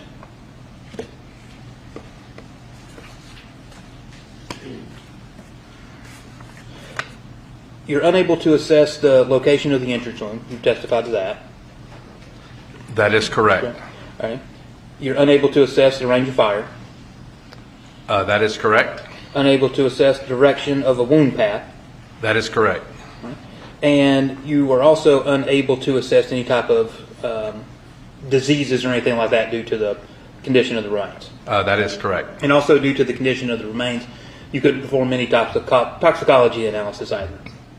Again, we collected some skeletal muscle, and I do not believe it was tested. Certainly toxicology could have been if needed, but I do not believe any was done. Who would make that determination? Obviously, you could have made that determination to do that type of testing, but could the prosecutor's office or the sheriff's office, could they have asked you to make that determination or do that test? If someone had wanted some toxicology performed, they certainly could have called our office and requested some toxicology be performed on skeletal muscle, yes. Okay. But typically for gunshot wound, homicides, and suicides, our office typically does not perform any toxicology unless it's asked for by another interested party, whether it be the district attorney, the police, etc. Okay. Moving on, I want to talk about cause of death for a little bit. Can you tell the jurors what hemorrhage means? Hemorrhage is just bleeding. Anytime a blood vessel gets disrupted, blood will come out of the vessel and into the surrounding soft tissues. So if, for example, I got shot and I'm bleeding, that would be a hemorrhage? Yeah, typically if someone gets shot, there will be hemorrhage along the wound path of the bullet. That is correct. Okay. And that's only true if the individual is alive at the time they are shot, correct? In order for bleeding to happen, the heart has to be pumping. So yes, the person has to be alive for bleeding to occur. Shot after death? And the soft tissue that you examined where the bullet was found, you didn't see any evidence of hemorrhage?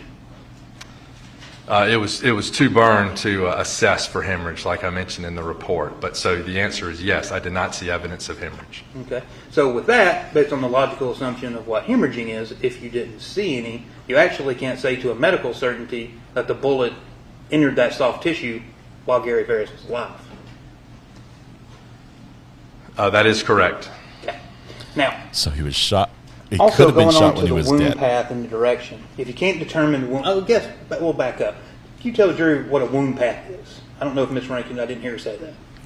A wound path is going to be what the bullet hits along the pathway from the entrance wound to either the exit wound or the lodgement of the bullet. For example, skin and soft tissue, skeletal muscle, bone, such as ribs, lungs, heart, aorta, soft tissue in the back, things of that nature. So the wound path is going to be a list of everything the bullet hit from when it entered the body to when it either exited the body or lodged somewhere.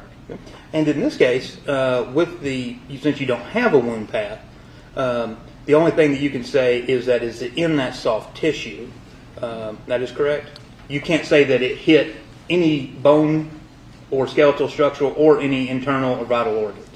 Right, yeah. The fragments that we examined were so burned that we could not see an entrance wound, a wound path. All we saw is the bullet. Okay. So you would agree with me that if you can't determine what was hurt, then you can't say that that was the cause of death. Again, it's a stretch. If you're only examining the body, as a medical examiner, we have to get the investigation and the remains. So we have to look at the entire case and come to a reasonable conclusion. And it was a reasonable conclusion that a gunshot wound is what led to Mr. Farris's death. And that was the opinion. That was my opinion. Okay. Even though you can't tell anybody of actually how he would have died, even if he was alive when he was shot. That is correct. Okay. Let's move to manner. Attacking the death certificate. I never thought they would do that. Talking with Mr. Frankish. So essentially, because I missed it. I know you've got accident, you've got homicide. What are the other two manners of death? The four manners of death are natural death, accidental death, homicide, and suicide. All right. So, can I get some more water, please? You've got a thing right there. And some I didn't even see this. Thank you much. I did not see it. I'll let you get your own little fridge. Help yourself to a cold one.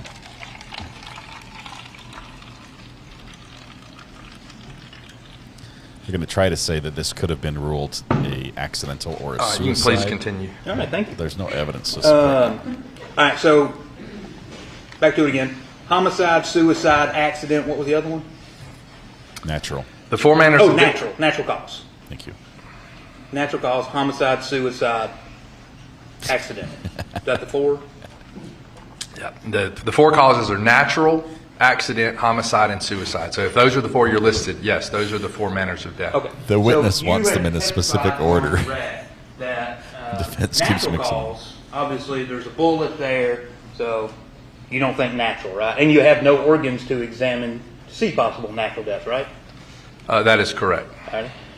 Suicide, people shoot themselves all the time, don't they? Again, it's rare, but people do commit suicide with firearms, yes. Okay. And have you ever done an examination on somebody who committed suicide and there was a bullet in them? Yes, I have. Okay. So we got suicide, accident. Well, propose me this. I'm standing out and I get shot and I fall into a burn pile. Would that be an accident? If I don't know who shot me? No, it's still homicide. Typically, we would call that a homicide. True, because it's another person. Presumably that bullet came from somewhere, right? So that's why it'd be a homicide.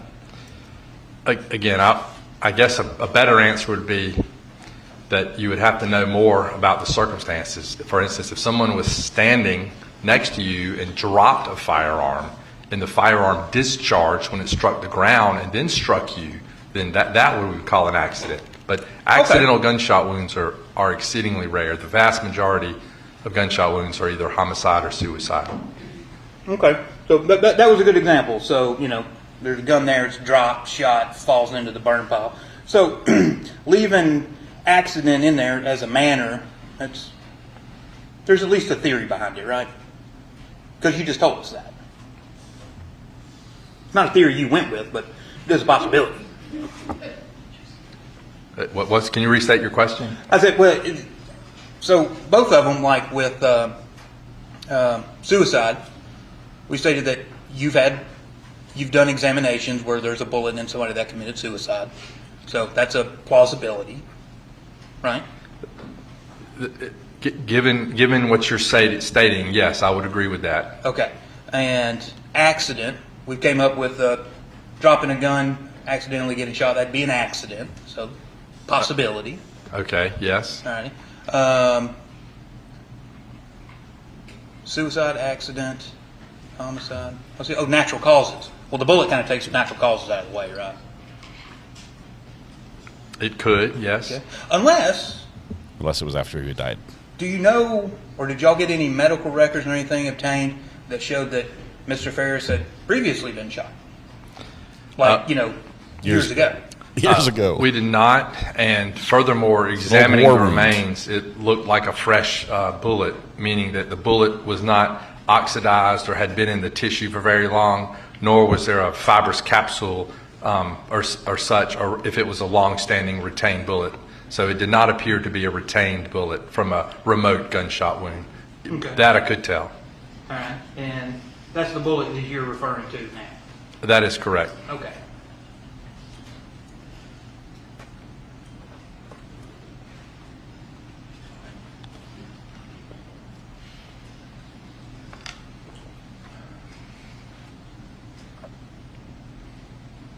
Just hold with me 1 second, so I'm going through my notes.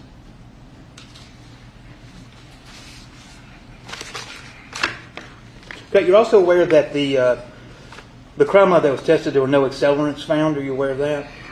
I do not know if I was aware of that. I may have heard that several years ago, but I'll believe you that no accelerants were found. And there was no evidence discovered that there was any dismembering of the body or tending of the fire. That is correct. I do not believe there was any evidence that the body was dismembered. Okay. Based on the remains and the results in the examinations that you did, you cannot make a determination of how Mr. Farris got into the fire camp.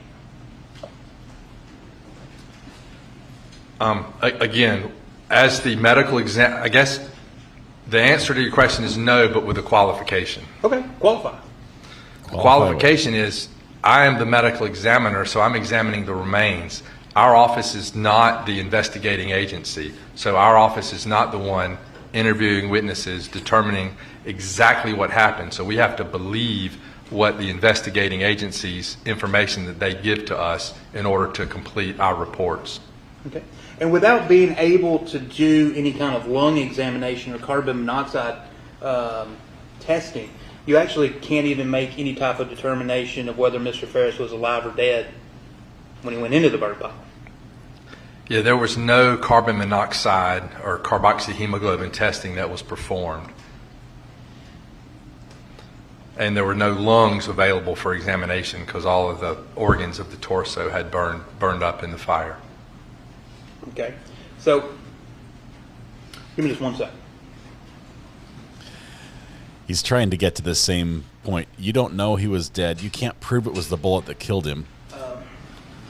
I always say it's one more and then it's not, so bear with me. So just explain to me that It's going to get argumentative here, I think.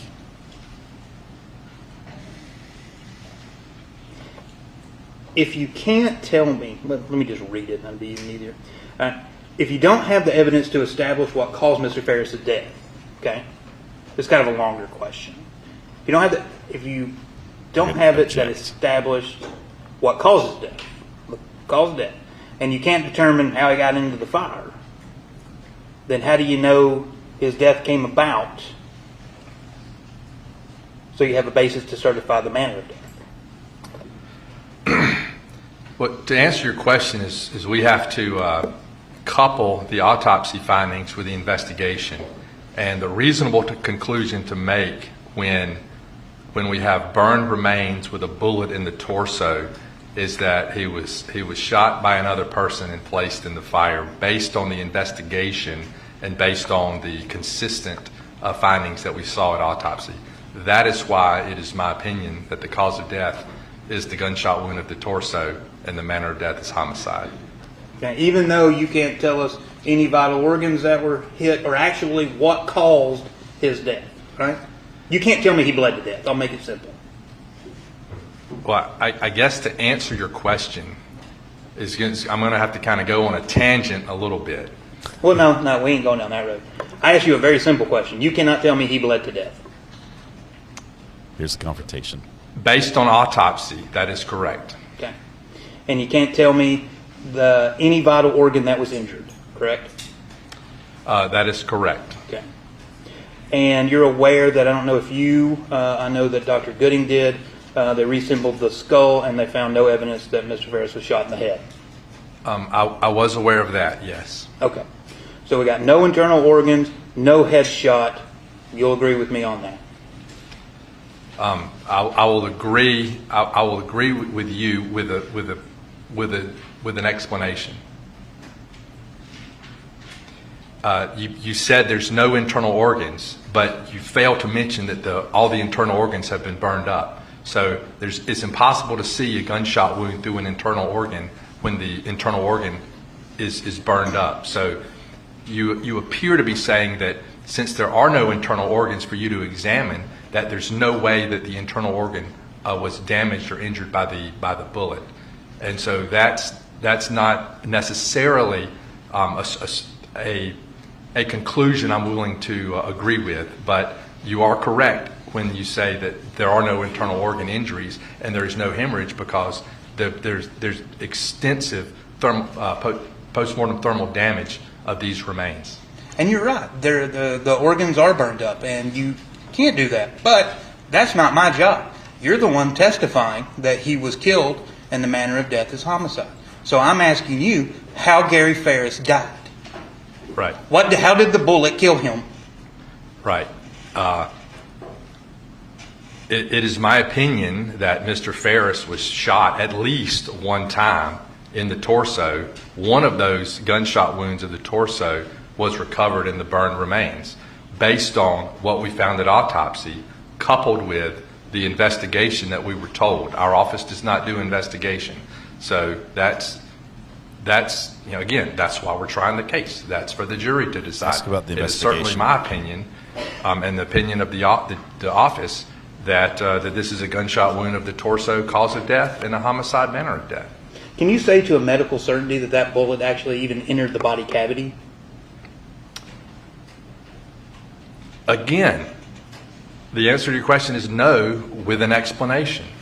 Well, I don't need his explanation unless Judge wants him to have it. I'm sure Ms. Franklin will ask. No further questions. Dr. Atkinson, please explain. Well, like I've tried to explain before, we're not even saying that this is the only gunshot wound. If you read the report, it says at least one. Typically, about half of the gunshot wounds I examine exit the body. Typically, about half remain in the body. So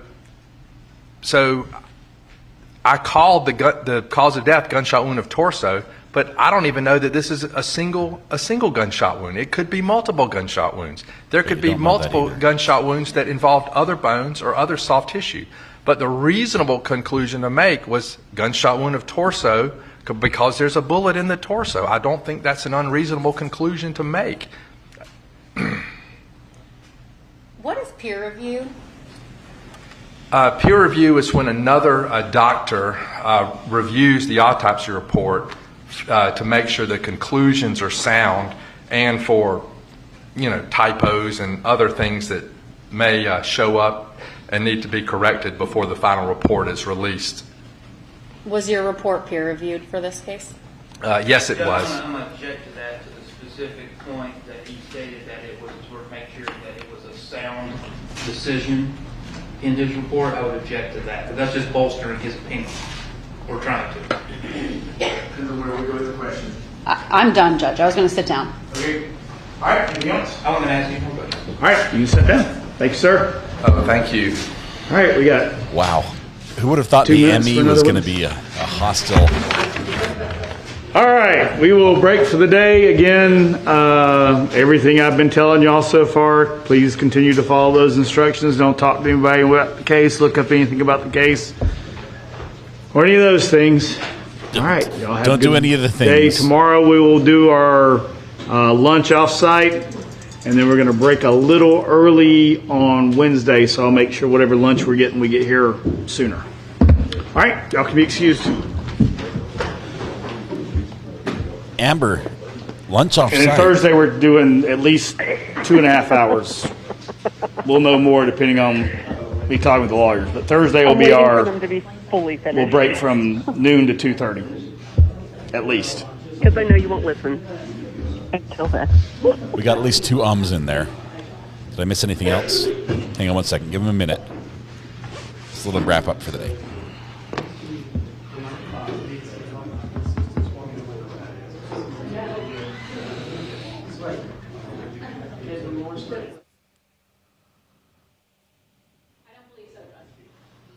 Wait, Amber. Wait.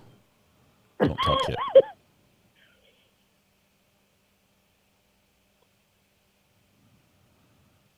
Okay, I think we're done. Are you sure? No, I'm never sure. The witness has been nursing that Zaxby's drink all afternoon. But, okay. You mean defendant? Defendant, yes. Well, she might be a witness too. Depends, you know. True. What's on your mind, Amber? There is a lot on my mind right now. I want just your initial opinion of the testimony we just got from the defense on cross. Are you with defense or are you with the coroner? You know what a moonshot is? You know what a moonshot is? Okay. I asked you. Yes. I realize that NASA was able to launch a rocket and land on the moon. I believe that. I don't think it was staged in some Hollywood theater. I think we actually made it to the moon. The odds of me replicating NASA's rocket launch and safe land and return from the moon, I mean, the whole Neil Armstrong thing, I don't think I could pull that off. But this attorney thinks he might have a chance. Okay, this is far out, and he's really not. It's on a technicality. He's really not. He's on a technicality. But if you string all the technicalities together, which he got the ME to agree to, it's like, I'm with him on that question. Okay, that makes sense. I'm with him on that one. Now he's got a conclusion that is starting to make sense, and it's like, he might make it to the moon. I've seen. I'm going to push back. One more thing. Medical examiners. We have seen medical examiners with much more evidence than this one had to work with that were inconclusive on the results. Mm-hmm. This guy. Was that it? Can I go now? Okay, go ahead. No, you're not done. It's your show, Amber. Go ahead. First of all, there are five different types: homicide, suicide, accident, natural causes, undetermined was what was not mentioned. Right. This should have been, in my opinion, I am no professional, of course, should have been undetermined because he cannot, to a medical degree of certainty, state what caused the death of Gary.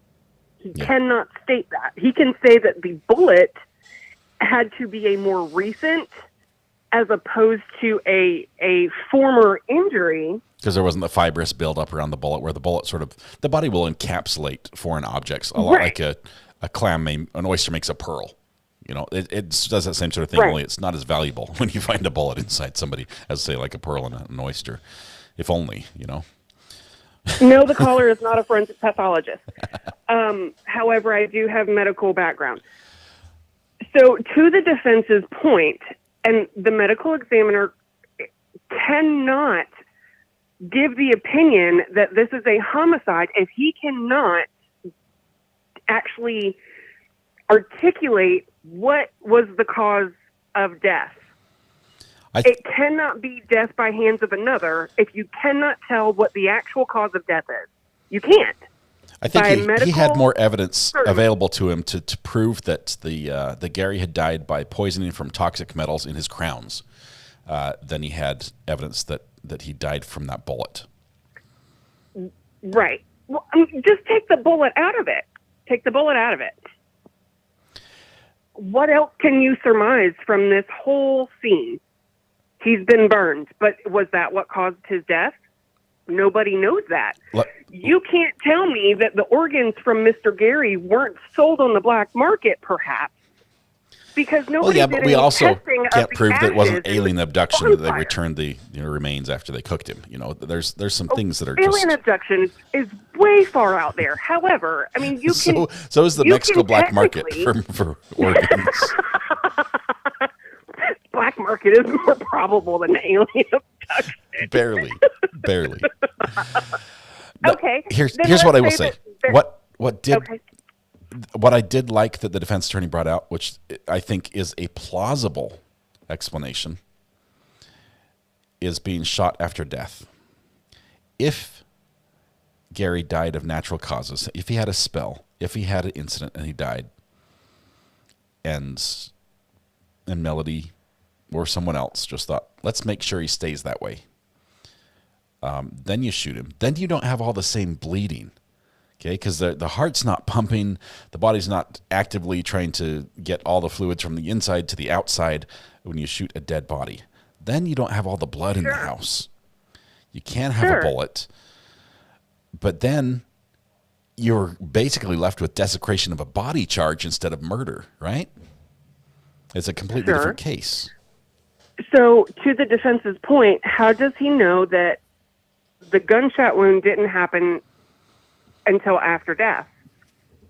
He does not know. There's not enough there to determine that.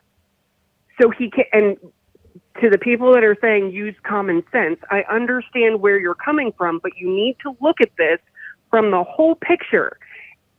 If he cannot definitively say that Gary was shot when he was still alive, he cannot say that bullet was the cause of his death, much less being burned. I think it's easier for a reasonable person to conclude that yes, this was murder. He was shot and killed. It's more of a stretch to say that Melody did it. Because that's where the evidence seems to be lacking right now.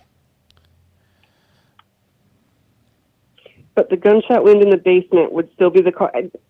You cannot convince me that that would be a cause of death, because they have no idea if that happened while the victim was still alive or if it happened after death. Let me posit this, and I will get off the phone. Hey, what you have to ask it the way the defense attorney says, like the riddle me this. What did he say?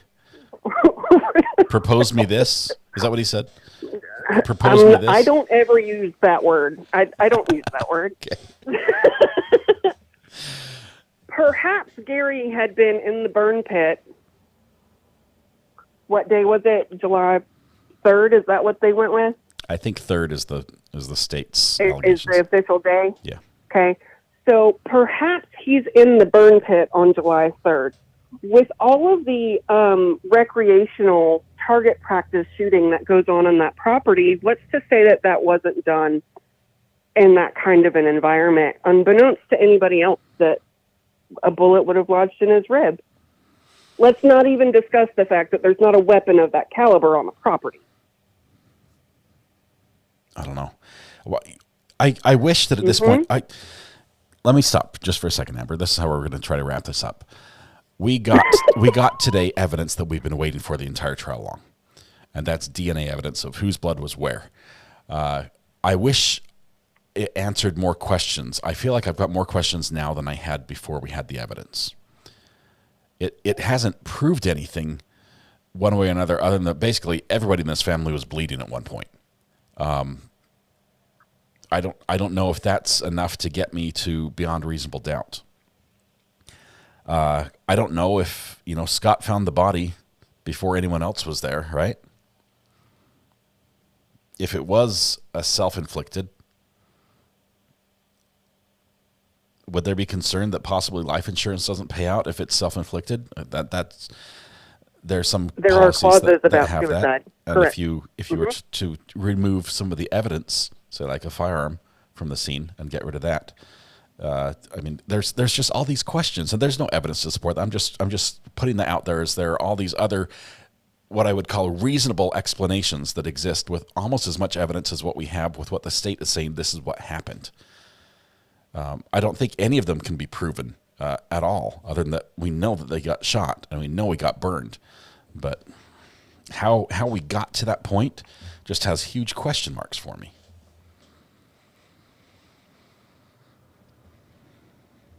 Amber, your time's up. My timer went off. Go to hang up. I haven't spoken anything. I was waiting for you to finish so I could actually hang up, Okay. so I wasn't rude. You're good. Sound went off in your ear while you were talking. I thought that would be rude. Okay. But goodbye now. See, Amber, thank you. Amber's wonderful. Appreciate her. She does so much for us on the channel. All right. We have reasonable doubt. We have lots of questions. We also have a thumbnail that is absolutely glorious. If you guys have seen this, Red Pen is keeping it up to date. Let me get rid of that right there. Wow. Yes, the thumbnail is nearly full, which is bad because we're still in the state's case in chief. But we've got the smoke coming over the trees. Yeah, we've got everything on here. This is really good. We'll use this thumbnail for when we start tomorrow. I believe my understanding is we have they said their lunch away. I think that's going to be the site visit. I don't know exactly how that's going to go down, but sometime this week there is going to be a site visit, or possibly early next week. I do have an update from Trial TV Live, who's helping us out with Sarah Boone down in Florida. Update on jury selection: 23 total today. Out of the 100 they want qualified. Out of the 100 qualified to move on. A new panel of 50 will be brought in tomorrow morning. Judge Kranick is looking for 50 qualified jurors before the final chosen panel. He's shooting high for 8 alternates and a total of 14 jurors. He might settle for less than that. Opening statements won't happen before Wednesday. Sarah Boone was very animated with her attorneys before she was escorted out. Apparently they're not getting along. It's time for a new advertisement. Sarah Boone seeks new attorney mid-trial. And then he'll be down there tomorrow as well for us. So, yeah. So Sarah Boone's moving forward. It's probably going to be Wednesday at the bare minimum before we start. And then we have to figure out if we follow this one live and do Sarah Boone at night, or do Sarah Boone live and do this one at night. I don't know. I don't know how this is going to work out. But all right. I'm liking this. I really am. The defense, they have a tough fight here, because quite honestly, their defendant looks guilty and has some guilty mannerisms about them. But I don't know.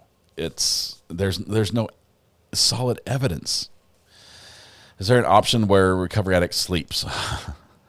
Mrs. R.A., thank you for bringing that one up. No, not right now. It's court season right now. It's like hurricane season. The storm chasers don't sleep. They're constantly chasing, and now we're chasing court. So I do need a little bit of sleep. So let's wrap it up for tonight. How about that? Would like a 24-hour stream, says Donnie. Mrs. R.A. is going to time you out, Donnie. Oh, my goodness. Look at that. Do you hear that overmodulation? It's driving me nuts. Got to figure out what's wrong with my setup. All right. Thank you, everybody. Donnie, Amber, gotcha. Sorry, I outed you, Amber. It was for a minute, Donnie. It was just for a minute. You're going to be back before we end. You'll be back before we end. Nobody hears it but you, but I hear it really loudly. All right. It's been a great day in court. Thank you very much for joining us. We are going to be back again tomorrow for more. We will keep you updated on what's happening with Sarah Boone. As we have people down there, we are approved as Pool Media. We'll be down there grabbing that feed live from court. Court TV is the cameras of choice, or at least they're the official photographers, the video source. So they're going to be providing that to the media pedestal. And we've got all that worked out, so I'm so happy about that. Took forever for that to come through. But if I could only tell you how much work it took to get approved in the 8th Circuit down there, the 9th Judicial Circuit, as media. But we finally jumped that hurdle. It took websites, it took editors, it took documentation, history, advertising information. It was nuts. Anyway, tonight when you go home, please hug the people you love, smile at someone, make their day just a little bit better, and please stay safe till we go live again. Donnie, you're back. We go live again tomorrow, 8:45-ish, before court begins. It's going to be great. Please be there. You guys be kind to each other. We'll see you in the morning. Have a good one. Bye-bye.